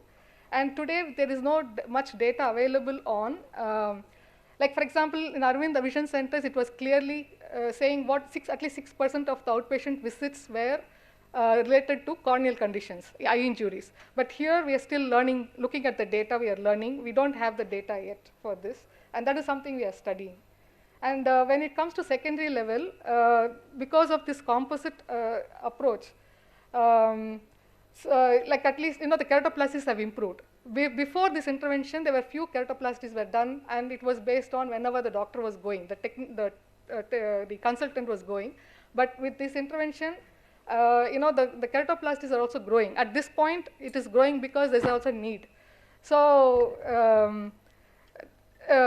this is possible because otherwise they have to come to Delhi, and lot of people may or may not go to the Delhi center. So traveling 200 kilometers. So this is one learning we have had, or we are having, with the closer access, or creating access closer to the community.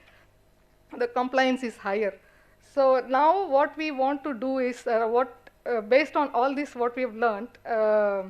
We want to focus on all the aspects. When it comes to cornea care, it starts from prevention, awareness creation, prevention to follow-up. It follows the complete the care process. And as a program intervention, we really want to focus on at all levels.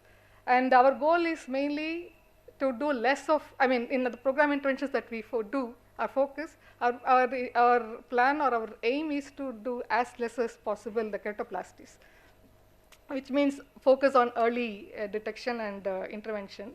And in this, what we plan to do is at the awareness and prevention level, we want to focus that by providing preventive eyewear to the farmers, and our focus to start with is going to be with the agriculture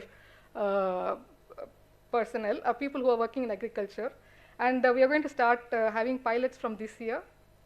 And second thing is, one is prevention, and I'm sure not everyone is going to comply, and then next is early detection. So we are also developing AI tool that can detect both bacterial and fungal keratitis. And today, with whatever we have data we have, at least 80%, it correlates 80% of the time. So we are still working to increase this accuracy closer to 90-95%. That's our goal, and this should be available in the next one and a half years or so. And the third is early detection and early intervention. So without having to do surgery, if people are referred early, can they be treated as outpatient procedure? So we are working on developing a device with light source for intervention to treat the keratitis. And then finally, for the surgical intervention, there is also an effort to develop regenerative cornea. There is a focus on technology development for corneal regeneration process. So this is what we are planning to do, and we are hoping that with the pilots that we do this year, it will help us to scale up. And the work that we want to do is involving multi-sectoral organizations, like from multi-sectoral organizations. For example, with respect to preventive eyewear, in addition to collaborating with eye hospitals, can we also collaborate with agri-based companies or organizations? There are a lot of farmer related organizations are there, companies are there. Can we bring all of them into the fold and work together and see if we can not only create awareness, also try to promote preventive practices. So this is what I wanted to share at this point of time. And we are hoping when I'm there, wherever the conference next time, I'm hoping we will have more to share and more insights to present for scaling up. Thank you.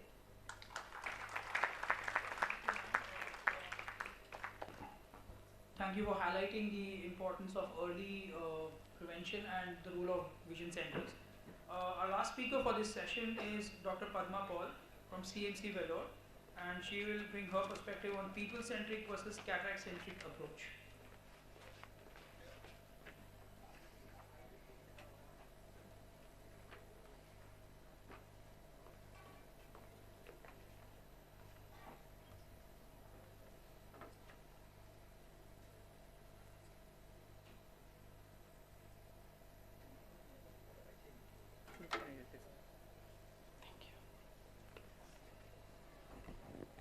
Good afternoon. Thank you very much for inviting me here, especially since I grew up in Bihar.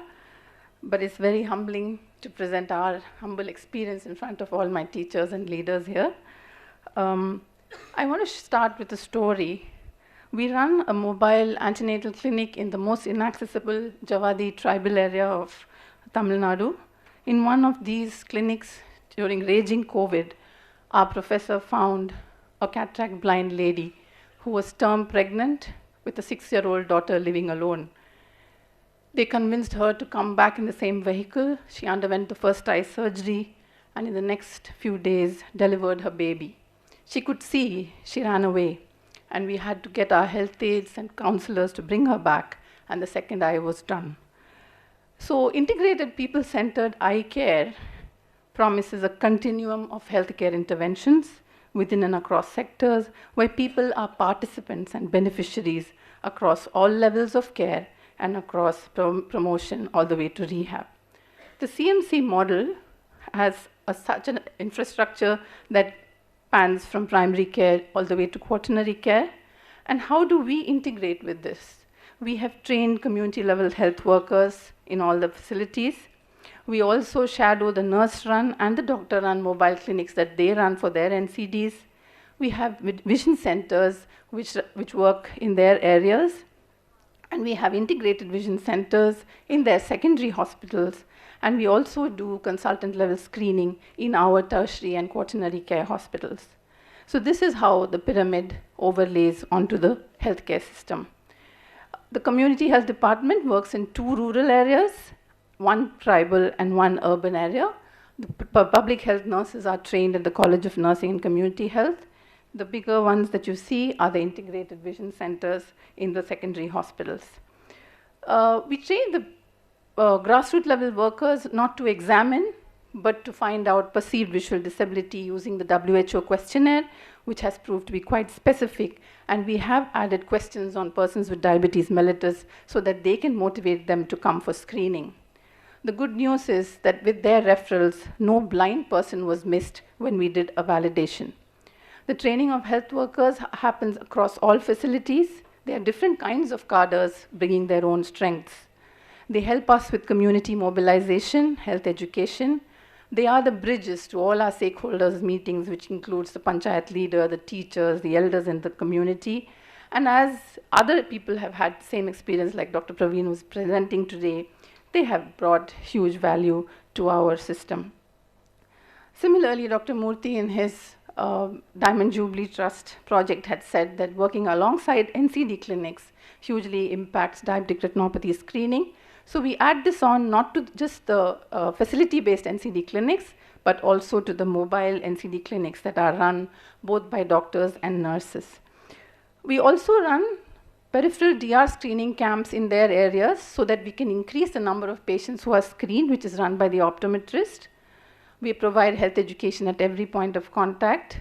In addition, we have the standard camps for cataract that go on. Teleophthalmology is done. Unfortunately, we still haven't put AI in, but they are immediately read by a reader at the base hospital. Secondary healthcare happens at a hospital, but secondary eye care happens at our base hospital. The advantage of having the integrated vision centers in the secondary hospital cannot be overstated. These optometrists are there 7 days a week. We have found nearly 80 to 90% cataract conversion rate and 90 to 100% spectacle acceptance rates in these integrated vision centers. In addition, we use our data to join in their monthly meetings, which completes the loop like we were mentioning today. And it was so heartening to see that once we started doing this, the referrals from the community health workers increased to about 300%. We did a comparative evaluation of diabetic retinopathy screening between these integrated clinics and standalone clinics and found that there was lower prevalence of sight-threatening retinopathy in the integrated clinics. However, the uptake and treatment completion was lacking because we still used to send patients to the base hospital. To overcome this, we started the mobile laser clinic facility, which in addition to standard comprehensive care, can provide anterior and posterior segment lasers. We intensely trained the grassroots level workers to understand what this extra bit was about so that they can motivate the patients to complete the loop. And so now all the referable retinopathies don't come to the base hospital, but are treated at these mobile clinics in the secondary hospital where we go and park there. It's fortnightly now, but we're slowly increasing this as we increase our DR screening. This provides anterior and posterior segment lasers. So you will see in this picture that all the DR screening activities come and culminate at the mobile center, and only what needs Avastins or vitrectomies or further advice needs to go to the base hospital. So this is a profile of the retinopathy, and this is a profile of the treatment that was received in 2024.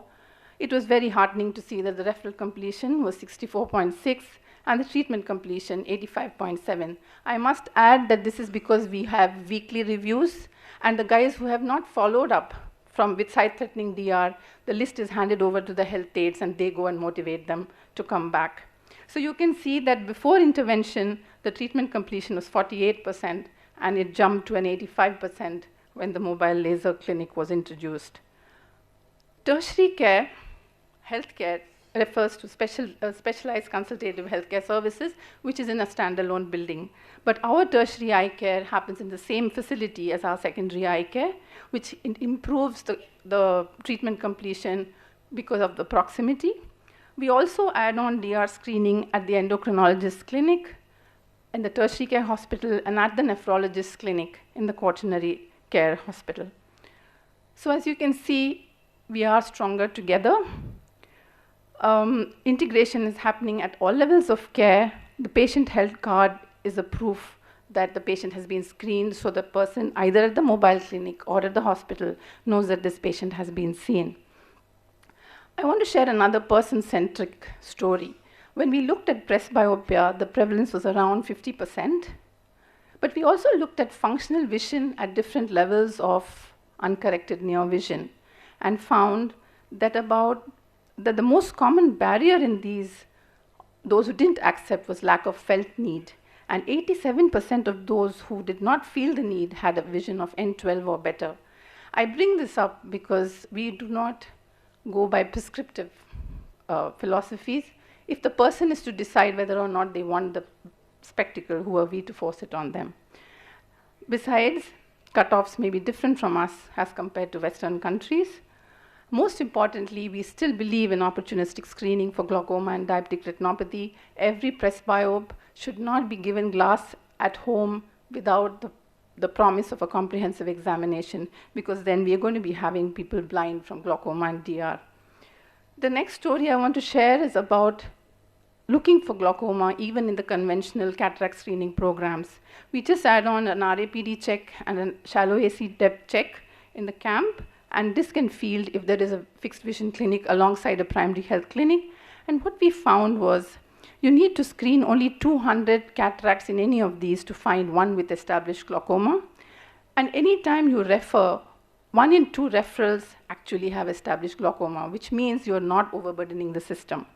We found in those 2 years about 200 glaucomas, of which half of them needed medication, the other half needed surgery, which were done at our base hospital of the outreach services. Taking it to the next level of care, we don't leave them alone. If it is irreversible blindness, they have to be handheld till rehabilitation. And when we looked at the referrals that came in from vision centers and camps, we see that they're almost equal numbers from both.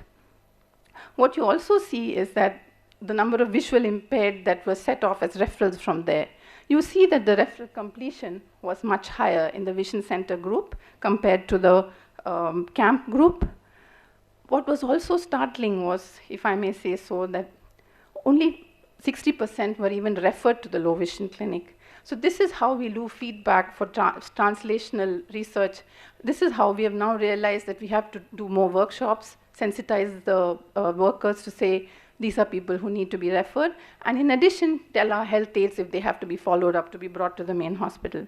The good news, however, was once they were referred to the low vision clinic, most of them reached the low vision clinic for rehab. COVID pandemic brought us another learning.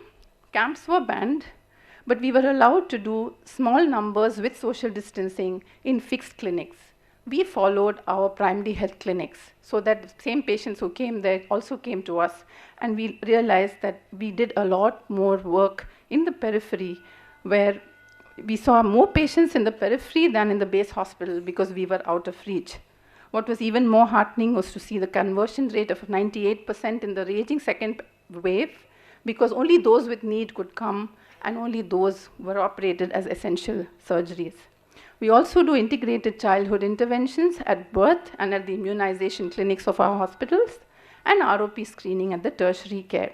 We do this by constant monitoring of data, and this looks hunky-dory, maybe, and its advantage is that we integrate with pooled human resources. It's a continuum of care with better outcomes, sustainable in the long run, including disaster times. But the challenges are multiple public health priorities competing for attention, longer time to initial results, and scaling up takes a lot of time. I just want to bring your attention to the eye care indicator menu that we are all familiar with, put out by the IAPB. As the outcome indicators, we've been talking a lot about the first three, cataract surgical coverage and the EREC for distance and near.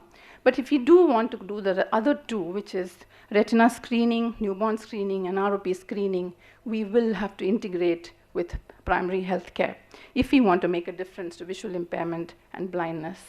If you looked at the RAB, ECSC and the quality gap will definitely address the cataract blindness and the surgical complication aspect of it. Everything else in between will have to be done with integration of services. We might collapse the cataract pie, but if we do not act early, the way diabetes is going up, this is going to be replaced by blindness from diabetic retinopathy. The last story I want to tell you is a journey of transformation. This is a lady who was cataract blind, severely diabetic with out-of-control sugars, lying again in the Javadi Hills. It took us several times of going up and down to make sure that she came, was admitted in the hospital, had the cataract surgeries, and now that she can see, she is our agent of change who brings patients like this one, who's intellectually challenged, had bilateral glaucoma, but has come to our hospital because she brought him. If you aim for the person, we will pick up the cataract if present and everything else. If we aim only for the cataract, we could miss all else. The need should drive the monitoring and not vice versa. That would be my request. Widen the net, tighten the mesh, one space at a time, one person at a time. Thank you. Thank you, ma'am, for a fantastic talk. I request you to please stay back on the stage. With that, I would like to thank all the speakers for such a rich and engaging session. We'll now open the floor for questions and discussion.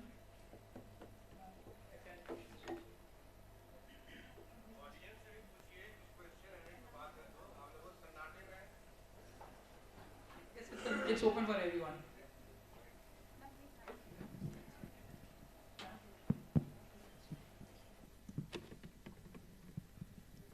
Great session, and thank you for all the talk that we had. I practice in Bihar, 13 crore population, 80% living in the rural areas. And well, if you could go by the cataract burden folklore, all of us would need to believe that with the minuscule number of surgeons that we have, every center should be having huge queues of patients around them waiting to be operated, even if we operate entire year round. That's not the question, and that's not the situation here. So what is the problem? Cataract does not, or vision care or refractive error is not on the priority list of the common population. And going by, I think we have a pampered population that is waiting for the patients to be picked up from the household, getting them operated, dropping them back at home, and monitoring them there.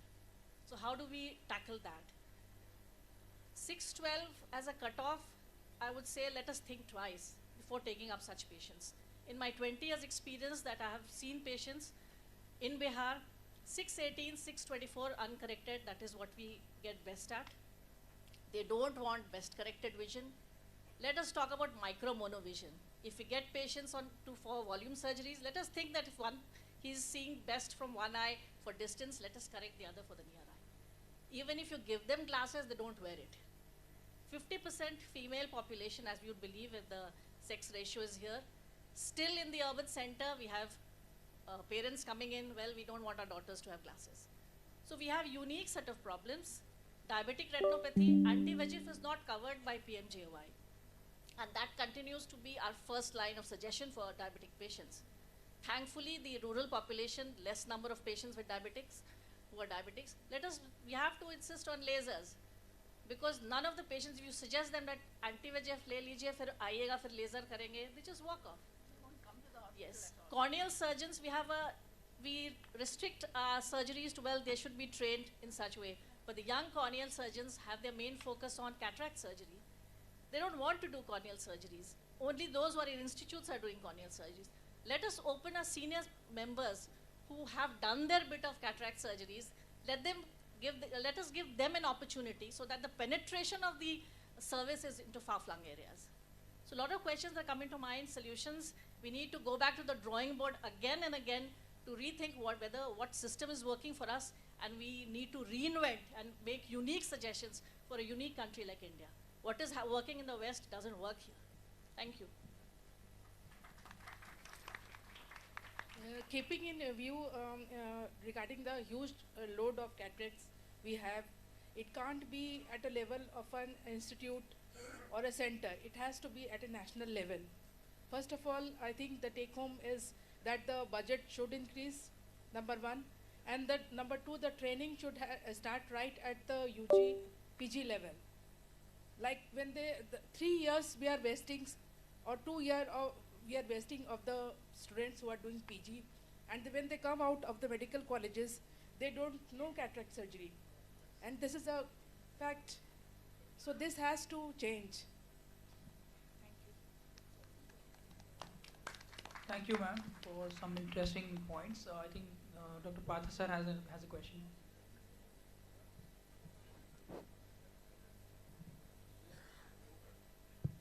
So, Dr. Ranjana.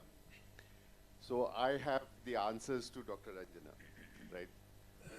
So the first answer is India, Bihar, we have unique problems, but here itself are the unique solutions as well. Okay. So the first thing that comes to mind is the story of Aravind LVPI at those times when nobody thought of CAPS, right? Here, the blindness in Bihar and the difficult solutions to the blindness in Bihar, and Akhand Jyoti setting the trend of what can be done. So I think there is a lesson for all of us. Today, in this time, it is a trend that is changing, a trend where those who need cataract surgery do not prioritize their cataract surgery and still stay prioritizing the 7 or 8 other concerns for them. That is where I think the community services of a hospital like Akhand Jyoti and others are helping that cataract surgery. I, in my plush clinic, cannot expect from someone from Kakinada to come to me and get a cataract surgery done. I have to reach out. There again is the lines in the hospitals also are changing. When I was doing my master's in PMCH, there not used to be lines, but there used to be floor beds. And those beds used to be totally occupied. We had to cross over the beds. What is the situation now? Very different. So the trend is changing where the government definitely is thoughtful and putting up these institutions in the other areas where PMCH or RIOs are getting replicated, but it is not a complete solution there. Eye hospitals are set up, big buildings are there, the trained personnel, trained doctors, cornea surgeons, let alone cataract surgeons proficient in cataract surgery is not there. So the structural difference is there. Government has a thought process, but it has to be circumnavigated. But if I wait for the government to do this, I don't think I'm doing justice neither to myself nor to my patients who are not able to reach me. So even if I have a solo practice, I can definitely have a system to have a vision center, one vision center or 2 or 3 vision centers, and do my ounce of good work that I can supplement to the sea of dirt for the needless blight. Thank you, sir. Are there any more questions from the audience and the co-chair?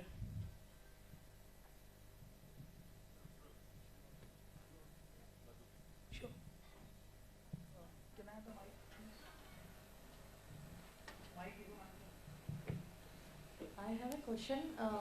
Someone had talked about training ASHA workers to identify at the grassroots level and referring the patients to the base hospital. Okay, so how long you that take solution, for like, a ASHA I'll just worker to be trained well is my question. Because I have tried on this during my Children Eye Care Week plans, and I have shown some of the pictures what they have to identify: pediatric cataract, squints, retinoblastoma, I mean like white reflex, those cases, and are to be referred. Ours, I was working at LV Prasad Vijayawada at that time. Ours being a private organization, but I managed to get ASHA workers and conduct this awareness program. But in the initial 1 week or 10 days, I got some patients referred. But later on, that system was not there. I think a robust system, both from the hospital, has to be following up those ASHA workers whom we have trained.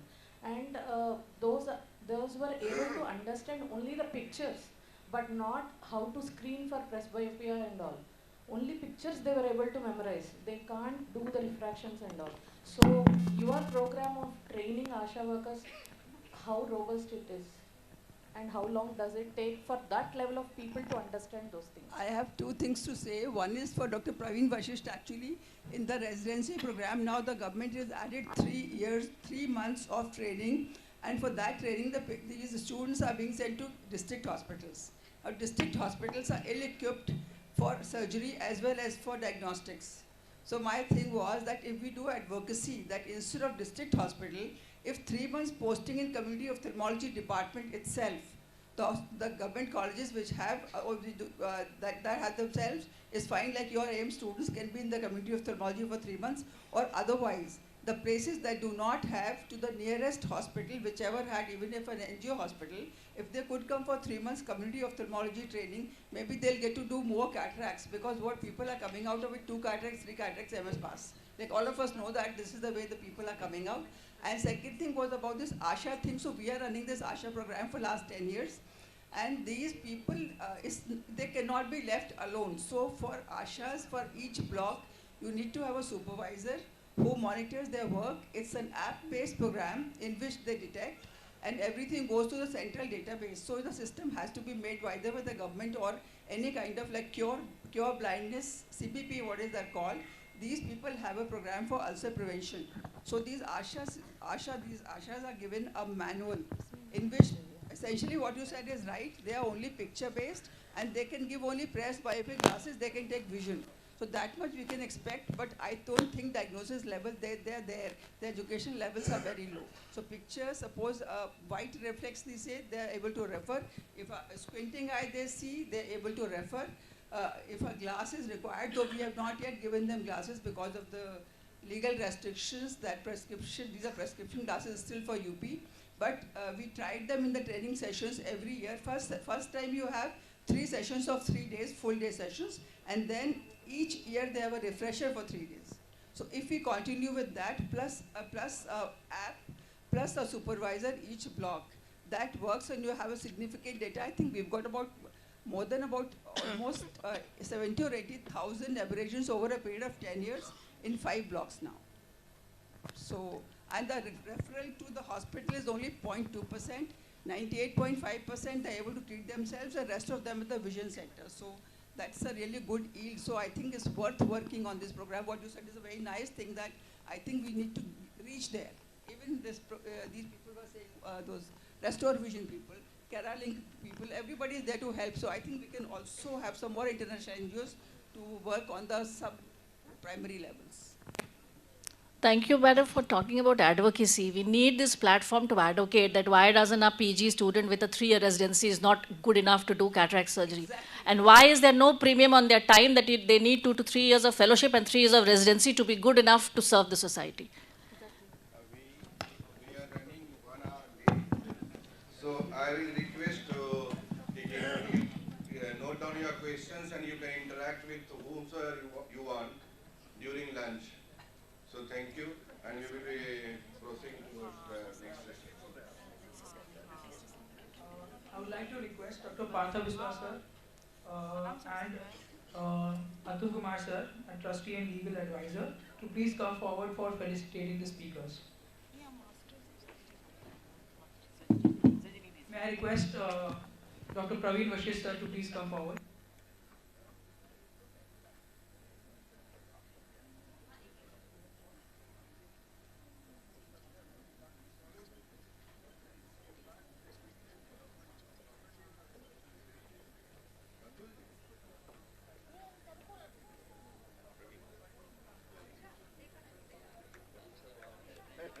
A round of applause, please.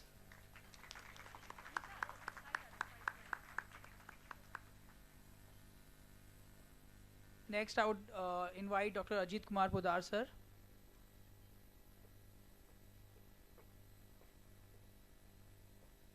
A big round of applause, please, again. I would next invite Mr. Kuldeep Singh. Please come forward on the stage.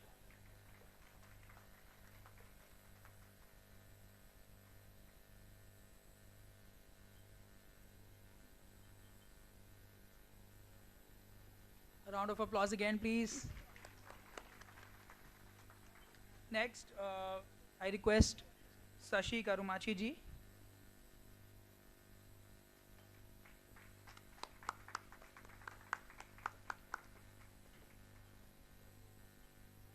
And lastly, I think we have Dr. Padma ma'am on the stage.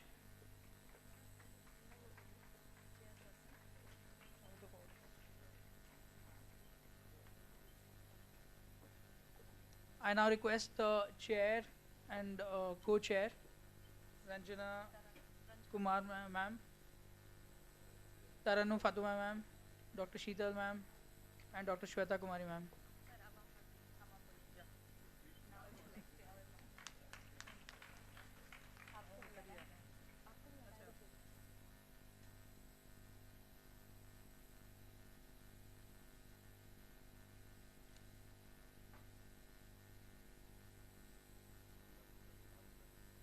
Dr. Tarannum Fatima ma'am.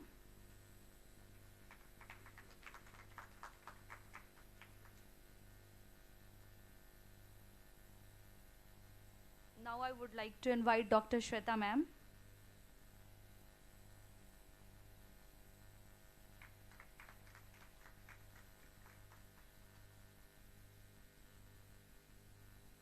Dr. Sheetal ma'am.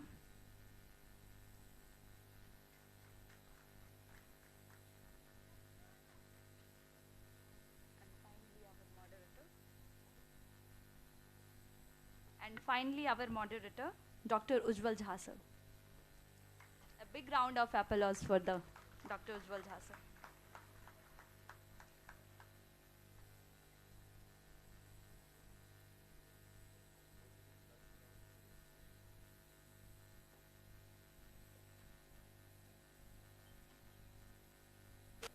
Thank you, everyone. Yeah, one group photo. So now we will break for the lunch and resume after 45 minutes. Please take this time to relax and refresh yourself.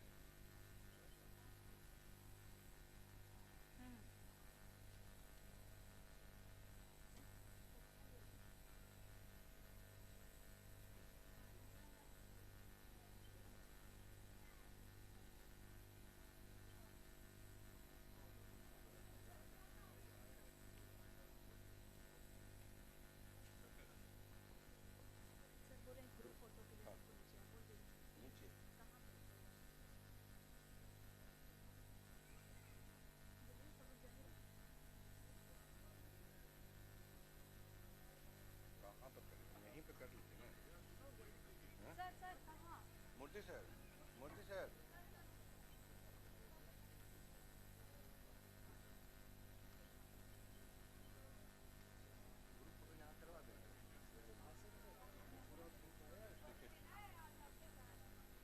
जहाँ बैठे वहीं वहीं पे बैठे बैठे नीचे lawn नीचे lawn तो आपके वॉलंटियर्स ग्रुप सब आने चाहिए ऐसा पीली साड़ियों से अगला सेशन शुरू करें क्या बहुत लोग चले गए हैं कुछ लोग हैं तो तब तक अनाउंस कर देते हैं So just after lunch, we will have a group photo together of all the speakers, all the guests and delegates. So in the lounge, in the dining lunch area. Will it be possible? हाँ हाँ हो जाएगा हो जाएगा हो जाएगा हो जाएगा हाँ हाँ ठीक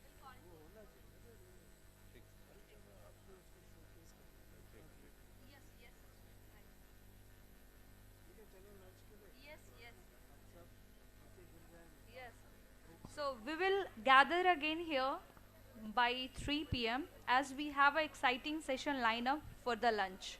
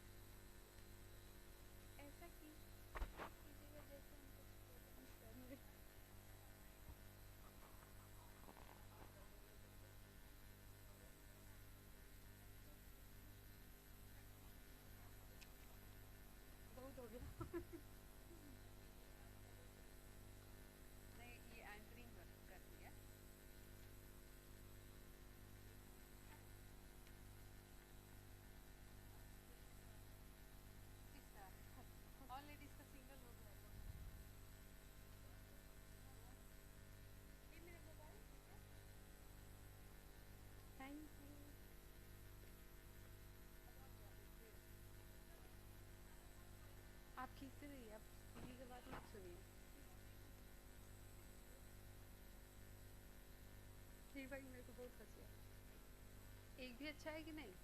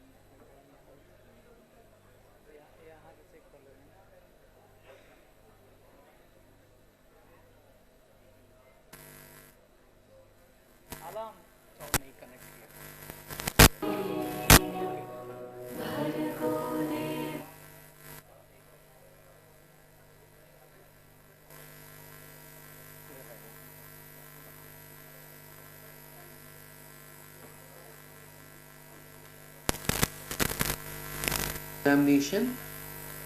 So what?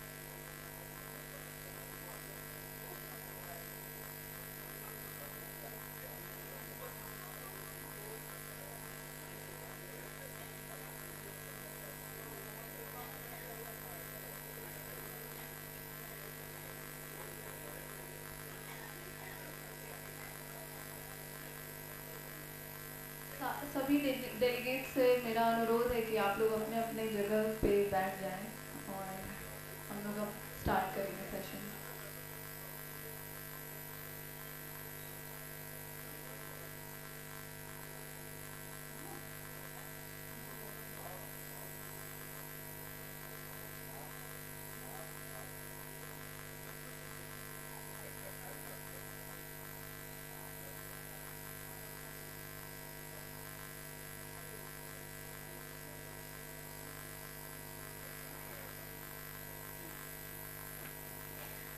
Welcome back, everyone.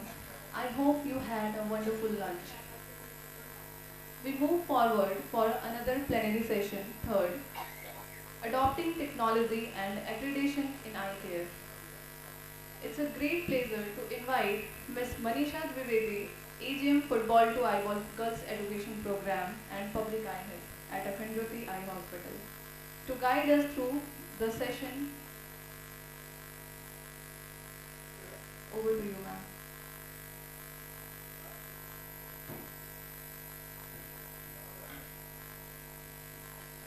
Thank you so much for giving me this opportunity to moderate the plenary session, which is based on adopting technology and accreditation in eye care. So, to chair this session, I would like to call Dr. Ujay Gajiwala sir, who is Superintendent at Tejas Eye Hospital. So please come on the desk.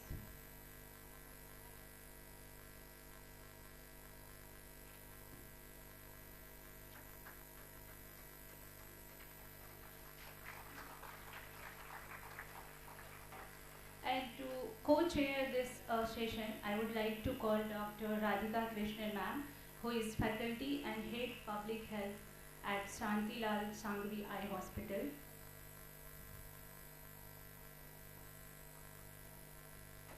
And we have another co-chair, Mr. Rajesh Saini sir, CEO, Greater Siliguri Greater Lions Eye Hospital. Sir, please come on the stage.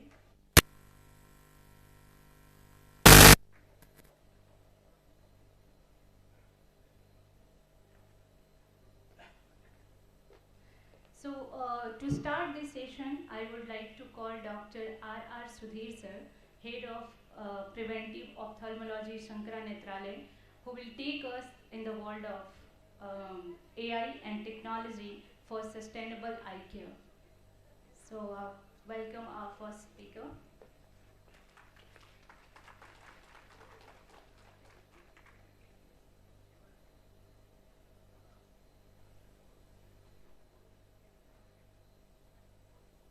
Sir? Okay, sir. So,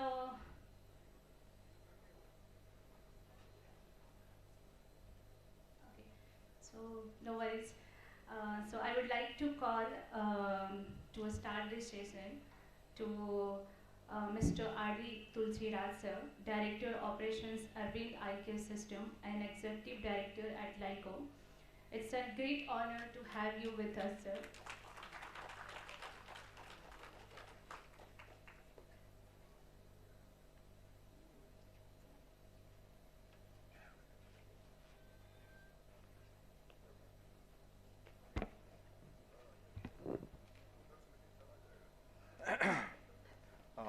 Good afternoon. It's a special privilege to be here. My only regret is that I didn't come to this place sooner. Now, I've had invitations for a long time, but I kept postponing till this event. So that's my only regret. And thank you for this invitation to kind of reflect on some of our own lessons and journey, as to what has made us to be what we are. So what I thought I'll do is I thought I'll go over 3 case studies, which I felt one of it may be a bit of a repeat, as to how it has helped us to kind of grow over time. And we are now in our 50th year. So I'll touch on those 3 case studies. And I put +1, so there'll be one more mini case study which I will touch in the end. So the first case is about the importance of closing the care loop, and I recognized Ajit also used these very same words as part of his presentation.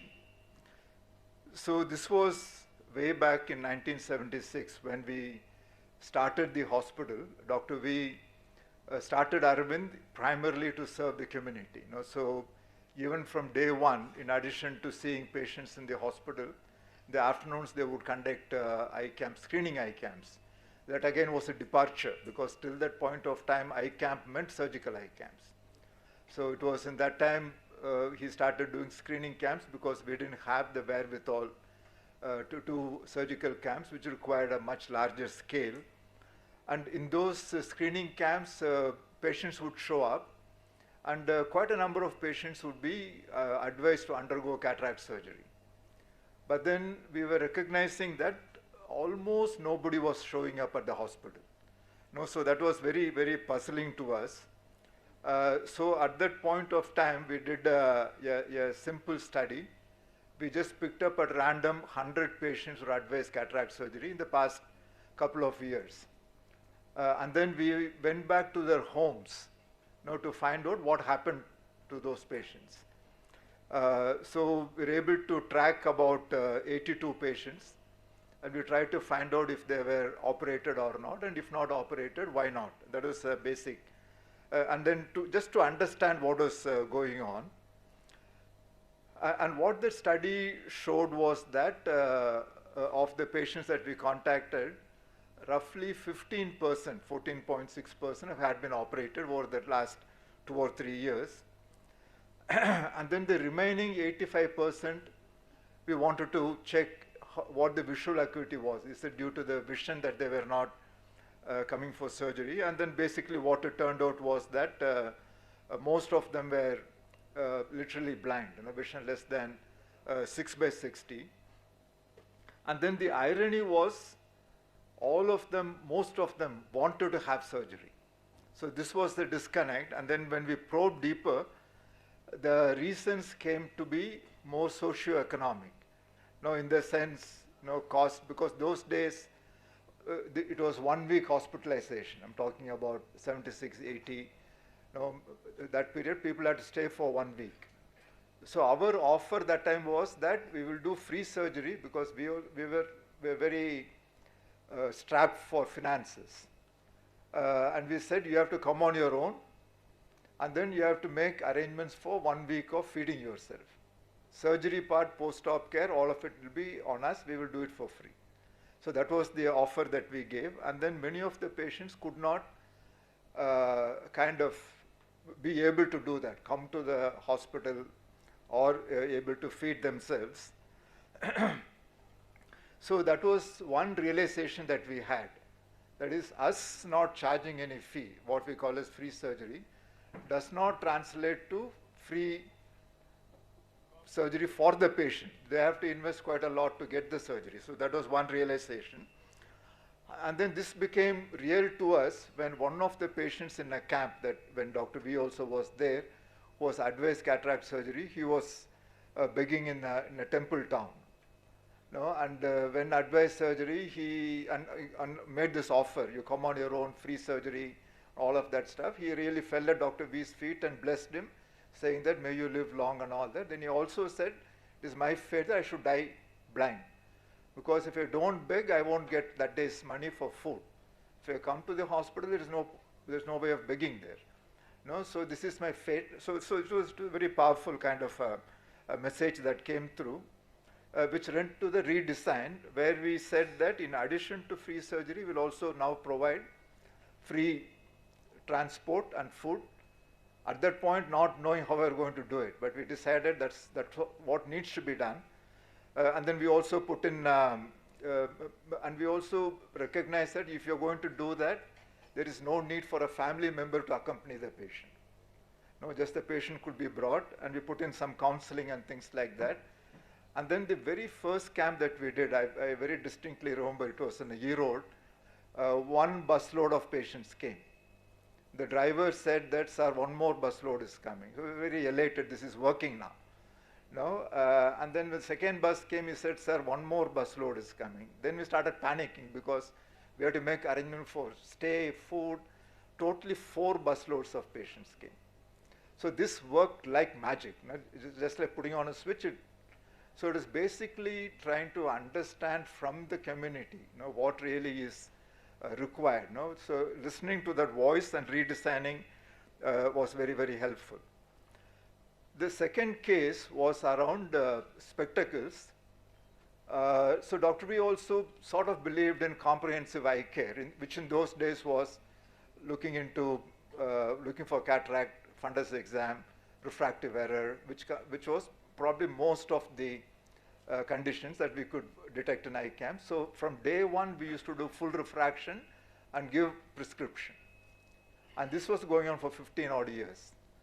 But then we were a little bit concerned as to how many people are actually buying the glasses, because this is a lot of effort to take a portable darkroom, a refractionist, and do a retinoscopy, do the, all of that stuff is a lot of effort.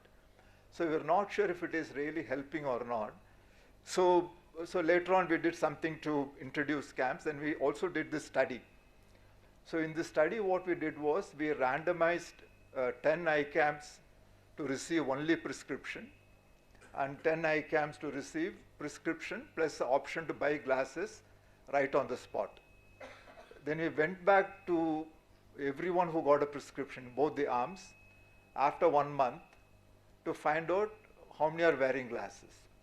We found that where the group that got only prescription, only 25% had bought the glasses.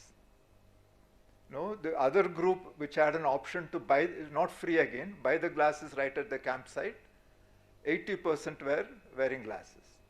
So again, it kind of reinforced, and this is how these camps are done.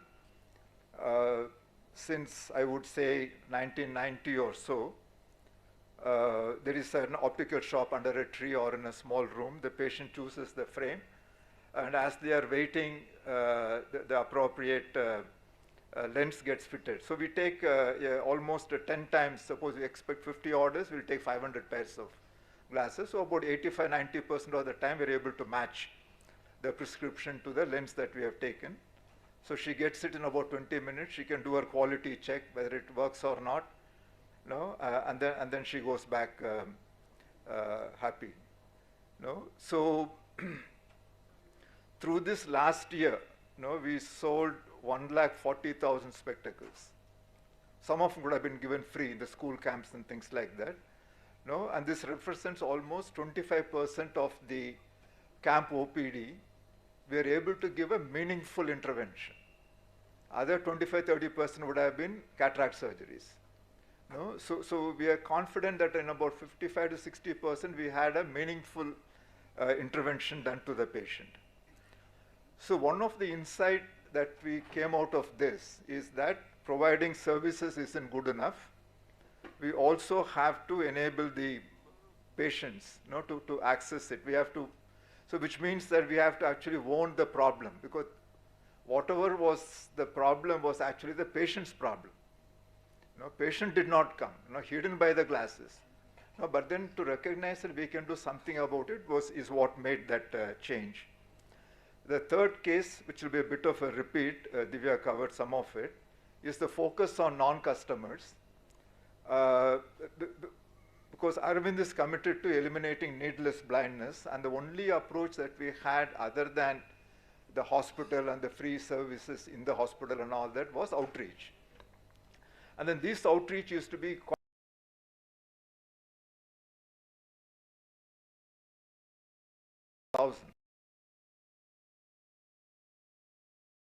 1999, that is when we asked this question.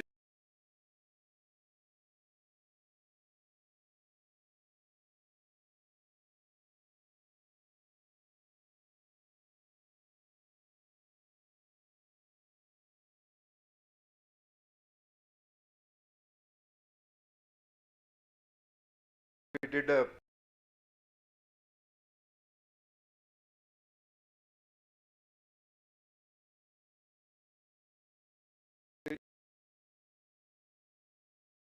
asking it to our camp team, we organized a camp, which covered one of those communities.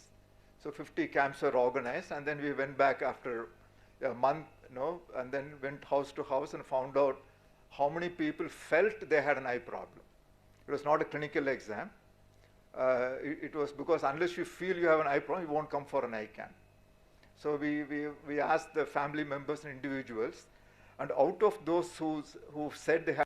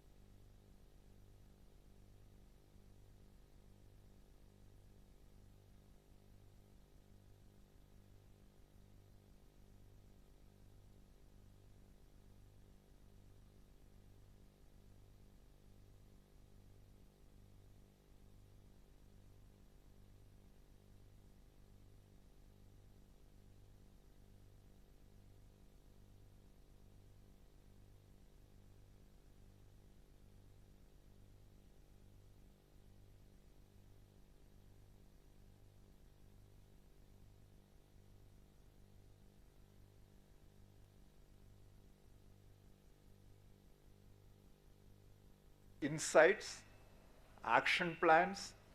We should have the courage to experiment because not all ideas will work. No? And then when it works, then you implement it and scale it up.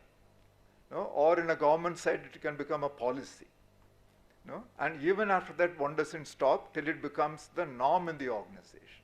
Otherwise, it will go back to the old way of working. Thank you very much.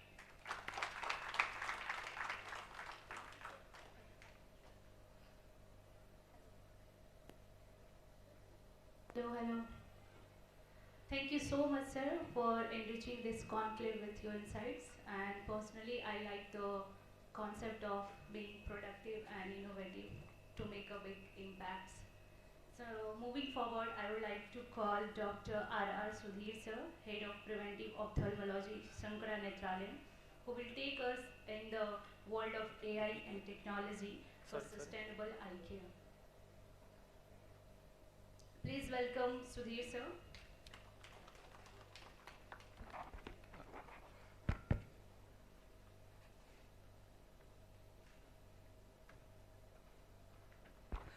Good afternoon, everyone. I thank Dr. Ajit Poda sir and Akhand Jyoti management for having me here. I take this a great privilege, a wonderful hospital and the facility and the great work which is being done here. I just talked to you about something which is happening in AI and technology which drives digital transformation in eye care. And we all know what the challenges are and how to scale. We need expertise, maintain quality, and the human resources. And for addressing that, we have three pillars which are more important. One is the data, which comes from HMS and EMR, the AI-assisted clinical workflows, and teleophthalmology and remote care. These are the three major pillars for digital transformation in case of eye care. And all these are important for improving efficiency, cost optimization, and improving patient engagement and education. And we have a lot of connections in technology where the technology is growing every day. And as far as the AI is concerned, it is also growing in a very large scale and at very fast speed. So we are moving from AI to artificial general intelligence.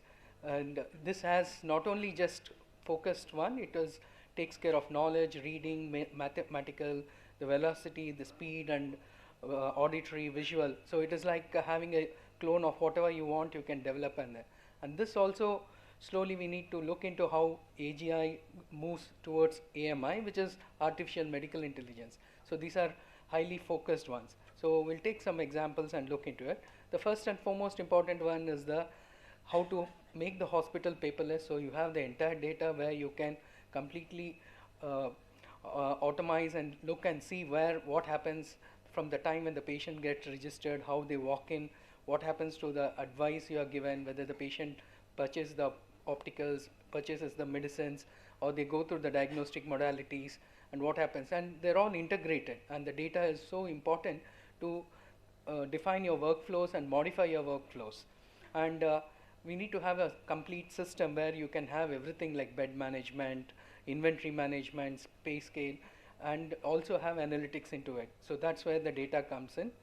And just an example of how Shankara Netralayam, when we were first to start EMR way back in 2007, and initially they said it's going to be very costly, but we also proved them that the space required it was increasing exponentially, and when we reduced the MRD, we could use that space for multiple other activities, and the amount of money we could save when we put a cost benefit analysis was very good, and that motivated everyone to go ahead with EMR. So EMR is not only with hospitals, we can do it even at the camp setting. So the data can, from the camps to the referrals to the main hospital can be followed. So the entire journey can be tracked in. So when we look into, currently we have something called dynamic dashboards. So we need not go into Excel to look into each one and analyze them. So you can even set targets, you can set your forecast, and all these dashboards can be automatically get upgraded, and you don't need even to look to feed in data. And so it gives you a complete picture of what's happening in the clinic. So just give you a few examples of clinical outcomes and LASIK results. This is the outcomes where we need to plot the graphs to look how the outcomes are. So when we had completely done this completely on the dynamic dashboards, with Power BI. So we can really monitor what's happening with the patient, whether they are coming for follow-up, what is their outcomes. Based on the outcomes, we can counsel the patient, you can go for this procedure, this is the results. We need not talk about what the results are published, but we can talk about based on your results. Similarly, with the cataract outcomes, we can analyze how your each of the doctors are performing, different procedures, different IOLs, all that can be analyzed in no time. So this is no data once are entered in EMR gets into the dashboards automatically, and you can have multiple filters which can be look into it. So the next level is to look into machine learning, where you can integrate the results of whatever data you have. You can ask what lens to be predicted, so it will automatically give. It need not do it for every case. In a complicated cases, this like post-LASIK patient where what IOL to be put, it automatically tells you, and you can even check when the patient comes for glass appointment how it is, whether how the ML is working. So coming on to other problems which everybody has is the waiting time. So this again we need to look and see, analyze everything. So this again we can use since based on the data which we have, the data points from the time of registration, we can really predict the waiting time for each patient. And this again we can have an AI tool where we can give it to the patient, they can check their waiting time and they need not come and bother you at any point of time. So same thing, we have to have patient engagement. We need to have a proper feedback from all these patients. So you need to link your systems to a patient feedback so that you can understand what is happening, whether the patients are satisfied. If they are not satisfied, how do you analyze them? So this also works too. So this is again, we can have an automated system. Whenever the score is less, it automatically fires an email to the quality control manager, who can look into it and go and look and analyze why the patient was not satisfied and what takes. And the other pillar we looked into was the teleconsultations. Teleconsultations are not just between vision centers. We can also have teleconsultations directly from the patient from anywhere. So this we did during COVID, when we had like almost 30,000 appointments were cancelled on a single day, and we were not able to schedule them. They were post-op patients. So we built a teleconsultation platform, and we made sure all the patients were connected and they could be talked to them individually on a video call or at their home, and we were able to do it. So these were direct calls. So we, post-COVID, we made this like for all our post-op patients, one of the visits are taken care. The first visit is seen at the hospital. The second visit is completely done on teleophthalmology, and the patient comes for final checkup. We also tried other models of optometry guided teleophthalmology, where they do the entire workup, they do the take the photographs and upload them and connect them with the doctor. So we also had one more model of opticals. So this is like where the patient directly connects into teleophthalmology. We can also send forms where they can fill the history, they do the self-assessment, vision assessment based on various apps, and then finally they can be connected to the hospital so that they can be given the treatment. So here it's like examples like loose sutures, where the patients were identified by themselves by the photographs which they take and send to us. And the third model which we told is like, we have a lot of optical chains. They are like, they can perform like a vision centers. We tried with Titan Center all over India, like around 15 centers, where we empower them with the fundus intraocular pressure measurement and fundus examination, which they were not doing, with a camera, and then we got connected. And this also works. Only thing, we need to motivate the optical shops to do the teleconsultations. Then when these instruments like fundus cameras, we can also have automatic grading system using the AI based. So we were the first to, along with Arvind Eye Hospital and Shankar Netra, to work with Google to develop the algorithm for diabetic retinopathy screening, and this gets integrated into the system, and that can help in reducing the time for grading. Mostly the AI was considered as a black box. Now with the advent, we have what is called explainable AI. It will tell you why this was graded as non-proliferative or proliferative based on the algorithm. So we can trust more with an explainable AIs into this. So many of them are getting integrated into the equipments, and the grading happens automatically. We need not even wait for the internet or anything. So the models are getting built into the systems of various investigations. Coming on to the most problem oriented is scribing, like data entry into EMR, and language problems. So we can actually do a real-time multilingual conversation. What happens between the doctor and the patient can be automatically captured. It converts into language, and then it filters and gives you the output in such a way. It also fills the entire data on your EMR screen. So we have just tried one of this. I'll show you how we have done. We also have trying to work on explaining the counseling part of it when we advise surgery or anything. The patient doesn't, they just spend only few minutes, 4-5 minutes. But if they want more data, so we can have an AI to really answer all these questions. So this has been other plan of project which we are working around. So just to show you some examples of how this was implemented, this is a scribe model. So the doctor can just dictate, or as he is examining his findings, he can dictate. Examination, both eyes normal except for the right eye PCIOL, and the left eye shows immature cataract, NS grade 1. Watch here. So the data gets automatically any findings filled, are getting filled up. See, and so perfect. So it has done everything normal in the fundus, and left eye it has mentioned not examined. It has done, and differential diagnosis. It can also give you the treatment plan, differential diagnosis. It's up to you to use them, or you can just edit them and use it the way in which. So more, when we look into complete care of patients, we have patients coming for 10 years, 15 years, there are 100 visits, 15 years over a 15-year period, or patients with intravitreal injections with multiple. We want to look into it.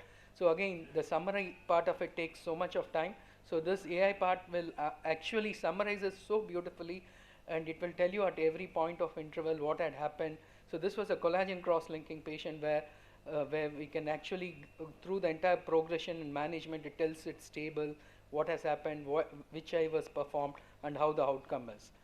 So the second one which we have tried implementing it is for something called as a bot, where we can do the history taking at home when the patient gets registered. So we have online registration now, where the patient books an appointment, we send a WhatsApp message to them, they can enter the demographics. So now we are working to send them a bot which can talk to them. So this bot talks to them in any language, and we can program it in such a way that the entire history taking is done, happens at home. When the patient comes back to you, you just need to do vision refraction. So what brings you to the eye hospital today? Please describe your main eye problem. I have severe dryness of eyes. I am not able to work for long. Something like this. ये पहली बार है आप हिंदी में बात करते बिल्कुल। इससे पहले आपको कभी कोई आंखों की परेशानी नहीं हुई है, सही? 1 year ago, resolved with medication within 10 to 15 days. Thank you for providing this information. So this language part of it is so good. It is like conversing with the doctor, and it just takes 5 minutes, and you need not even train the optometrist to take care of different histories. Like a complex history, it can also do that on its own from the LLMs. So there was a paper which looked into how empathic is there with AI, and they found that AI was more empathetic because it takes more time in explaining and think than compared with the doctor. And AI can also be used in a very complex way, where a patient comes with a very complex disease and you want to enroll them for some clinical trial which is happening in a different part of the country or the world. It will automatically search and tell you these are the clinics where these trials are happening. So we can, we are trying and working out with all the AI related post-cataract care assistants, where it can guide the patients, look at and ask for questions like pain, vision loss, and whenever there are red flags, you can have a human in the loop where they get connected with the counselors or with the doctor, where they can talk to them. And at the end, we also need to have a follow-ups. There are many patients who doesn't come for final follow-ups, so we can go back into them, ask them for patient-reported outcomes with various diseases. Similarly, we have to use training for using AI and virtual reality. We can speed up the training process of the fellows and the PGs. So that also works around. And there are a lot of predictions which can happen, the forecasting with various injections, how good they are. So these are few of the clinical studies which we are doing currently. And also, like on the corneal side with the corneal ulcers, like with the smartphone photograph, we can identify and grade what the ulcer.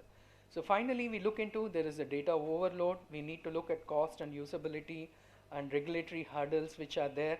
And finally, when we look into it, this data and the AI can really be a boon to help us. So one need to adapt to this technology, otherwise we'll be nowhere in this. I thank you all for the patient listening. Thank you. Thank you so much, sir. I would request you to be on the dais for a moment. And thank you for sharing such great information on AI technology. And we learn how it is making eye care system feasible for everyone. Thank you so much once again.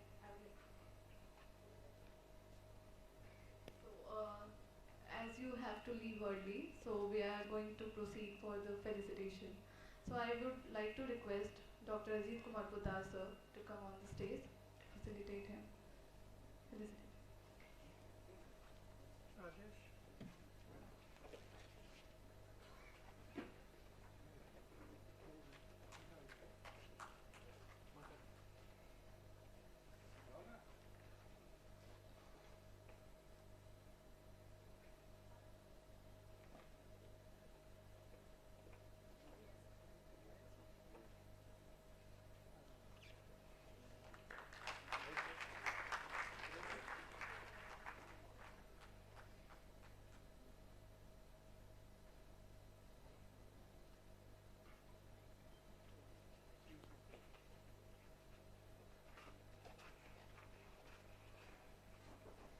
And now I would like to call Dr. Kaushik Murli sir, President Medical Administration, Quality and Education at Chandra Eye Foundation India.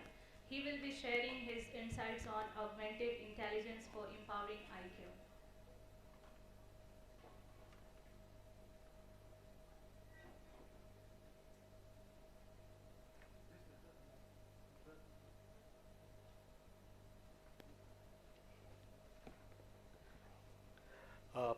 Grateful for the invitation to be here for the second time for me. And every time it is a humbling experience to see the wonderful work that is being done here at Akhand Jyoti, as well as the changes that happen at almost an instant. It's like a 2-minute Maggi noodle. Every time you come, you get surprised with the scale that is suddenly evolved. So thank you so much, Dr. Poddar, Arnab, and the rest of the team for having me here. What I'm going to be sharing is a little different from what Dr. Sudhir alluded to. I'm calling it as augmented intelligence, as to how we are leveraging it to actually empower eye care right from training to delivery. So to give a context, we are an organization again that was founded in '77 as a public healthcare movement in a 100 square foot room with 5 rupees as the first savings deposit by Dr. Ramani and Dr. Radha, who are founders, in a small city in Tamil Nadu called Coimbatore. From there, we've now grown to an organization of 14 eye hospitals that spans the length of the country, and we are in the western part of the country too, and are setting up a hospital in Patna. Our vision continues to be to eliminate needless blindness, and we strongly believe that this can only be achieved through unmatched eye care through a service-oriented team. Now, for a community-based organization to look at advanced technology like exponential technology, we don't have the means, neither do we have the knowledge, neither can we employ such people. So we strongly work with partners and collaborators who span from academia to institutes of eminence to organizations like the team out of Google to Microsoft Research, with whom we collaborate very closely. We take our problems to them and work on solutions. Our very first exposure to AI was with a friend of mine when we were doing a senior leadership course, and he was telling me that he was working on AI. I had no idea what it was. This was in 2014-15. So he explained to me, he said, look, we are planning to use it in agriculture. We think it will work in orthopedics because there's a lot of images. Then I threw the problem to him saying that, hey, if it can work in X-rays, why can't it work on fundus images? And then our team worked together. He was at that time incorporated out of Singapore, a company called Leben Care. They built a solution called Netra AI, which looked at using a deep convoluted network to identify referable and non-referable DR. We were able to scale up that solution and implement it across large parts of our thing. We were in different stages. We are also proud that we got recognized by Government of India as this being one of the 75 examples of AI for social impact when we commemorated the 75th year of Indian independence. With that, we said, okay, we've got a solution, what next? When we ask our doctors to go to the cams and screen, it was becoming a challenge. We then got into a partnership with University of Bonn, where we said that can we train optometrists in a structured module and create an online training module where they can do a self-paced learning, monitored possibly by other optometrists, to look at how they capture retinal images. That we got clicked. Parallelly, the concern was, okay, you have so much of technology, it is making our life easy, but what happens to the patient? When we asked the patient, they said it is great, we are a lot more confident, but there is a lack of human touch and there is a moral support that typically that is there. So that is something that we are not. So 96% of them were satisfied with AI-based screening, but 62% of them felt that it cannot replace a doctor. So it still needed a doctor to put their hand on their shoulder and tell them, saying that, look, it is okay, you're perfectly fine, come back later, or you have a problem, you need further treatment. The company that we worked with got subsumed by a pharma company that had invested into another Indian startup, and our AI solution became part of their AI solution. So that came out as the Meteor solution that Remedio came up with. We then implemented it across all our vision centers because we felt it was useful. But we still felt that there was a need to have an expert in the loop. So again with Bond, we worked on a pipeline model where an image can be uploaded on one side.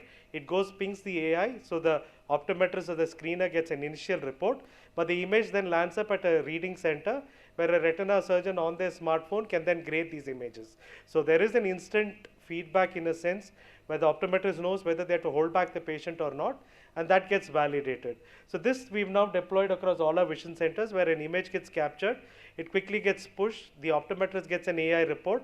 There are certain hotspots that get generated that allows our retinal surgeon also to quickly confirm whether it's an artifact or an actual lesion, and it also helps us in terms of our training. During this time, the ophthalmologist also has a conversation with that patient and lets them know what needs to be done. We then took a stretch saying that at the Kumbh Mela, is there a role for such screening that can happen? So the Netra Kumbh gave us a fabulous opportunity where we said that, okay, if we had to deploy it at scale, is there an opportunity for us to look at it? There were a variety of systems that were then put out there.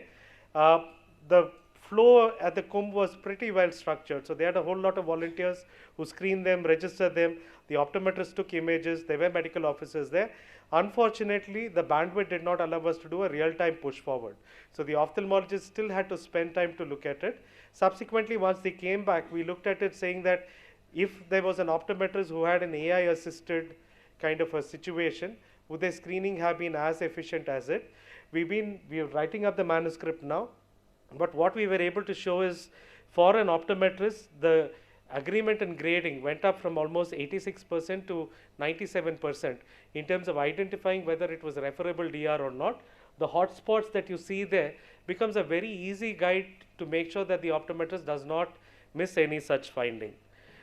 I come from Bangalore. It's a city of startups. We're fortunate to have some leading ophthalmic company founded there. So we again worked with another startup. They had their prototype model. This is a phoropter. It's a remote phoropter where you can remotely access the phoropter to change the refraction readings. All morning we spoke about how refractive errors are important, but we know that the number of optometrists available are not enough. So we again tried to see, is there a role for remote refraction in our own ethos? So we deployed it at a vision center and had somebody else sit at a hospital in Bangalore.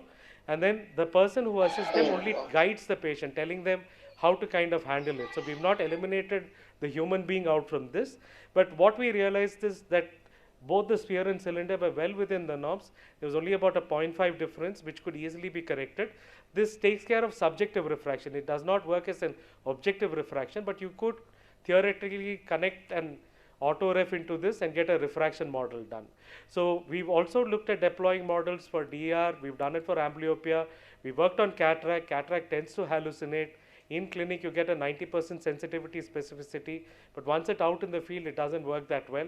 So we are now working with another partner on a hardware-software model to see how it works. So these are some examples in terms of how we've used it in screening, but essentially still keeping a doctor or a specialist in the loop. So this assists us in some way. We had an opportunity to work with a body called the Indian Foundation for Quality Management. This is an industry-first body that looks at enhancing manufacturing and service quality in India to enable our country to become a $5 trillion economy. As part of it, they reached out to us asking us whether as a healthcare provider we would want to participate. And one of the first insights we got from them was a question they asked us saying that, would you like to drive a truck or an aeroplane? It sounded very odd to us.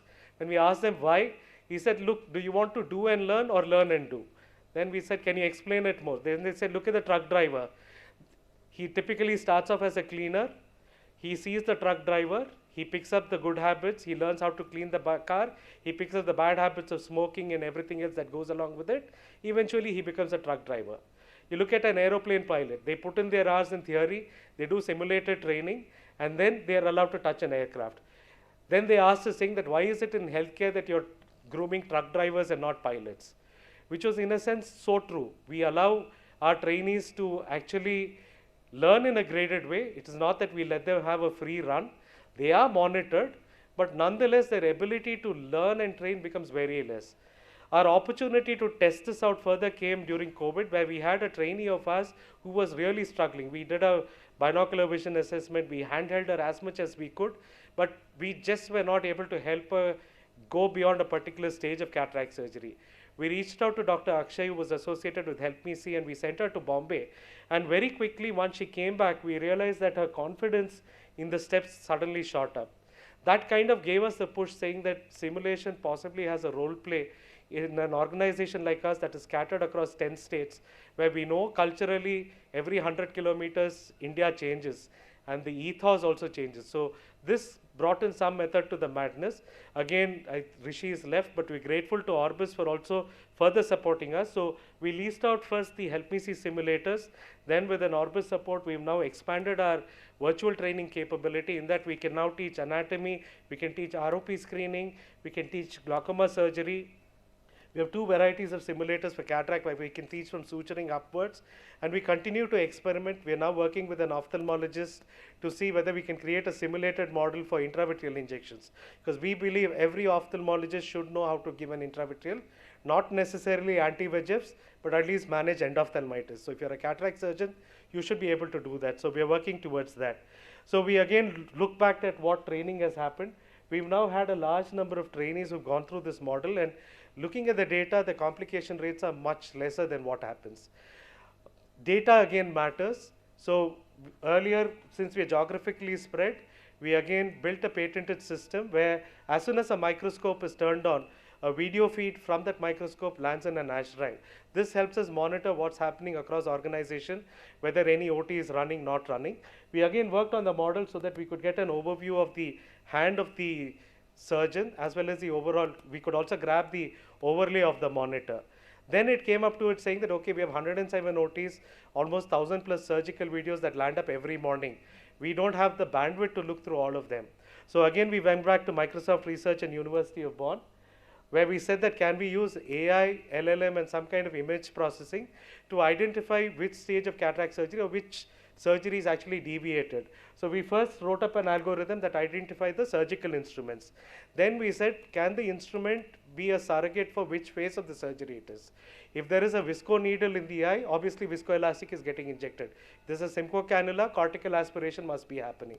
So we used that as a surrogate, and then we were able to identify the different phases of manual small incision cataract surgery. We also put it up as a data set. So there is a open source data set called Cataract 155 that is available for anybody who wants to work on it. Now we've built this front-end portal where a doctor can upload their video, and it identifies the various phases of the surgery and lets them know which phase was deviating or they took a longer time. And again, if you look at the cursor at the bottom, for the different parts, different surgical instruments, the cursor kind of moves. So this is now helping us in terms of figuring out or focusing on those few surgeries that deviated, allowing us to monitor our trainees much better, and also we can pick up the same phase of that surgeon over a period of time and plot their own learning curve. Now I started off saying this is augmented intelligence and not artificial intelligence, because when we talk of artificial intelligence, we are looking at an agent or a machine that can identify and perform an intellectual task and can execute it, replacing a human being. When we talk of augmented intelligence, and which is where we believe the play of technology will be in medicine, it will be to enhance the human intelligence rather than replace it. Although we are playing around with words, AI essentially has to result in an output. But when we look at augmented intelligence, it integrates with the human being who's delivering care, and it therefore will improve health. This becomes very important because at the end of the day, as doctors, we are responsible to make sure that this human being, they don't care whether it is technology or our skill set or our knowledge. They want the best of outcomes, and we have to ensure that whatever we put out is still patient-centered at the end of the day. Once again, I thank the Akhand Jyoti team for having us here and us being able to share some insight of what we are doing at Shankara. Thank you so much, sir, for a clear and impactful insight on artificial intelligence and augmented intelligence.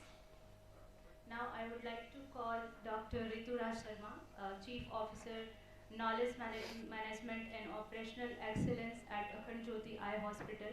He will be sharing his insights on NABH accreditation. Thank you, Manisha. Good evening, all. Yes. So my topic is NABH accreditation is an essential prerequisite or a luxury in low and middle income countries. So as many of our already previous eminent speakers already told, that in any hospital, if there is any harm to patient, then we are lacking the full efforts to patients bringing in and bringing out. Like Dr. Praveen said very well that okay, the third largest cause of blindness is post-op cataract surgery. So this is again where we stand. So quality is something in context of India and South Asia. If we see that high disease burden and dual epidemiology and fragmented healthcare delivery, out-of-pocket expenditure pressure and infrastructure and workforce gap, these are the things where we need to think about that whether it's a luxury or it's an essential one. So if we go ahead, that NABH accreditation is very common, and there are certain other things or also accreditations for quality like JCI. So for NABH, basically it is in context to India and these low middle income countries. It is very well structured in terms of what is all our need. So here NABH institutional foundations is and standards framework, tiered accreditation methods, like they are providing entry level, mid level and fully accreditation, and regulatory linkages, which shows that if we are going for any accreditations, then others schemes and insurances can be taken up for the consideration. If we go for theoretical rationales, why it should be exist. So there are like many of the studies says that there are gaps in quality, which already our eminent speakers addressed and informed. So information asymmetry reductions. So if we are going for any data collection, that it should be in a symmetry and it should be completed data. Market signaling, and like if our any hospital or any institute is quality accredited, then there are marketing persons or influencers, those who are bringing us business. Clinical governance formalizations, so standardizations of any kind of SOPs, any kind of process which makes it very useful and impactful. Continuous quality improvement is again, that is a chapter also, and it shows like quality is not a destination, it's a journey all the way. So arguments are there, like as we are discussing here, that how we can come up to like no harm to patient, and we are investing in AI or any other many resources, infra, equipment. So I think these are the major issues where we think that okay, if we are going for quality and we are going for any accreditations, it will be definitely having a burden or it will be a expenditure investment. So if we go through, so cost of quality types. So there are two types of cost quality. One is good quality and one is cost of bad quality. So we all know if something is done in a first step rightly, then definitely it is going to be impactful or more impactful. Like one surgeon is operating 100 patient, but effectiveness, if we are going to check, and it is showing like 65% is outcome are on the best side or the desired outcome, and one person is doing 80 surgery and their outcome is 95%, so then we can go for the first time right who is doing is more effective or more qualitative. Here are in hospitals there are so many internal failures, external failures, so these are the cost of poor quality. If our product is in poor or poor quality, then no one is going to be retain their existing customer, and it will be later on it will be a bad impact on the business. So there are like as we said, there will be definitely cost of human resources, because we have to establish one dedicated department for quality, and there will be some investment in audit checks, their accreditation fees, their audit frequently. You have to go for some quality audits on regular basis. So if we are thinking like that, then definitely for a small setup it will be a huge cost, but for institutions or as a large scale, if we are going for volume, then we have to take it as a quality accreditation is as a tool. So it provides, like any accreditation, provides equity, access and market signaling effects to the institute. So if we go for comparative perspective like NABH versus JCI and other LMIC models, so why we should go for this or anyone will go for this? So if we can see that NABH versus JCI standards depth, there is one data that it shows like till now in India there are only 25,000 hospitals are NABH accredited, out of which 1700 or 1800 are fully accredited. So which shows that our willingness, or there are some barriers which are impacting to go for some quality services. It may be huge cost, or it may be a retention, or it may be a mindset from the employer or the owner. So if we go for cost benefit and health system externalities, so when we implement some quality processes, then definitely it's a quality outcome also. So system wide safety externalities comes, opportunity to cost consideration, long term efficiency gains, and policy leverage potential is there. So this is something debatable context, and where you can take decision on your own, but here I am giving just like how to go and why to go. Strategic reform options are there. So there are some suggestions if it can be reformed as a organization based, those who are very small or in rural aspect. So people or those who are in advisory board, they can make it tailored models for them. And like NQAS, which is a government quality standards, so they are tailoring their standards as per the PSC, CSC, sub DH and DH. So it can be done for the NABH also. So this is something which I wanted to present here, and this is basically more in practical it should be rather than a theoretical one. So I am submitting my view. Thank you. Thank you all.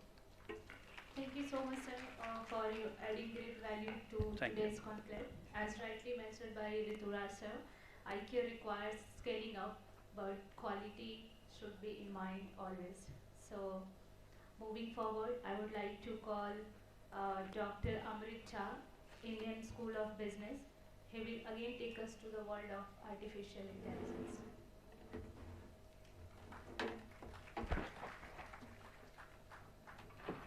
So I think I'd like to borrow the word augmented intelligence. Really love that word. So while we are just setting up one thing, I think first of all, very humbled and privileged to be here. I think This is an eclectic forum. We heard from the best of the hospitals across India and best not just in India, across the world. Best of the leaders as well in the ophthalmologics side of the house. So I'll try and add a little bit, but most of it will not even match to what we have already learned. So bear with me for the next 10 to 12 minutes as we take you through a small experiment, small study, which is inspired by Dr. Rajvardhan sir sitting here, Mrityunjay sir who is somewhere, he's always here. So we'll walk you through that. Let me know if you have any questions, you can stop me as well. I'll try to cover it in 7 minutes, don't worry. Start?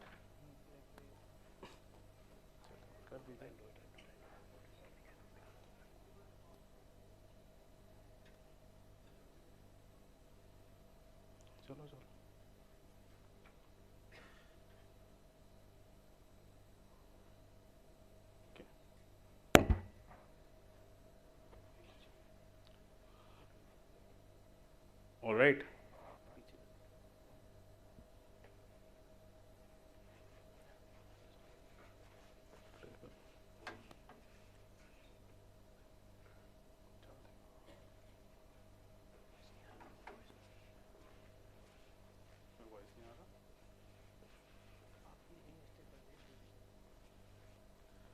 Okay.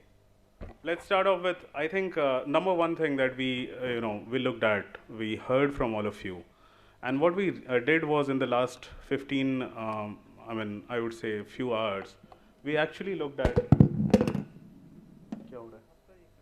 okay, we actually looked at the vision statements of all of the 35 institutions and hospitals and leaders who are here. So think about your vision statement is in the word cloud. We looked at the word cloud and it seems to us that we are all on the same mission.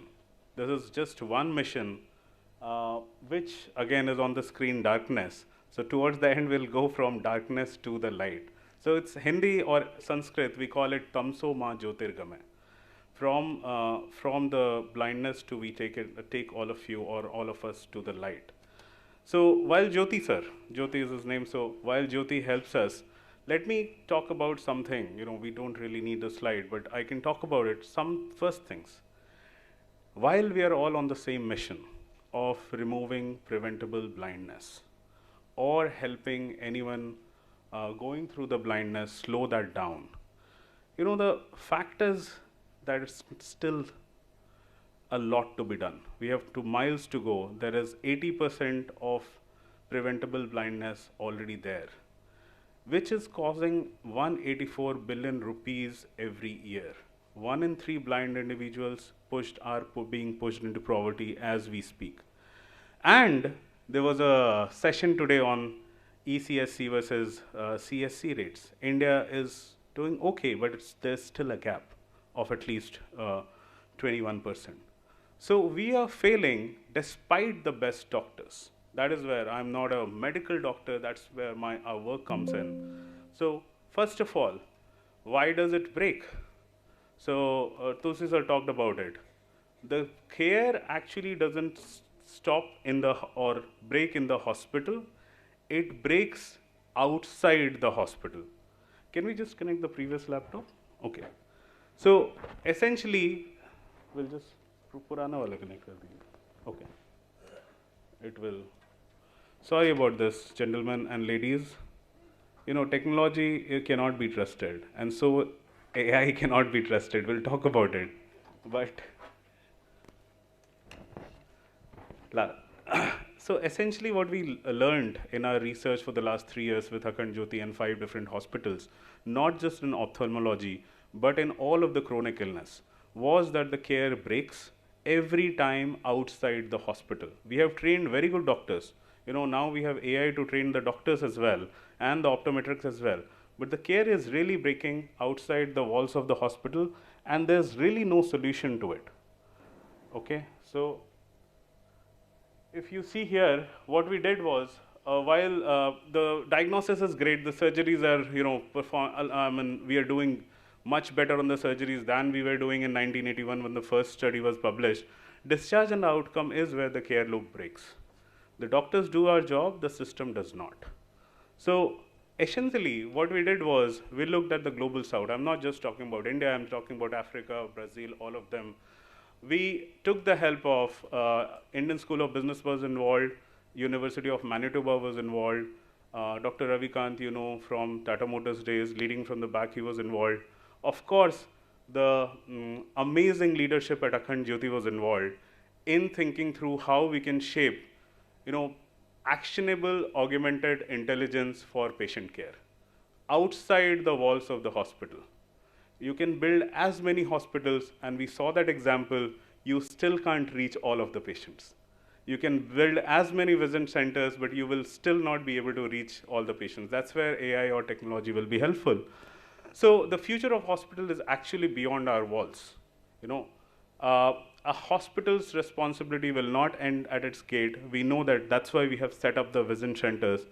But we said, what if we have formless hospitals? We have hospitals which does not exist in brick and mortar. 5 years back, it was not possible. Today, it is possible with the advent of, you know, large language models and open AIs that has come in. So at Akhand Jyoti, we have taken upon this task. And again, 2009, we took upon our task, 50,000 patients in 4 years. We are saying this year, this is April 5th, by December 31st, we'll have 100K patients touched in the last mile from AI. We call it AI eye care. We are showing that we can do, and from Ravikant sir, we can do leading from the back, leading from Bihar, and actually leading from Bharat. So that's our goal. There's a hidden gap, as I already mentioned. I'll not deliver into more of it, but essentially the opportunity is to extend the doctors. The care that each one of the doctors want to provide, always wanted to provide. I was talking to Dr. Ranjana, they don't have time. How do we take 10, 15, 20 seconds, 30 seconds of their time once the patient has moved out of the hospital? So we are essentially moving Akhand Jyoti's patients from a medication 2.0 to medication 3.0 regime, where health span is as important as the lifespan of the patient. So how do we do it? It's a massive task. You know, we have tried everything, Servom and everything is there. So AI leading from the back, inside the hospital where most of our colleagues are working, all of us are working, but outside the hospital these are the touch points: treatment, surgery, recovery, long-term care. We are touching on each of them through the use cases that you see. Adherence reminders, big problem. Adherence, even with the US, Kaiser Permanente, it was my client, we were not able to solve adherence without investing thousands of dollars. We cannot do that here, right? So can AI help? Second is understanding the follow-up, understanding the patient's symptoms, if it is moving up, down, are they feeling pain or not? We need to know that. So we'll watch that in live. I don't want to present anymore. I want to make you hear Savi. Savi is basically, I don't know where Chavi and Chaya are. So they are Chavi is a reflection of the personality of Chaya and Chavi, which we have tried to incorporate. Is it perfect? It's not actually. It's not even 50%. So we'll try to see, hopefully the audio plays. नमस्ते, मैं सावी बोल रही हूँ अखंड ज्योति eye hospital से। क्या मैं राजेश पांडे जी से बात कर रही हूँ? जी जी बोलिए। धन्यवाद राजेश पांडे जी। मैं आपकी हाल ही हुई मोतियाबिंद सर्जरी के बारे में जानकारी लेने के लिए कॉल कर रही हूँ। सर्जरी के बाद से आप कैसा महसूस कर रहे हैं? जी सही है, मैं दवाई समय से डाल रहे हैं, ठीक है। ठीक है, धन्यवाद। क्या आपकी आंख में कोई लाली, सूजन या दर्द तो नहीं है? जी दर्द तो धन्यवाद नहीं है जानकारी जी। देने के लिए। क्या आपकी आंख में दर्द, लाली या सूजन में से कुछ भी महसूस हो रहा है? नहीं, कुछ भी नहीं है, सब दर्द कुछ भी नहीं है जी। आंख में दर्द नहीं है। बहुत अच्छा, आपको कोई तकलीफ नहीं है, ये जानकर खुशी हुई। अब से 7-8 दिन बाद एक बार अपने नज़दीकी सेंटर पर फॉलोअप के लिए ज़रूर जाएं। क्या आपको पता है कि आपके पास का हॉस्पिटल सेंटर कौन सा है? जी हमारे को पता है, भोरे है हमारे पास में। ठीक है जी, भोरे है। धन्यवाद जानकारी देने के लिए। आप भोरे सेंटर पर ही फॉलोअप के लिए जा सकते हैं। किसी और मदद की जरूरत हो तो बताइए। जी जी, हमको कोई जो ठीक पड़ेगा, आवश्यकता पड़ेगा तो हम फोन करेंगे आपके पास। नमस्ते इंतज शेष जी, मैं अखंड ज्योति अस्पताल से आपकी डॉक्टर कुमारी श्वेता हूँ। आपकी पर्ची के अनुसार ग्लॉकोमा यानी काला मोतियाबिंद के लिए आपको आज रात में 8 बजे। So I wanted to pause for a second. This is a real conversation with a real patient that is happening as we are sitting here. The call center team outside takes up the calls only when there's there's really required. So we have 20% of the patients. Till now we have done 500 plus calls. 1500 minutes of conversations has happened, including this was in Hindi, and think about it, has also happened in Bhojpuri.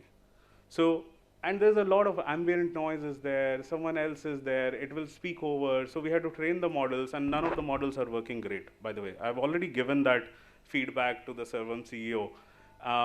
Now the second part. So we are working on this, we will do this, but I don't know if Dr. Shweta is here.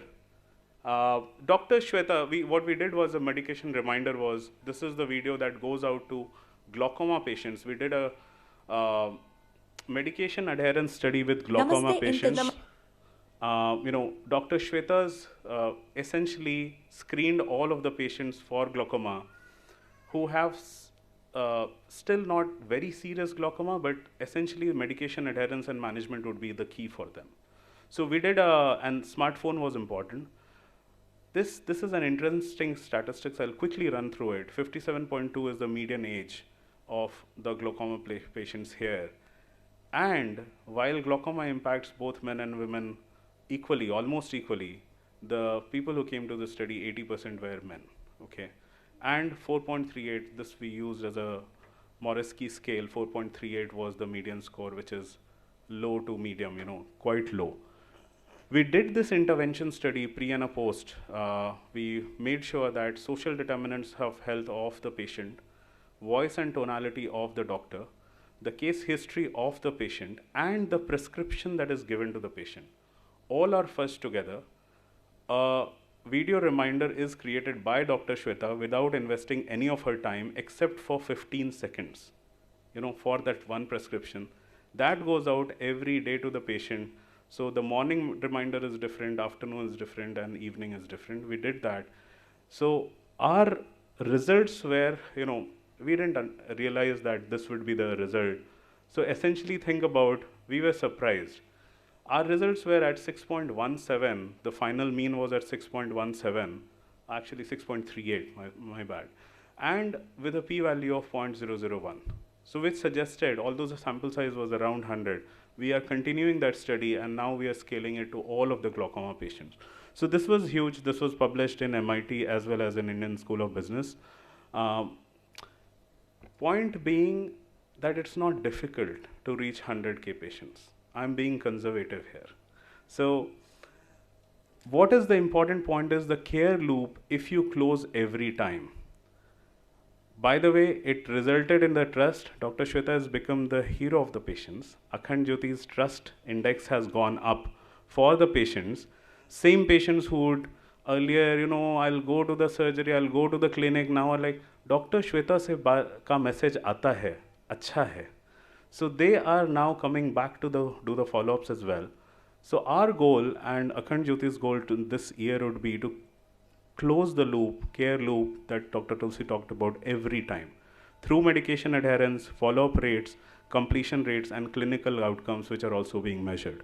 So I know there's a tone beeping, it doesn't know that we started late, but essentially what we'll do is, I heard all of the great presentations today. I feel if we build this together, we don't need to build it in silos.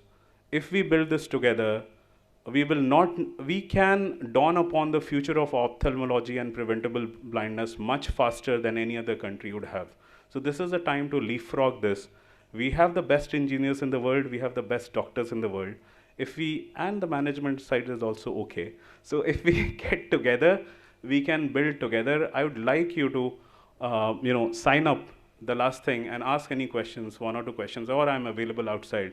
If you're interested to know more, how do we are shaping up this, you can just click on this. It should take another 30 seconds while the speaker comes up. Thank you for hearing. Thank you for bearing with the technology. Savi did not realize that she had to talk in the beginning, so she didn't come up. But I'm really excited to take this forward. I have my entire AI clinic team, which is building this with Akhand Jyoti. So shout out, I don't know where, yeah.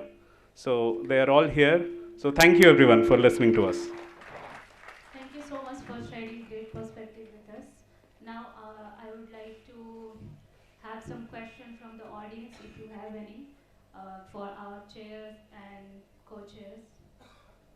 Because we are running short on time, so we'll keep it short. Anyone has any question? No question. So, I would like to give you, I would like to have any insights on this session. So first of all, thank you to all the speakers. And as usual, our Guru Tulsiraj Sarji is here, and when he started the talk and gave us the insights about the journey of Arvind Eye Care System and then building the capacity, how Mrityunjay ji and his colleague was there, and today we are all here. And this last presentation, obviously Dr. Kaushik Murli's insight on AI and a lot of new things what Shankara is doing. Dr. Sudhir's insight means I always hear Dr. Sudhir, I think he has left already. Dr. Sudhir's presentation about EMR. He's basically a EMR expert, and now he's talking on AI.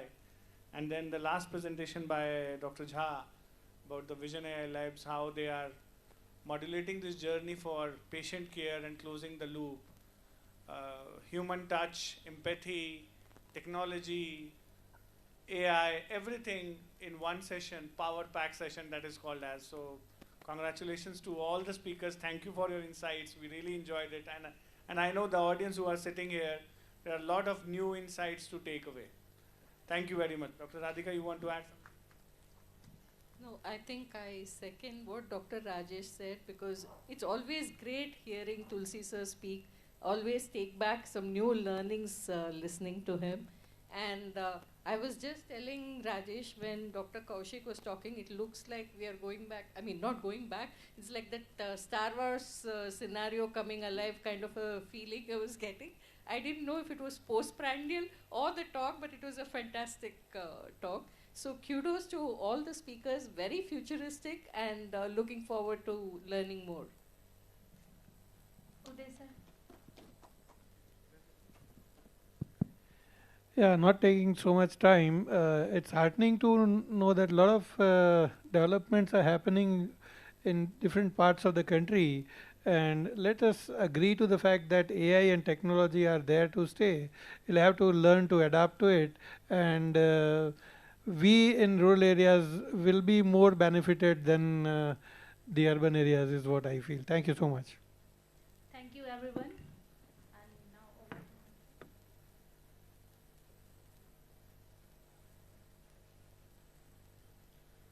We are moving for the felicitation.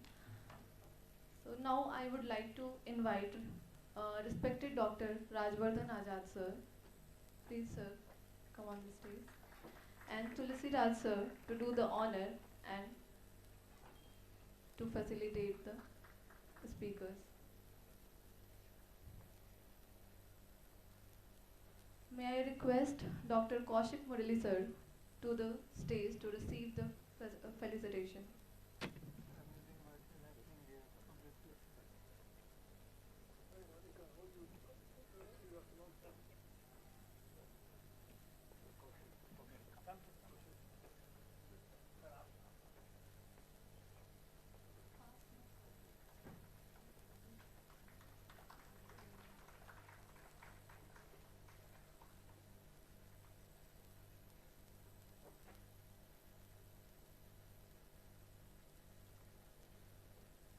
I would like to call upon Dr. Rituraj Sharma sir to come on the stage.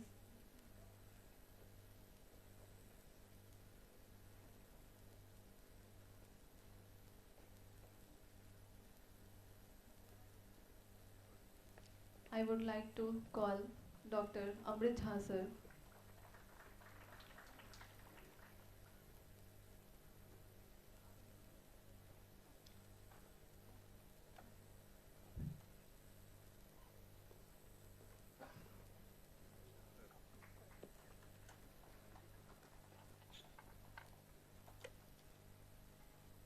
Dr. Uday Gajiwala sir.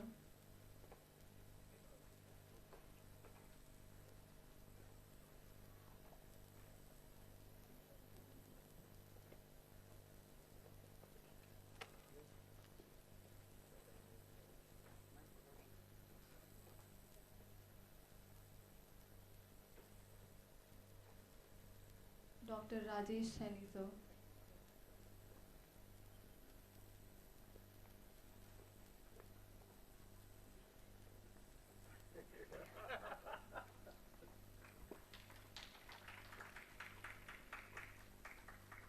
And Dr. Radhika Krishnan ma'am.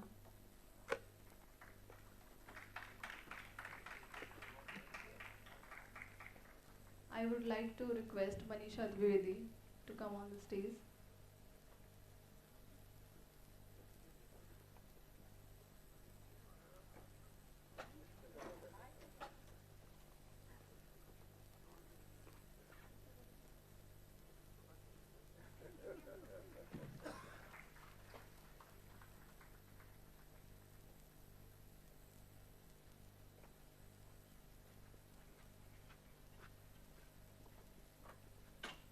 Thank you everyone.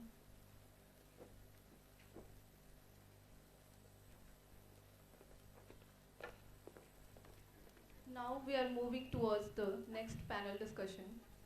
It's a great pleasure to invite moderator of this panel discussion, Mr. Arnav Sarkar sir, AGM Quality Assurance and Institutional Partnership, Akhand Jyoti Eye Hospital, and Ms. Chhaya Tiwari, Manager Academics and VC Operations. Over to you, sir.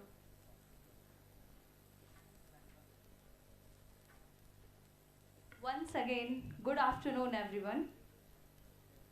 We now move to our panel discussion on an important topic. I think हमारे optometrist wait भी कर रहे थे, जो कि vision center related topic है. How to run a successful vision center network. It's my pleasure to invite our esteemed chair, co-chair and panelist for this session. We would like to invite Dr. Rajesh Saini sir, CU Siliguri Greater Lines Eye Hospital, as a chair for this panel discussion. Co-chair for this session is Dr. Deep Sikha Agarwal ma'am, Director MGM Eye Institute. And our distinguished panelists for this session are Mr. Pankaj Viskarma sir, Director Program Impact Mission for Vision. Dr. G.V. Rao sir, CEO Tulsi Eye Hospital. Mr. Gaud Mohammed sir, Senior Faculty, LICO. We welcome all our panelists.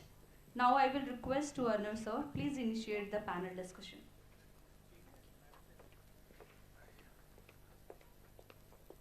Thank you, Chaya, for introducing the chair, co-chair and the panelist. Thank you everyone to come up on the stage. Thank you everyone. Can we? So I'd like to start the session with few questions to begin the conversation. Maybe I'll request Dr. G.V. Rao sir to talk about the service delivery and quality assurance at the vision centers. Thank you, Arnab, for giving this opportunity. First of all, Vision Center, when we talk about Vision Center, it is really a center of the hospital only, which is created for getting the access as well as giving the affordable eye care services at the village level itself, and appointing the staff also from the community itself. So it's owned and run by community with the help of the hospital staff. So The services offered at this center are basically primary eye care services, which includes, of course, screening at OPD, plus refractive errors and counseling services for the advised patients for the surgeries, as well as follow-ups and providing comprehensive eye care through telemedicine so that we connect to them, and also having community outreach programs at least once a week or so from there to the even people around vision centers. So all these services, and also really focusing on children as well as women to give that equity of services, as well as looking at the services for persons with disabilities or other disadvantaged communities. So it gives social equity as well as community participation in the services. That's what we do in the vision centers. And ensure quality, we also really talk about training of the staff at the identification level itself, as well as placing them in the hospital first to give the exposure, to teach them the culture of the hospital and how, where they are sending the patients, and what will happen once they refer the cases here, and whom they are interacting, and all that we give. And after a month or so, we place them in the other vision center to get the exposure, how the vision center should be run, and then they are placed in the vision centers to take care. So he or she is a leader or a team functionary who has to really take care of the entire vision centers management in terms of taking care of community workers' role, as well as ensuring that whatever cash is collected, he keeps. He also keeps all the documents. He also enters into data entry and reports at the end of the day how many patients have come, how many have been identified, how many he or she is going to send patients to the hospital. So it's a lot of work, and this all is monitored. And at the end of the day, they also have a WhatsApp group where they send the message to the hospital. This many patients have been seen, these patients have been identified for cataract, we will be sending him next week, all that. And then we have team also going from the hospital to check the quality of how many refractions they have done, whether they have done correctly, or whether they are keeping the equipment correctly or not, whether those are cleaned or not. So all that, and we have the other supporters who come and train also these people, like Mission for Vision. They send a team to come and do the training also for the staff. So that's how we keep the quality of the Vision Center. Right, sir. Thank you for this detailed thing. Sir, more specifically, like what kind of, maybe is there any kind of quality indicators or so that you are following, because vision center is mostly a remote thing, right? Correct. So how to get that control of quality, because from the base hospital people are visiting not very frequently, right? So there is a certain frequency on when the base hospital people are visiting. So how can you give some insights on that? So for quality, first of all, we look at it, how many patients have come, and out of that, how much is the refractive error percentage. So that is it really matching with the number of patients who are reporting? At least 40% should be there. Then we also look at least 10 to 12% of surgery advices happened or not. And if required, we will get the patients telemedicine also done, the cases which need further investigation. So that is one thing we do. And then we also do the follow-up calls. Once the surgery is done from the hospital, then we also call them for follow-ups in the vision center itself, the persons who are staying, and the vision is taken. And if any complication or if any further investigations occur, we do the telemedicine to the hospital, and they check that one. And then we also have a team which goes, like doctor or someone goes and checks that for follow-ups also. Thank you so much, sir. I would request if anybody else has something to add. So I mean, just to supplement, like GV sir, the very objective of this monthly visit basically is to ensure that staff are getting supported at that location, vision centers. For example, in real time, if you look at in the base hospital, you have 10 slit lamps. If something is gone off, you can replace it. And what is very important is it's very important for us to ensure the equipments and instruments that are calibrated periodically and also build the capacity. So that is one of the key thing that you need to send a person at least once in a month to ensure that all these were working well. Because some cases, if you look at people write applanation reading on their own, maybe the prism is gone 15 days, 20 days and all. So there are certain gaps that we really need to address. And in addition to this, it's also from the base hospital and the bigger picture, you get in touch with the community beyond the vision center. You go talk to the primary health center in that location or the physicians in that location. So engage them, so make them refer patients to you. So in a big picture, it definitely helps the periodical visits from the base hospital to the vision center. Yeah. Anyone else would like to? Yes, ma'am. Yeah, just I would like to share, like, we are doing auditing, what you are talking, like clinical and non-clinical auditing. So some senior optometrists, they visit once in a month and then they see all the data, what type of the refraction they have done or what are the findings, and they accordingly they correct. And we do the trainings also. So in quarterly, these visit technicians, they come to the base hospital and we again update them how they are functioning. Another one is a non-clinical auditing, when we go to the community, what the sir is saying, and there we ask the patient, community, how, what they know, what was the experience. So in that way, we are doing the auditing to maintain the quality.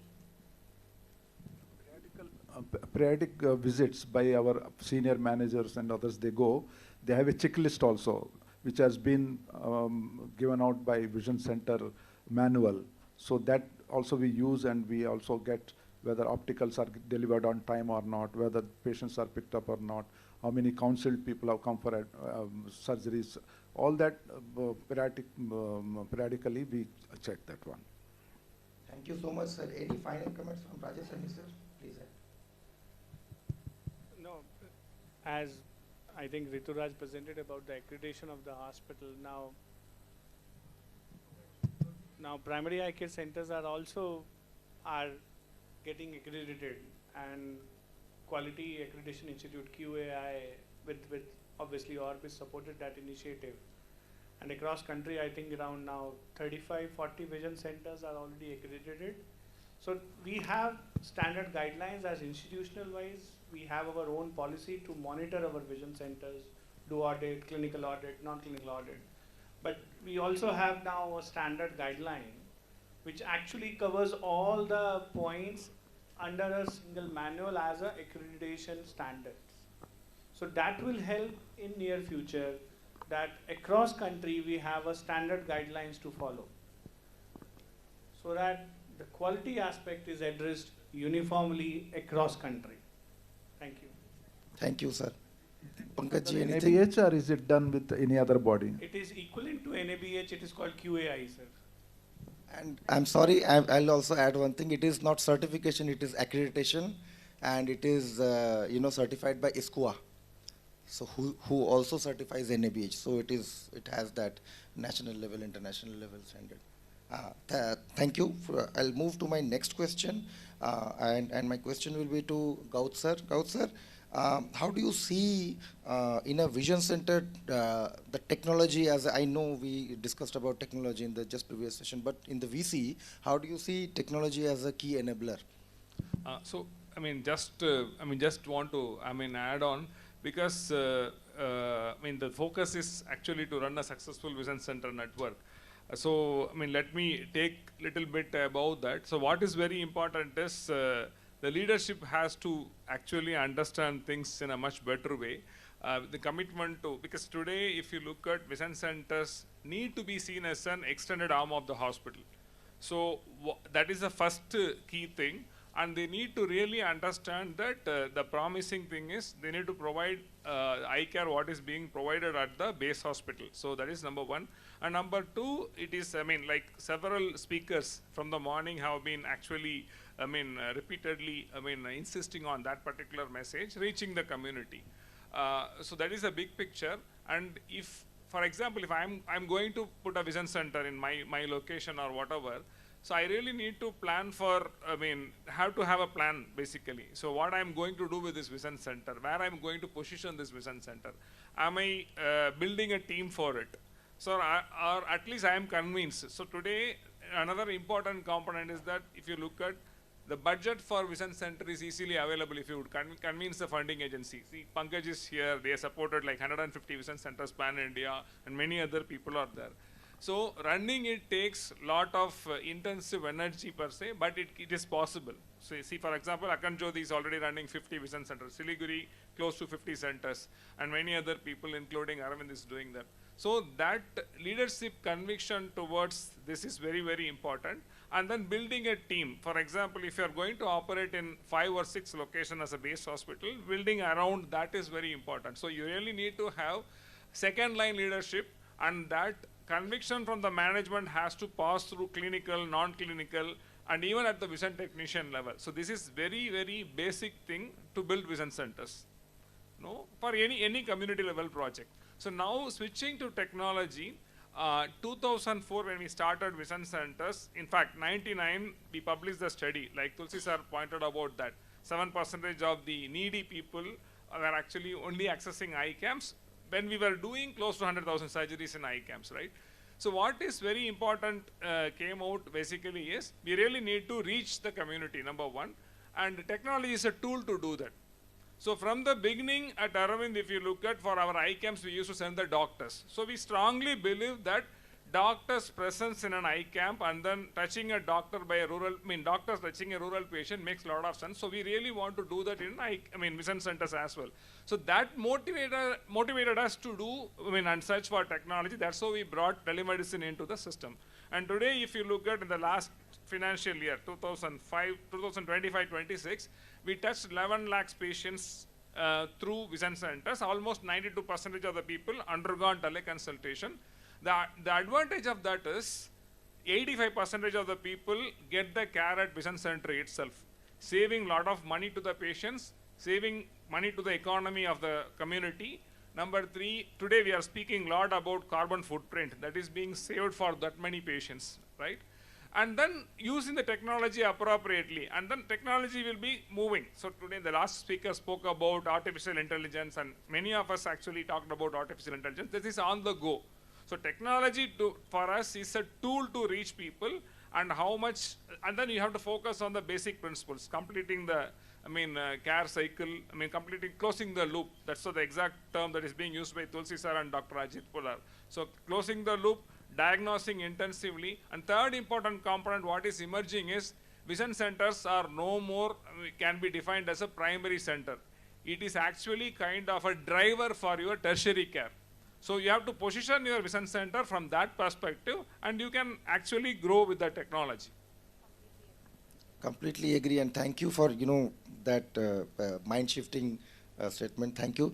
I think, sir, one more thing to you is that, like you said, we are talking about technology, but then at the same time, vision center mostly, if we talk about Akhand Jyoti's perspective, it is mostly in a rural setup. So how about sustaining towards that technological things going ahead with the challenges? What are the network and all those challenges? How do you see maybe some example or learnings from Arvind? So at Aravind, in the initial days, we went with our own Wi-Fi towers for the 23 centers, I think. Then when broadband came in, when it was democratized pan-India, then we went to the broadband. So that's how we moved to the technology, especially that telemedicine technology. And today, even all the mobile phones have a better bandwidth.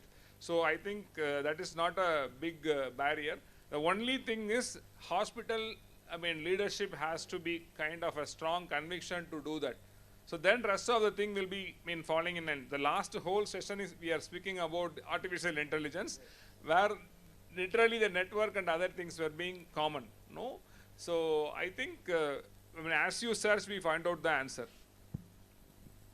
Thank you, sir. Thank you. I'll move towards Deepshika, ma'am. Ma'am, any insights about the referral system? And just Gaut sir added about it, it should be as a primary, it should not be considered as a primary, but also at the advocacy of the, referral centers. How do you see the chain of referral and, continuum of care? Yeah, that also talks about the quality. If we are providing the quality in a vision centers, so definitely there are the referrals, and that should be also depends on what are the footfalls, and that should be measured by in 50,000 population we are making one vision center.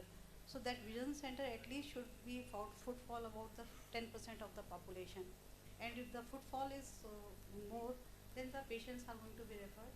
Second one, what we are doing is organizing comprehensive eye checkup by subspecialty. One doctor is going there and doing the camp in the vision center.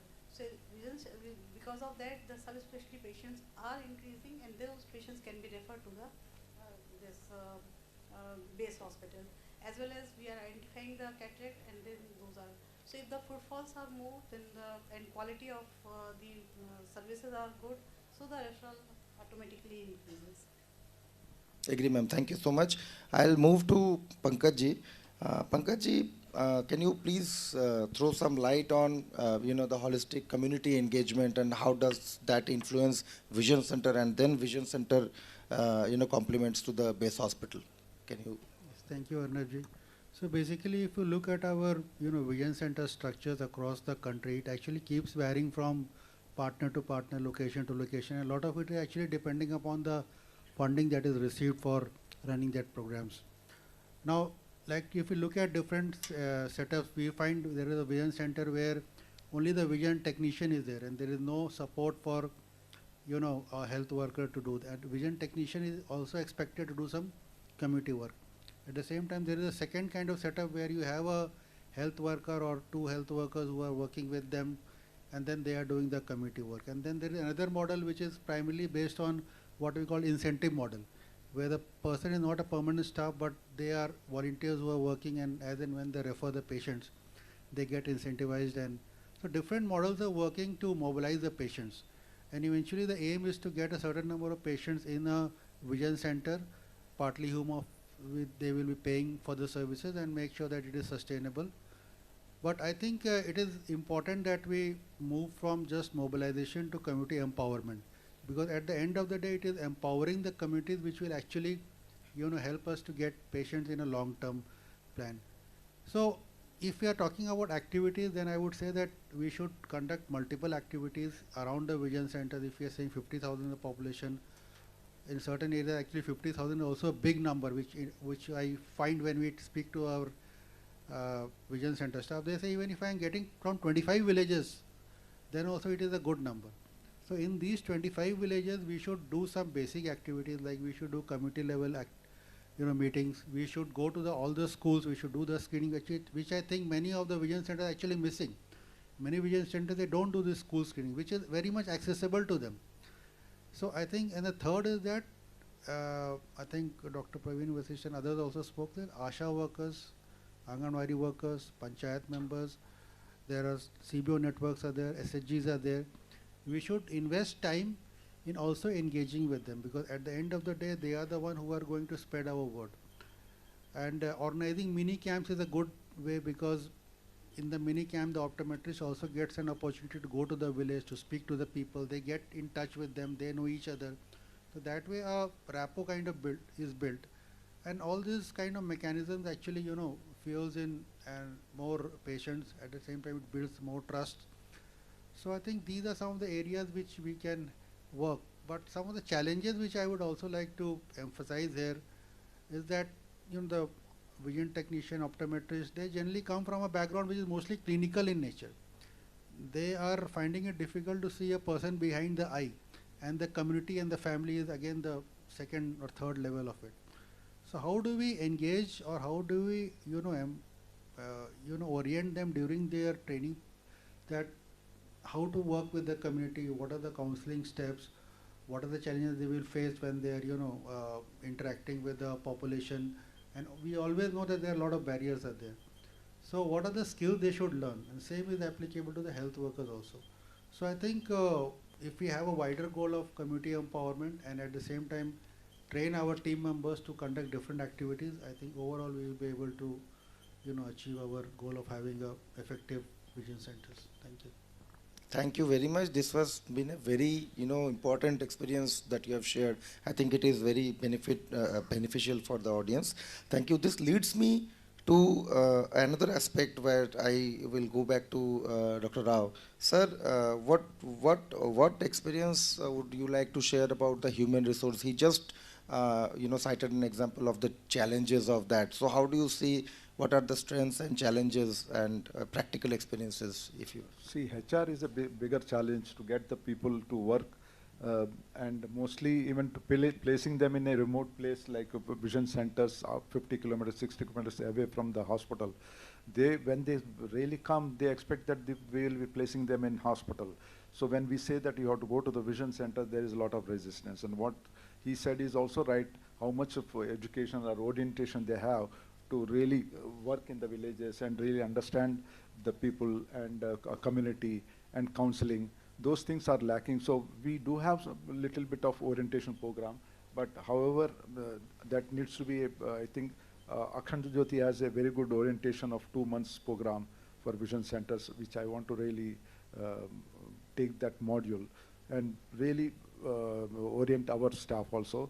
But we have very good experience also. Some of our optometrists have been working for 8 years, 10 years, and they have been doing very good work, and they are good leaders in terms of really mobilizing the patients and really building good relationship with the local community, panchayats, and other health workers, and referring the cases. So there is a good side also, and there is a bad side also in terms of some are not able to do, so some are able to do with their attitude really speaks of how they really do in the community.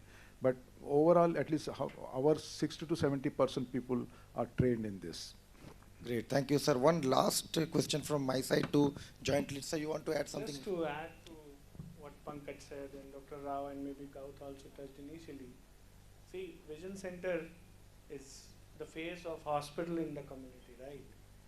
And the main challenge what we face in human resource is about the technical resource, which is optometrist. And we have to agree that most of the optometrists, they prefer to stay in urban or semi-urban areas. They don't want to go in rural areas. And that's where the MLOP model, AOP model, whatever the institutions like Akhand Jyoti, Siliguri, Arvind, everyone is actually going into that model where we pick resources from the local communities.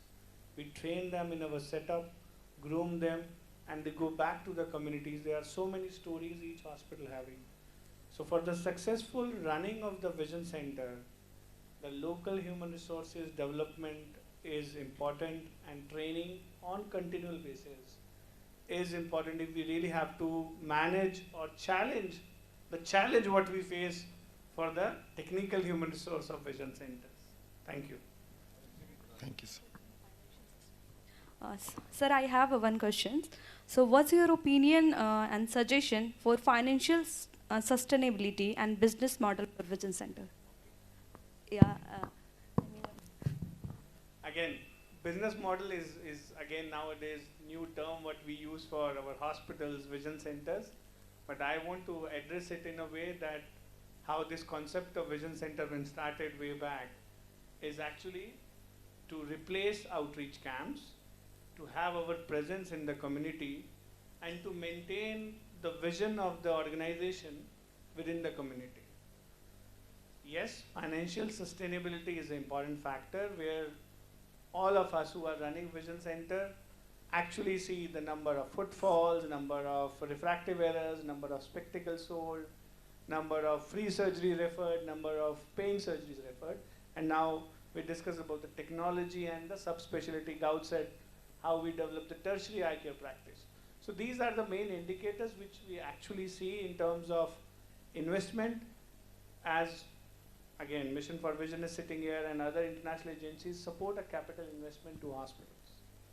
Some of them support human resource cost for 1 to 2 years.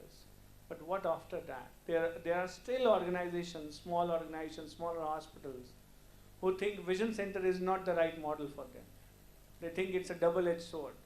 If you open it, who will take care of the expenses? And all those aspects, the community engagement aspect also, if we engage the local community where we can get the premises from the local community, whether it is community-based organization, Lions clubs, Rotary clubs, as partners. So there is no rent in the community. If we have to pay the rent, that is additional expense. So all those expenses, salaries, rent, local maintenance, equipment maintenance after a period of 2 years is a cost to the hospital because it's your arm. All said and done means generating revenue, making it self-sustainable is important. But I always say in my hospital also, most important is that our presence in that community, at the doorstep of the community, is important.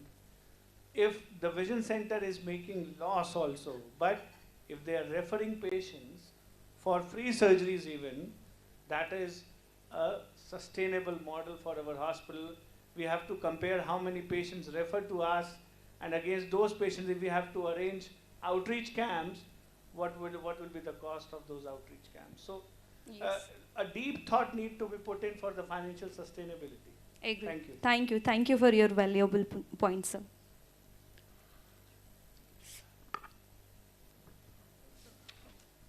So now we will move for the felicitations.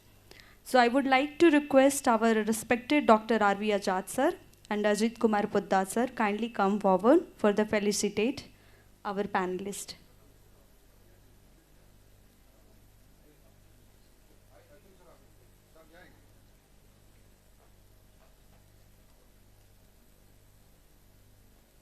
I request Dr. Rajesh Saini sir, please come forward.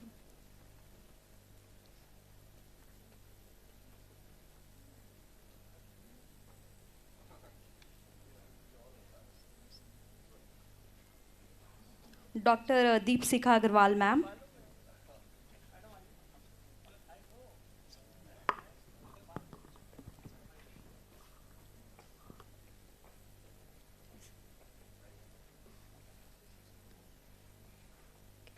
Mr. Pankaj Vishkarma sir.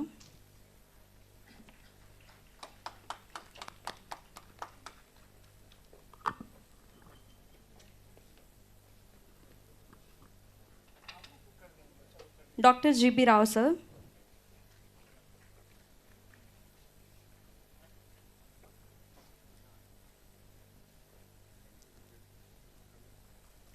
Mr. Mohammad Gaud sir.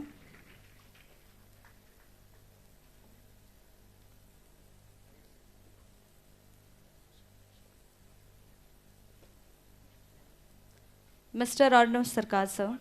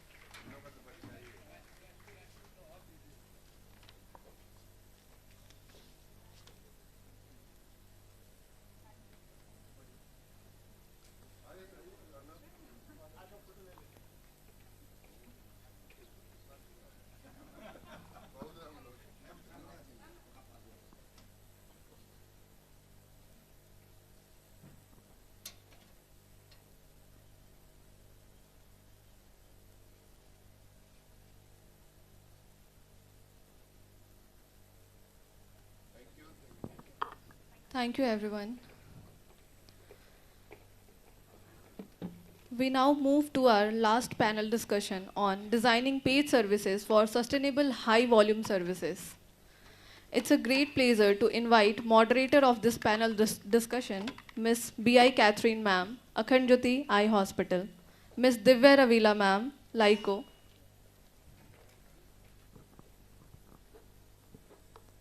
Over to you, ma'am.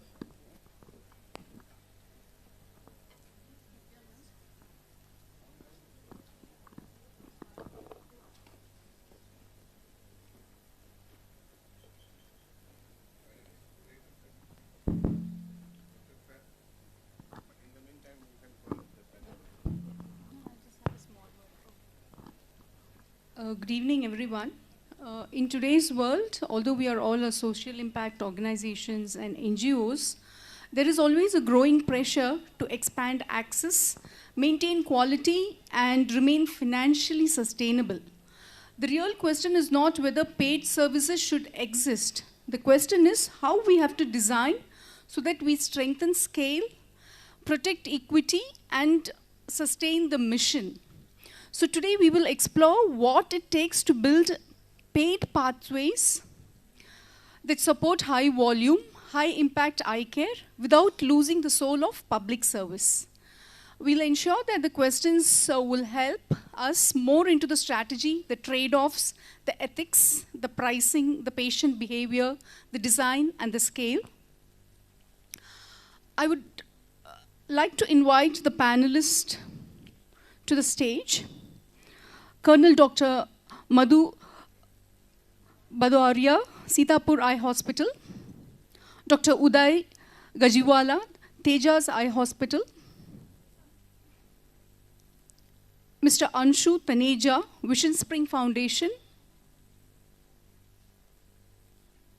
Dr. Radhika Krishnan, Shantilal Shangvi Eye Hospital. Dr. Sagar Ruit, Tilganga Institute of Ophthalmology.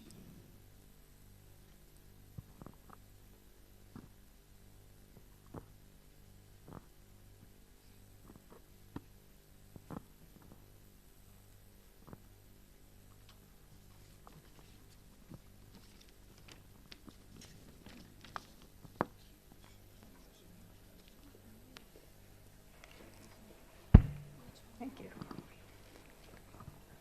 I'd like to start the first question with Dr. Radhika. And so I think it's good to know that you're kind of leading a new, very large venture now, a new eye care brand in what one would consider already a well-served market. No? What are you learning about the eye care customer, and what should providers keep in mind when considering self-sustainability in services beyond cataract and refractive error? Thank you, Divya. I think there are multiple questions here. So, first of all, Shantilal Shangvi Eye Institute set up with technical collaboration with LVPI.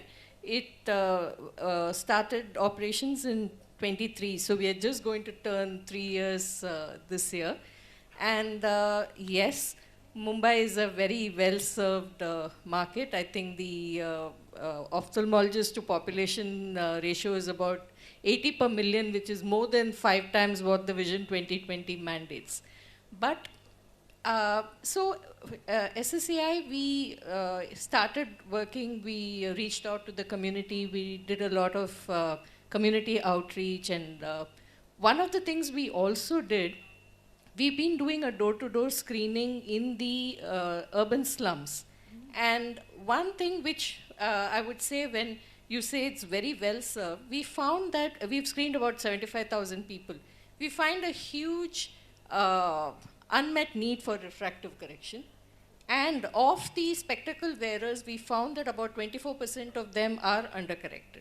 So there is still a big population out there waiting to be served. And the other thing that we did, we also did a CAP survey to understand people's knowledge, attitudes.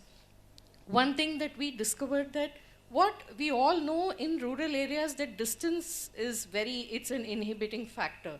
we would not have thought that in an urban city like Mumbai, distance would play a role. We have, I mean, you know, you have rail networks and buses and everything. But there again, the distance is the key driver of demand and is significantly higher as compared to the cost, quality, waiting time. So there is a need to have services closer to the patients, something like urban vision centers. And the other thing that we also found that though patients, of course, expect free services, there is no value to it if it is not accompanied by trust. So there are a lot of camps, different players, and I mean, you know, many people give free spectacles, etc. But we found that the compliance with those is not very good. And the biggest source of knowledge for the urban poor is again family and friends. And so if there is a kind of community validation that I went to this place and I got good services, that's what drives people to the hospital. So we've gradually started seeing more and more people coming in through word of mouth publicity. So that is one of the findings that we see. Another thing that the clinicians say is that in spite of being in an urban place, there are patients, especially the urban poor, would like to be told, I don't mean like, you know, sort of do this, do that, but guided towards what is the best option for them. As compared to the richer or the upper class where they would like to decide on their own options, here they would prefer if they are told this is the best option for you, you could consider this. But again, with the rider, that during our survey, we also found about 10% of the urban poor believe that cataract surgery causes blindness. So keeping those in mind, I think messaging becomes very important as to how we convey to the patients. So that is that. Then coming to the sustainability part, of course, we follow the LVPI model. So we have tiered pricing. So similar to LVPI, we have the general, the supporter, the site saver. So there is a cross subsidization. We are trying to increase our supporter and the site saver category so that they cross subsidize us. We are, I mean, currently we are writing grants, looking for CSR support, etc. But in the morning, I heard someone say that, you know, non-cataract services are not supported. Maharashtra, the MJPJY scheme is working brilliantly. And the, you know, the DR, the glaucoma, all those treatments are covered by... You're talking about injections, so injections also injections are also being covered. So we have been able to take care of patient needs by enrolling them in these, and the payments are also happening very efficiently. So that is not an issue. Thank you, Dr. Yeah, thanks, ma'am. 2 points which I would like to consolidate for the audience out of this discussion. One is distance is a determinant factor not only in the rural setup but also in the urban setup. So the solution for it is like, unlike you have a vision center for a rural setup, come out with some urban-based vision centers will address the problem to increase your paid services. The other point that ma'am had communicated was communication validations and messaging systems by which you can start propagating. But this next leads to another question of marketing and sales. But I wouldn't too much touch base on that particular topic right now. I would go on to place a question to Dr. Uday Gajwala. So, sir, you're a leader in a very high volume setup. And you have been, we've been facing challenges in bringing in volumes through camps and serving the paid as well. And you have also a new facility brought up in your organization. So what infrastructure considerations would you recommend to eye hospitals that serve both free as well as the paid side? And another thing is, how should one build this space to serve these very different client groups? Yeah, when we started way back in 2011, it was a 40-bedded setup, and at that point in time, we took up old building, so we did not have an opportunity to think of facilities being created differently for free or paying class of patients. In 2015, when we expanded to 100 beds also, that time also this consideration was not so much there. But then over years we had realized that more and more affording class of people were coming to us, but we did not have the facility for them, and probably that was becoming a deterrent for affording class of patients. So when we were creating a larger facility, which is now a 200 bedded setup, we learned from Arvind and many other places. So we have a free section, we have a paying section, and we have a premium section also. Similarly, we have a tiered structure for tiered pricing structure for surgical patients also. So after having created a separate facility, we need to look into the ambience part also. Now people come in and expect better facility and better services. So in premium section, they do expect more facility. So if we can provide them better facility and better ambience, probably the affording class will get attracted to us. So that is what we have done. There are the premium section is fully air conditioned and with sofa sets, etc. And there all the other amenities are also provided to the patients and relatives.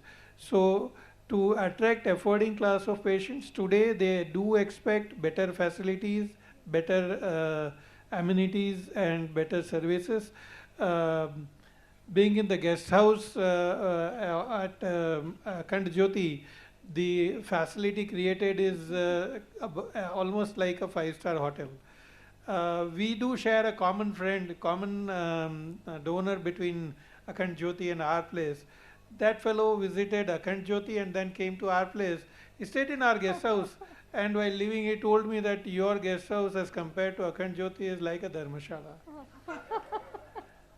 So people are looking at even these things in detail, and we have to cater to the expectations and demands of our patients and our well-wishers and guests as well. Thank you.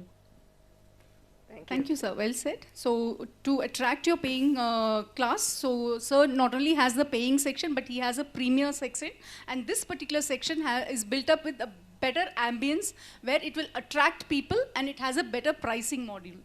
Thank you, sir. Thank you. Yeah, I think that really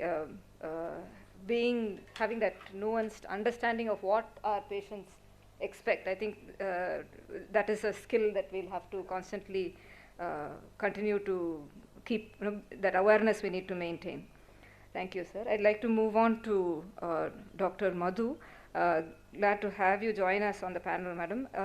You have been the leader of the high volume setup, and you've really worked on bringing in the volumes. You've improved the volumes several fold at Sitapur Eye Hospital, and now you continue to do that in Lucknow as well.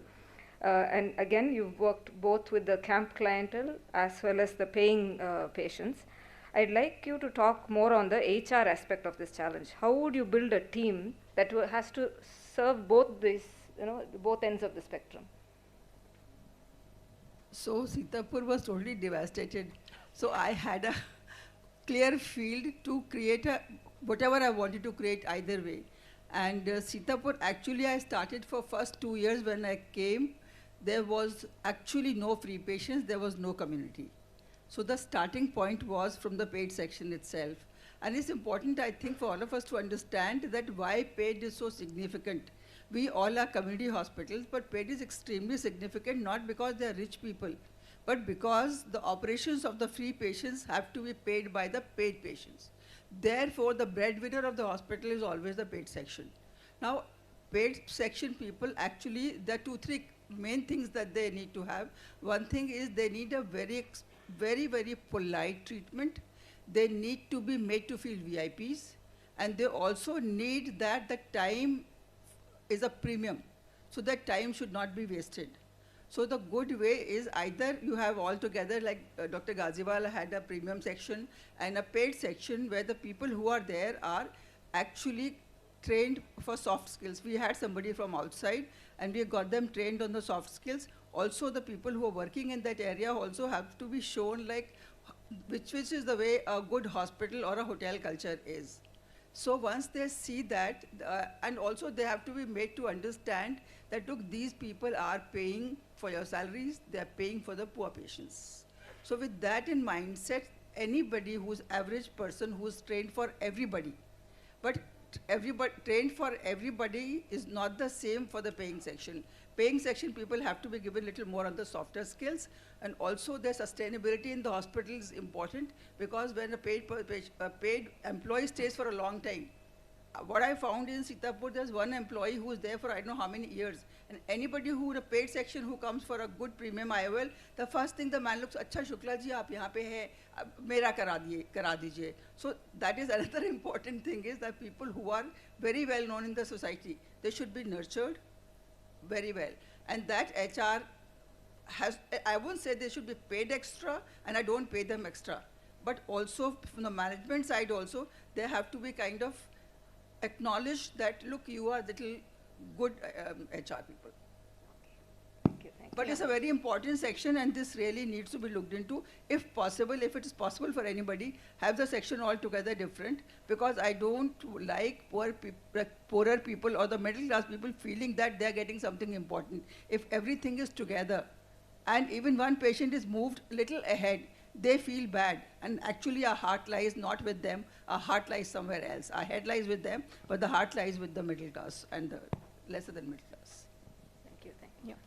Thanks, ma'am. So we have a hospital where they started with paid, then moved into community, and as per ma'am, the trainings, especially in soft skills, play a vital role in your paid services.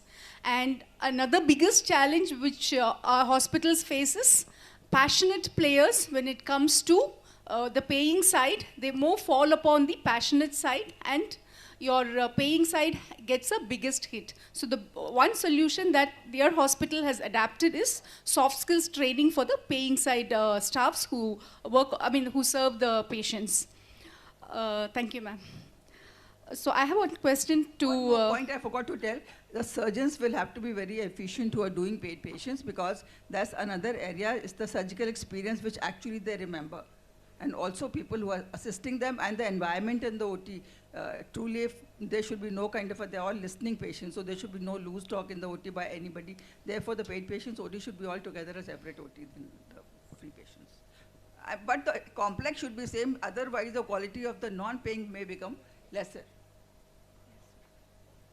So I just wanted to add to what Madam said. So I also am an anesthetist, so I work, once a week I'm in the OT. So it's very true that sometimes there's a lot of loose talk in the OT which patients carry, and even if the surgical quality has been great, at the end they come back in the next day and say, yeah, everything was good, but this one was talking rudely, this one was fighting, it was a very poor experience. So that SARS the entire experience for the patient. Yeah. So this gives us a message that under the paid service, each and every staff from the bottom line to the top line has to be very attentive. And soft skills play a very great role. And trained expert surgeons. Yeah. Thank you, ma'am.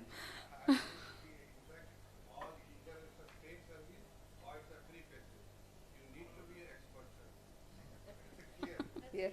Because even free patients have a lot of choice. There are so many competition in the market for free patients as well. Right. Sir, a question to Mr. Anshu Taneja. In a paid service, we always keep talking about outpatients and inpatients. So I'm just going to tilt the question a little and ask you. So how can hospitals focus on building their revenue streams from spectacles? And how can organizations like these, which are focused predominantly on community work, also do this in a sustainable or even profitable way? Thank you. Thank you for that question. I think I'll start with the... Can you hear me? Can you hear me clearly? Yeah. Okay, thank you. So I'll start with the demand side. What is the demand for spectacles? In India, 55 crore people need a pair of eyeglasses. 30 crore do not have access to eyeglasses. So with such a demand, obviously it needs to be the center of the activities of eye hospitals. It needs to be integrated into your services and not be an afterthought. Typically what's happened is that refractive error, presbyopia has been considered, a side activity for a eye care institution, and I think that needs to change. In a conference or a conclave like this, I'm so glad that we're talking a lot about refractive error and presbyopia since the morning. 5 years ago, there would have been just a side mention of refractive error and presbyopia. So things are changing. Things are changing because we realize that it can be a great revenue stream for eye hospitals and institutions, because when you conduct a camp, or if it's a vision center, you'll find that anywhere in the community, we do about 25 lakh screenings a year, and we found that 60% of people that we screen in a community need eyeglasses. It's a huge market, if I may say so, that we are missing if we're not integrating eyeglasses as part of our activities. And 70% plus who get the glasses are first-time wearers, so they've never had access. And there are some issues and challenges with the demand. For example, the social stigmas, there's awareness issues, there are access issues, affordability issues. But if we can, catalyze that latent demand for glasses and make it as part of a core central activity of the hospital and its outreach or vision center or opticals, then obviously there is a revenue stream to be tapped. And we've seen that if glasses are introduced, there are lots of hospitals doing camps for cataract, not having glasses included as part of it. We've seen that when you include the glasses, there is a 40% increase in the footfalls in those camps, because people who need glasses, who feel that they need glasses but do not have cataract, visit those camps, and you invariably get more cataract patients as well. Dr. Saini made an important point. I think the sustainability is not to be just measured in terms of what you're earning from selling the spectacles. It also has to be measured in terms of what are the footfalls and the cataract surgeries that the spectacles have attracted.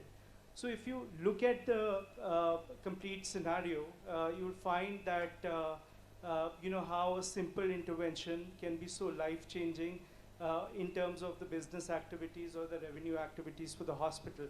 Even I would say that if those hospitals, charitable hospitals that are giving free glasses, again it has the same effect, increases footfalls. It also increases the well-being of the patient, not only the well-being of the patient but also the reputation of the hospital, because if you're doing just a cataract camp, 10 to 20 people are getting served out of 100. But in case of glasses, 60 people are going back with something tangible in their hands. So that trust is built. And if we can offer good quality glasses, choice, I think choice plays a great role. If you just giving black colored glasses to everyone, then people obviously would not wear, compliance would be low. But if we are giving that quality, we're giving that choice, then more and more people would visit those camps, visit those vision centers, or have a good experience in your opticals, and it will build a very significant revenue stream. And I think many of the big hospitals in the country have realized that and are working in this direction. So I think it is really wise from both an impact perspective as well as a revenue perspective to integrate glasses. Thank you, Mr. Anshu. This was really mind-boggling information. So, healthcare industry, we very often focus only on eye care, but we miss the other elements which act as agents of footfall. So, one of that is opticals. And again, here in opticals, we just have to, again, he was just describing about the volume, the scale, and the requirement, which helps us base the focus. So, that was really informative. Thank you. Thank you, Dr. Anshu. I think very important. I'm going to open this up but I also want to kind of uh, ask something provoking. Like, for example, we're talking a lot about sustainability in this panel, about how do we become self-sustainable and focus on that. And on the other side, we're also talking about free spectacles. Spectacles usually are something that most patients can pay for. So one, is there a need to make things free? But before you answer that, I want to broaden this question to the entire panel, and whoever feels like responding, please jump in. Today in India, especially with CSR funding flowing, the funding agencies focusing on eye care also, I think we have a very, I think today we're in a very good spot. There's a lot of focus on eye care and money flowing to eye care. Why do we need to even be working on this? With so much funding come in, we can continue to do all the good work we're doing. Is there a need to focus for eye hospitals to focus on building their financial self-sustainability?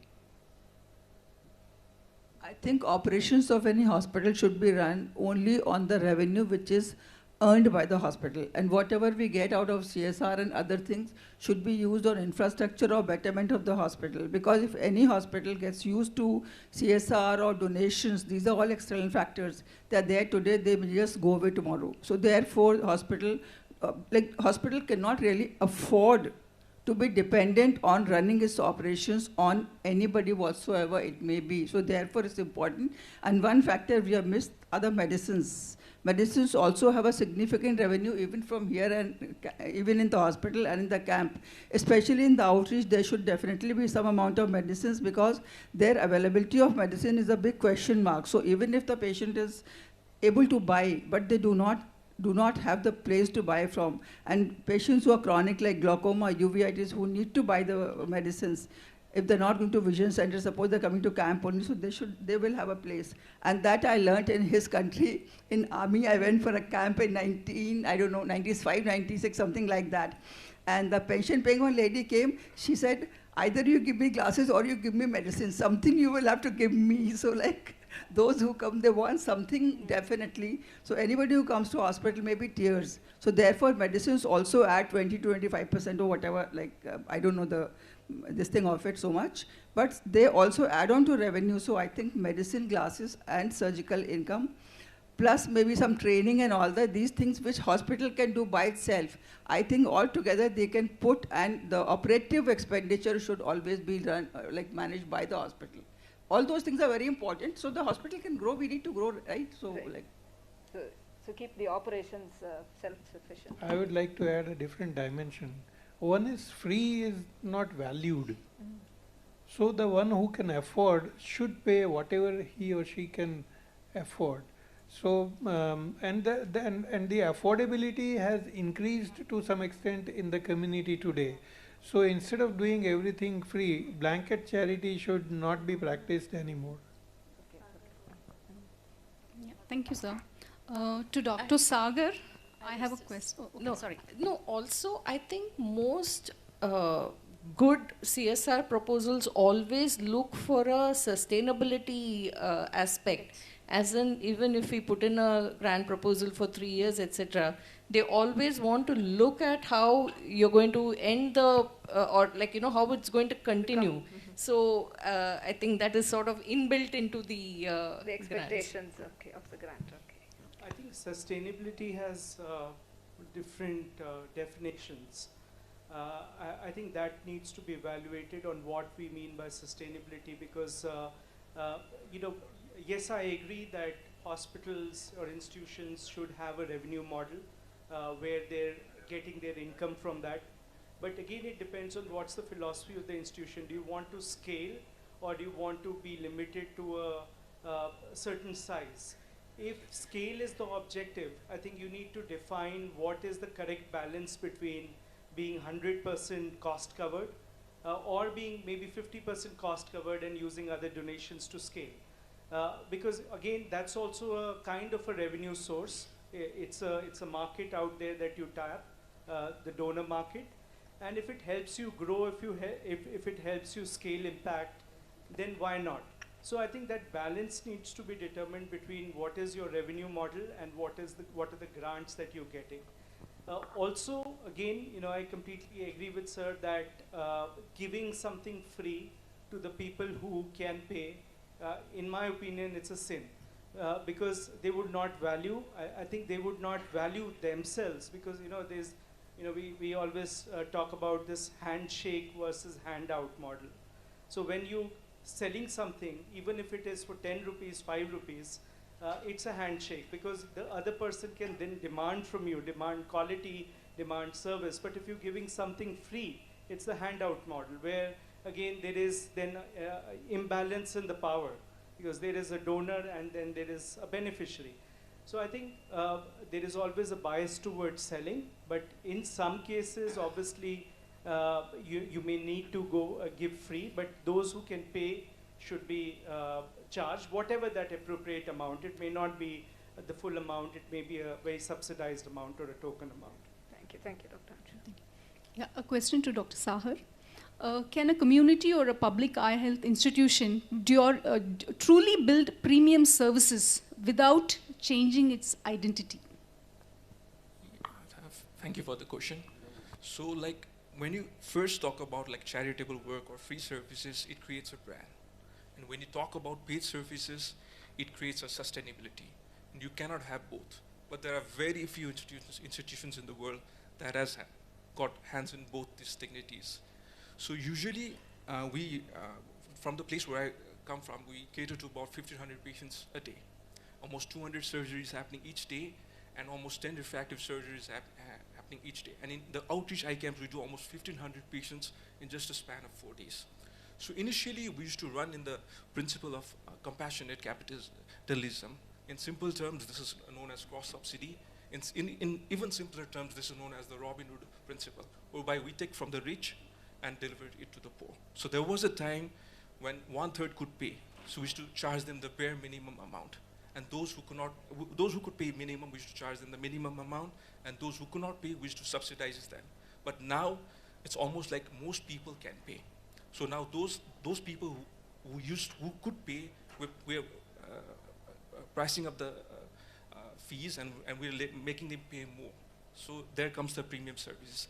Even when we go to the outreach eye camps, there was a time when there was all black cataracts, when there was all mature cataract, and the only modality of surgery was the manual small incision cataract surgery. But now, since we have really brought down the prevalence of blindness, we hardly see any black cataracts. So we are even transitioning to phacoemulsification in the community. So even in the community, the poorest of the poor, there are some population who wants to pay.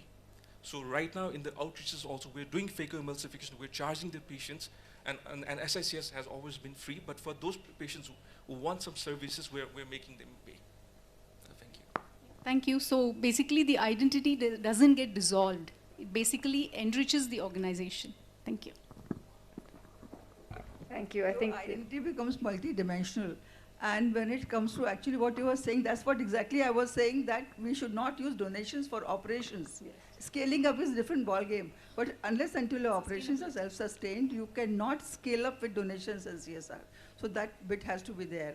And I think ratio now in India is about 30%. Still there are people in our geographical area, about 30% people who cannot really pay. 40% come in different Ayushmans and subsidized packages, and another whatever 20% odd they come in the real paid. And the real paid, we don't need to do mercy actually.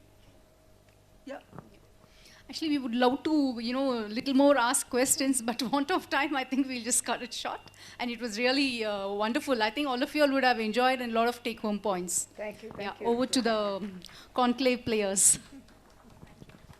Thank you so much, ma'am. I will request to all panelists, please remain on stage. I would like to request our respected Mr. R.D. Tulsi Raj sir and Dr. Ajit Kumar Poddar sir to kindly come forward and felicitate our panelists.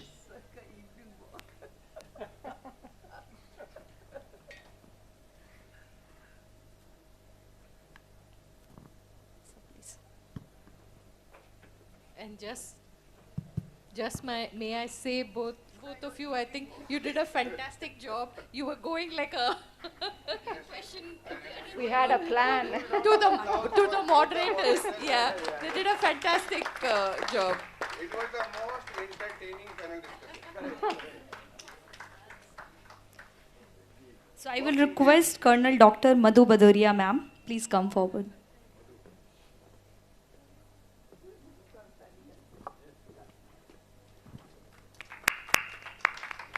I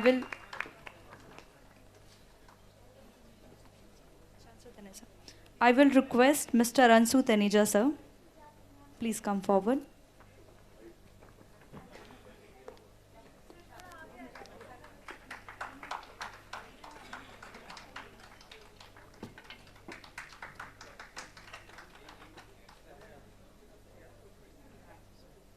I will request B.I. Catherine ma'am, please come forward.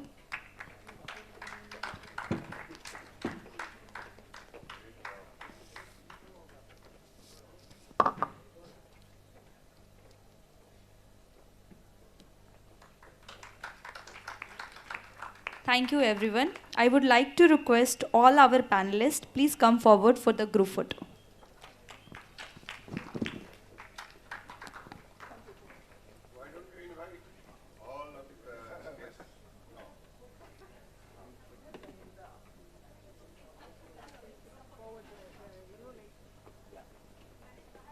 Thank you everyone. To conclude the program, I will invite Dr. Sumit Randhi sir to deliver the vote of thanks.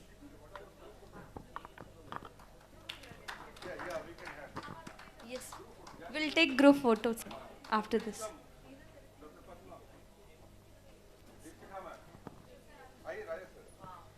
So I will request all speakers, please come on the stage.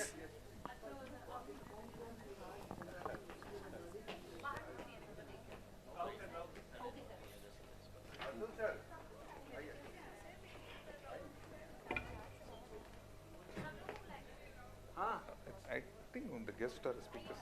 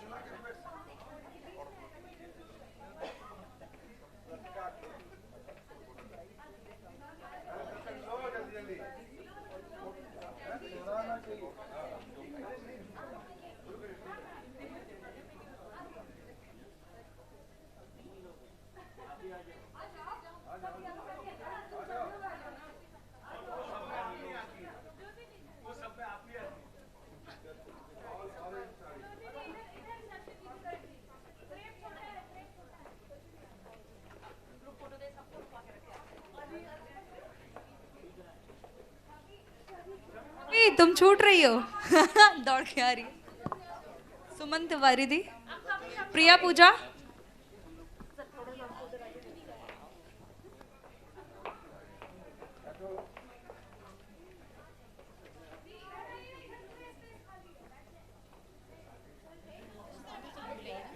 सुपांता sir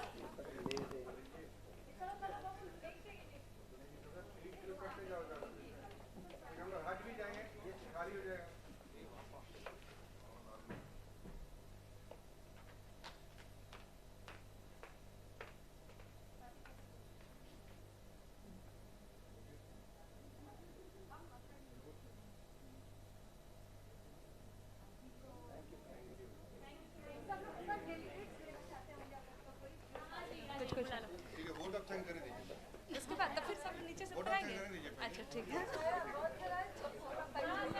नहीं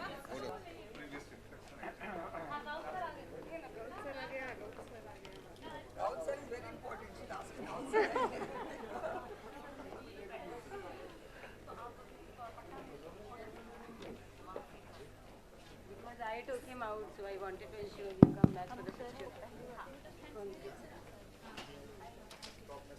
हाँ sir हाँ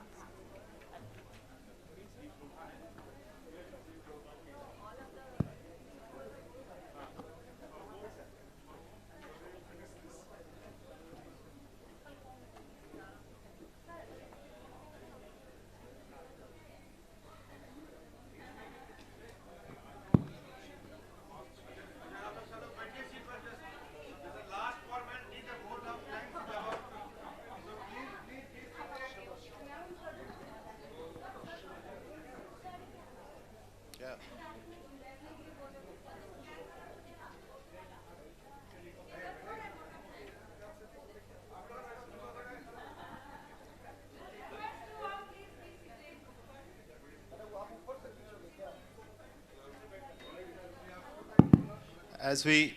Good evening everyone. As we come to the end of today's conclave, I am Dr. Sumit Randhir Singh and I am a Vitreoretina consultant at Akhand Jyoti and I lead the research department here.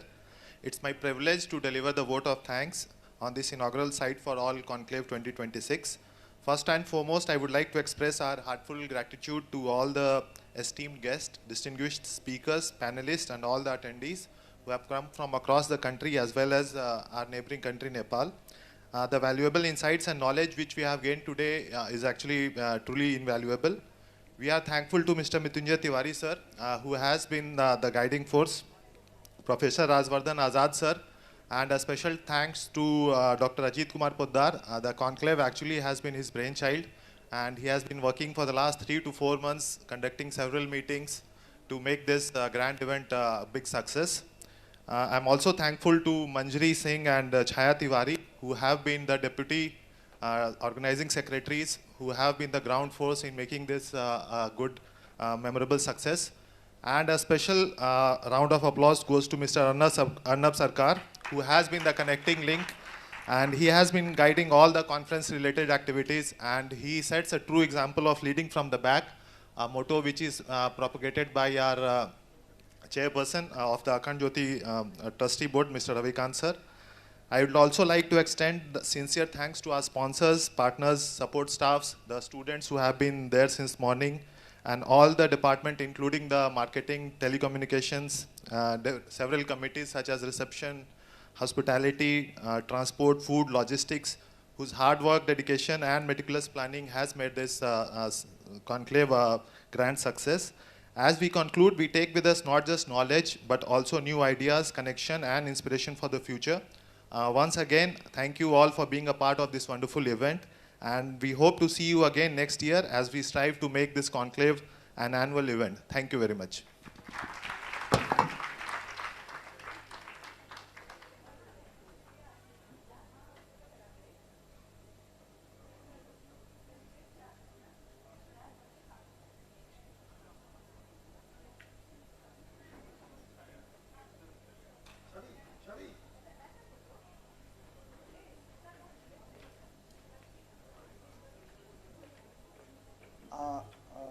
Lastly, Chavi, I would like to call Mr. Nikhil on the stage to facilitate, please.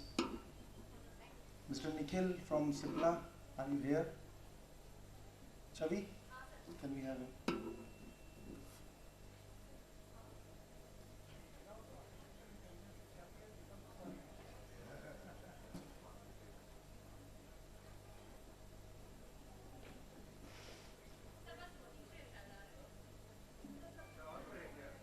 और कोई है जी?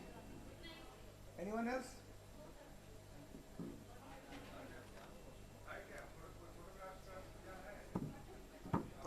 तब तक करो.